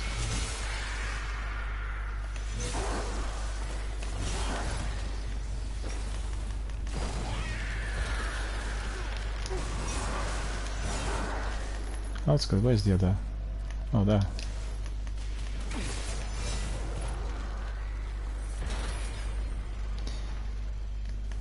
I've heard also from other people that if they were keeping discs in drives, then sometimes the actual device could break down, you know, DVD player not working anymore, or reading discs, Blu-ray player faulty. Heard similar things about Xbox. It never happened to me. I always take the disc out. And if you take the disc out, you'll find frequently, after you play it for a while, the disc is always very hot, you know? The other thing that's also important is if your PlayStation is left on straightforward switch off, or whether you have it with the when it's kind of recharging, left on idle, because a lot of people leave their PlayStation on idle in order to get the updates, so they don't have to be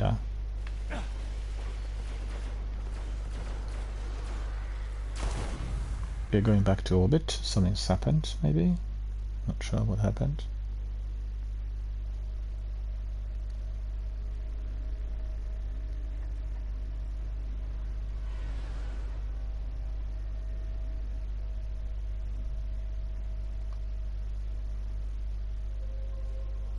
Okay, it starts again. No worries.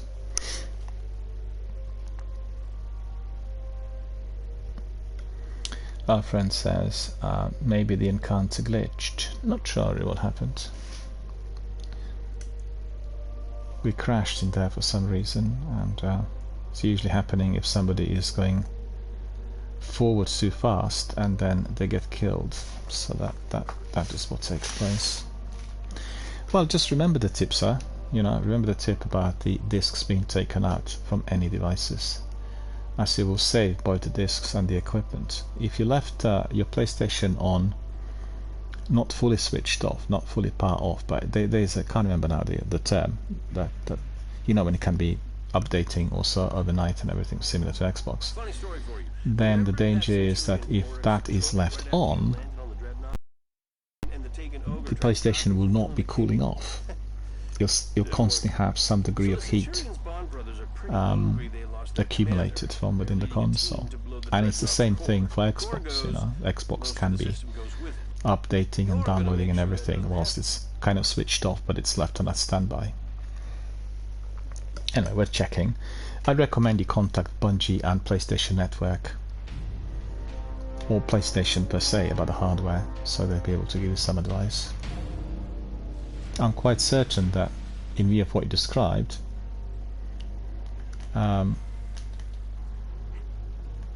it's very likely that the problem is with the disc, caused by heat damage. But may not be. I may be completely wrong. Why do you think they crashed their ship into the Dreadnought? Those are extreme tactics for the Cabal. The Vanguard intercepted a signal, a message from the Cabal from way outside the solar system. A direct order to crash the ship, use it as a beachhead, and take out the King. Now that's loyalty. Our friend says, when I get home, I will. Well, Bungie Help is on Twitter, so you can approach them on Twitter with a message, and you can write to them also directly through, you know, various other links on the website. And PlayStation you can find, depending on where you are. I'm not sure what country you live in, but it will be dependent on what support, what customer services you have in the country where you are. If you're in the US, that's very easy. You got all the support services accessible on the phone.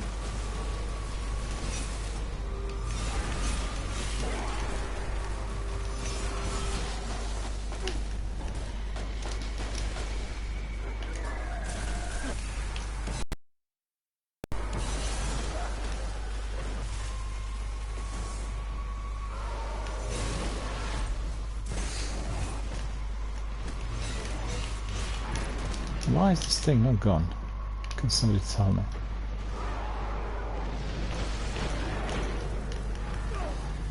These acolytes are incredibly deadly if you don't eliminate them straight away. They cause all the problems.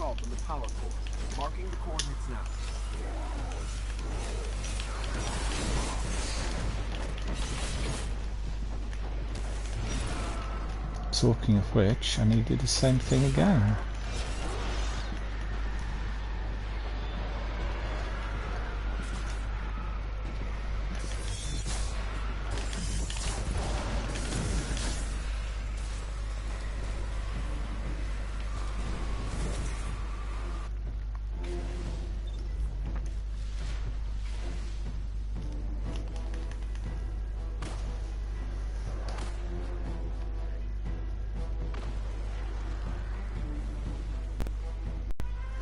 Oh, you're in Netherlands. Okay, our friend says that I keep getting this Sony error.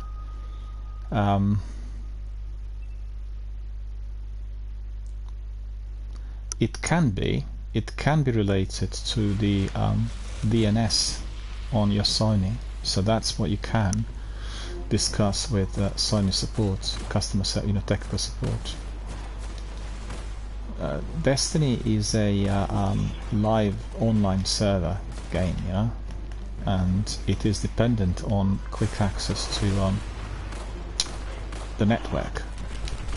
So, in other words, the network that you have, which is your home network, is connecting to PlayStation Network, right? And then PlayStation Network is connecting to the Bungie service. So it's like various connections that are all kind of interlinked, and sometimes there could be a glitch on the console where your DNS, the access to the service, changes and it's incorrect, or it's different to what the authorization coming from the game service may be able to digest, and then these problems can be occurring. But still, I think it does feel like a disk damage if you're getting error messages.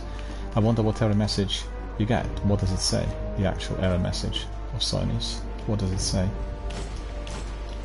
Oh no.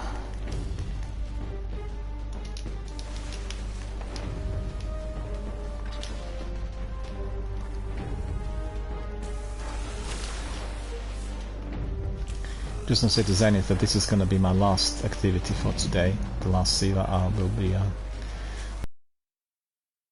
completed, coming to 7 o'clock nicely, and been some problems with connectivity, I think, there.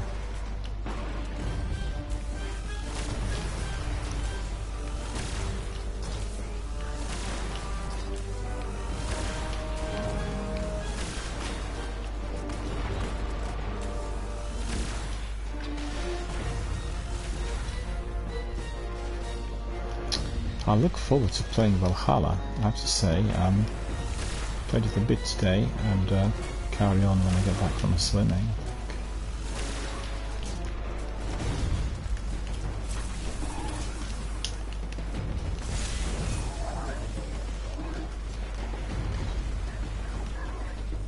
Oh, well done. Well, not really. I thought they did, but I was mistaken.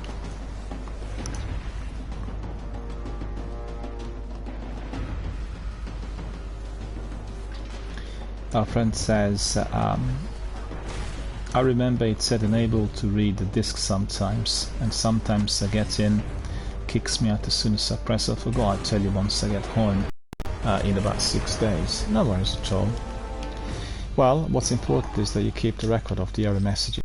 Contact Sony, or once you contact Bungie, you'll have the correct information, because the error messages will tell them exactly what the problem is. Yeah, victory is the only way they get to go home. Not a lot of people know that.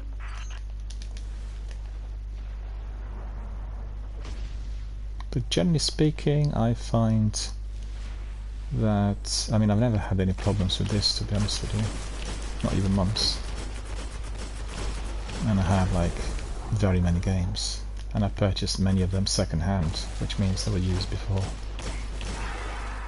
Not on gaming. I did have problems with discs that were DVDs of films.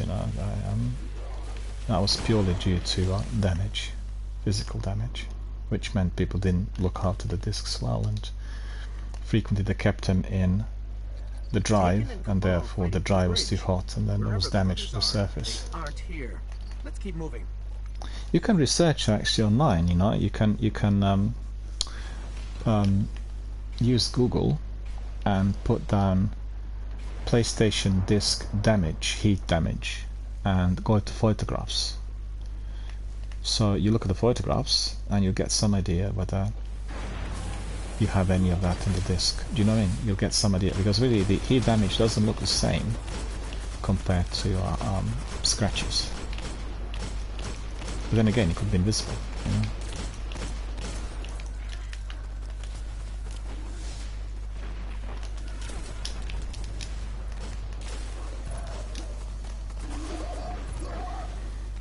Oh, they're all resolved. I bet those brothers don't even know their commander is dead. Their attack Bond might be some brothers. kind of ultimatum. I love Give this us track. I deployments, hate the or we roll the brothers. ship.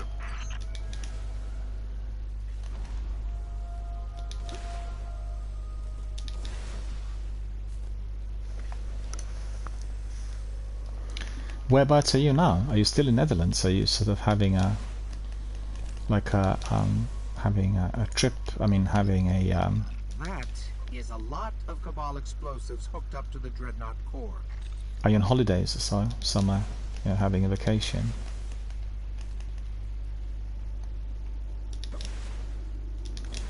That sounds There are good. munitions hooked up to each structural weakness on the core. Oh, the brothers are here. Take them out.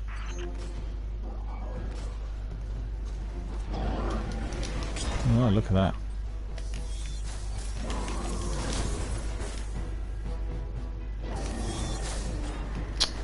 Oh, Miss Cute, look at that.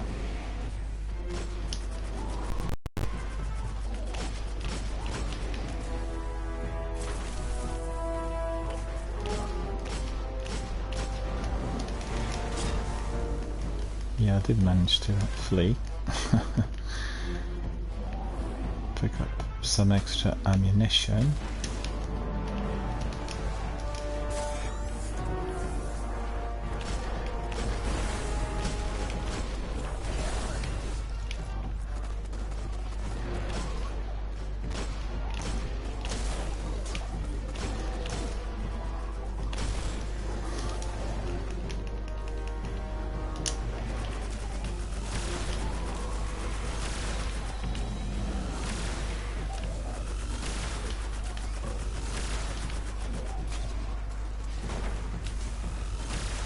Oh, we've done alright.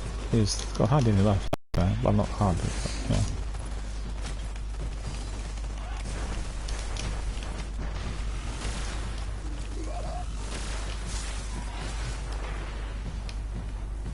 Guardian down.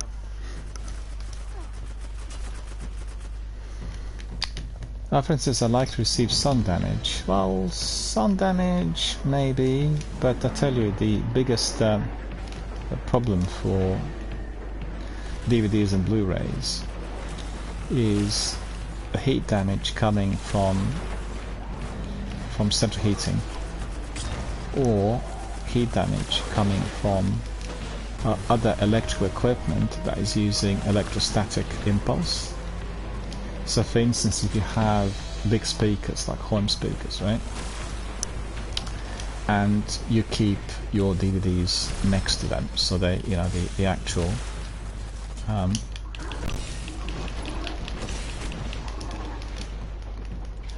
the disc is in the proximity of the electromagnetic impulse signal, then there can be serious damage with electrostatic type of interference with whatever is on disc.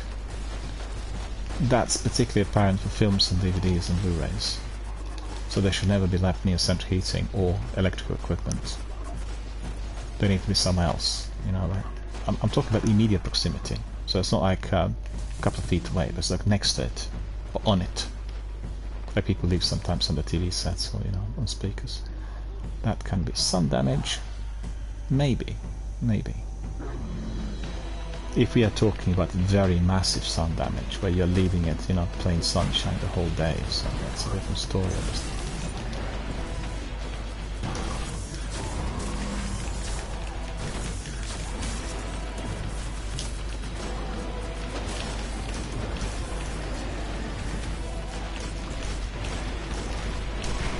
Okay, he's gone.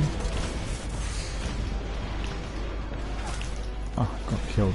There's another entity in there.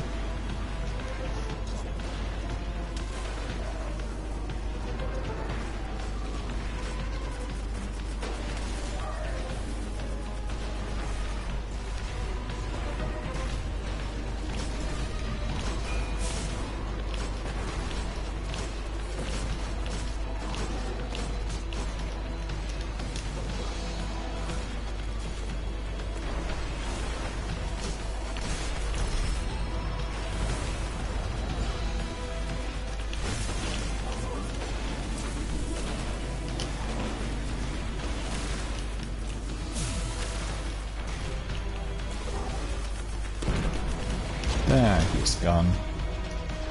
Well done, boys. Well done, boys. There we are. Well, we've come to the end of this strike, and I think we've probably come to the end of our broadcast for today. So I want to thank Zenith and Gale, and I want to thank what was his name now? I'm trying to think what was his name. Baba Dama. And the other chap, I just can't remember now what he was called.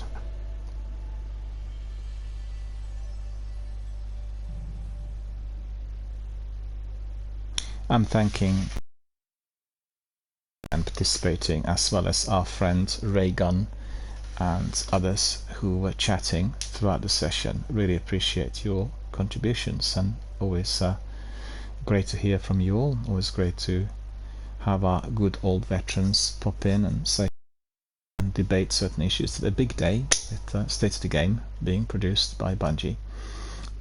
We heard a lot about what is to be happening to the game, with I guess some cards kept under the table, and we've seen that we've had quite a few indications that the next season, together with well, not the next season, but everything that will happen after the final shape, will be quite amazing and quite spectacular, and they'll bring the saga to the end. So I think it's likely that the final shape will be bigger, grander, more comprehensive, with a lot more content, what we've seen with the recent expansions. That's my assumption, and it would be very disappointing to us all if that was not the case.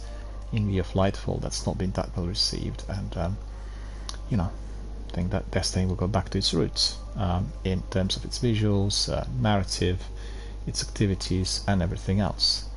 So I gave you a very big, very lengthy we have a question coming in from our friend the Raygun. When will you be back on? Well, it's unlikely that I'll stream during the weekend, but I will be back on Monday, so we'll have a lot more next week. Generally, I'm streaming at the moment Monday to Friday, with some exceptions. I've had some charitable fundraising streams on weekends, and also if it's like really terrible bad outside, and then I can do like a shorter stream.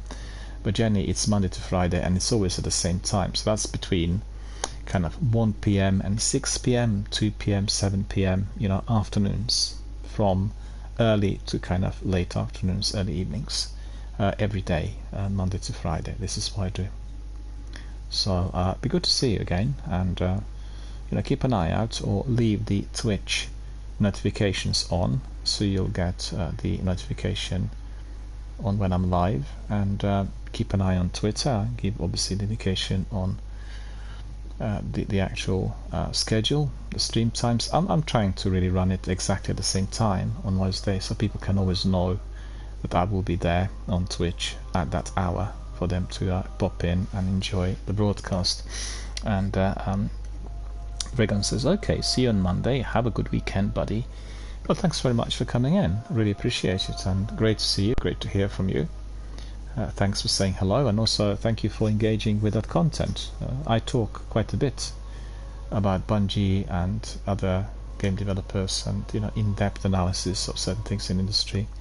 Always great to hear that people are equally interested.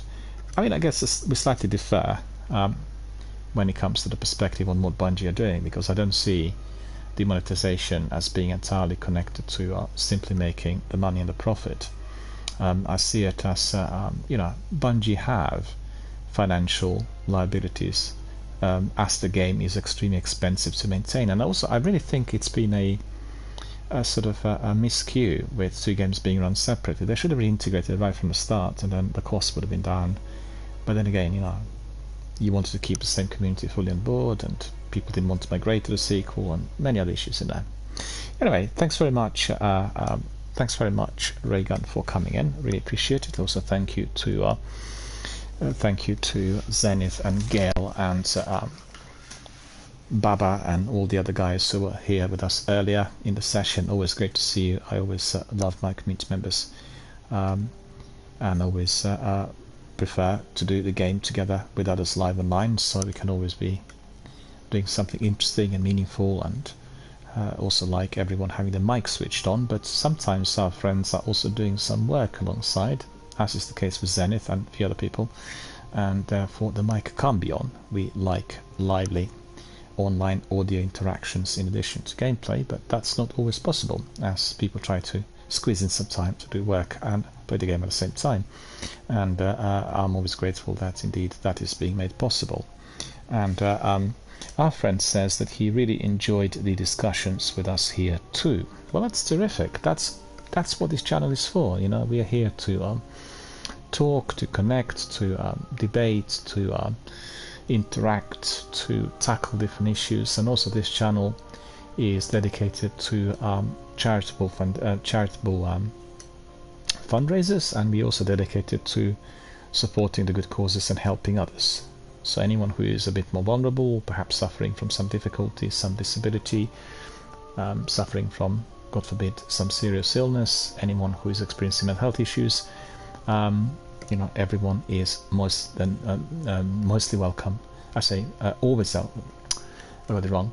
Everyone is very welcome here on the channel at any time to come in and talk and to connect, to get supported, and most importantly to be here in order not to feel alone. There are gamers out there who do sort of solitary gaming sessions at night, and I always say to them, just you know, go to bed earlier and then make sure that you come to us and play these games together with us, with our community, and you will never feel alone. You'll always have something to say, and we'll always have something to talk about, which is always great. So thank you to Rayman for popping in, and thank you to everyone else. I've come to the end of this broadcast. Hope you guys enjoyed all that we have been doing here today. It's been a bit shorter than usual, but I have a somewhat different day here before me, and hope you also enjoyed the in-depth analysis on Destiny the state of the game, what's been said by Bungie today, and the game director. Hope you grasped some of the novelties, new introductions and concepts. I've given you only 1/3 of what's been said, as the disclosures are extremely lengthy, so we'll carry on next time with in-depth analysis of the second section. We have plenty of time to analyze all that's been said before the 22nd of August, when Destiny Showcase indeed will emerge and be delivered before us. So I look forward to that. I look forward to all the novelties. I like some of the ideas and some of the things I've heard from them today, and some of the things I'm not too happy about. But as you heard earlier today, there is going to be plenty of space for that to be fully discussed amongst our community members as we resume next week. So thank you all for watching. Thank you for supporting the channel. Thank you for being our very valued, very dedicated community members. I wish you a very, very good, very happy, very interesting weekend with lots of good games ahead of you, and with perhaps some outings and trips if it's not too hot or too wet. And I shall say a very good night to you all, and I shall see you all soon. Take care.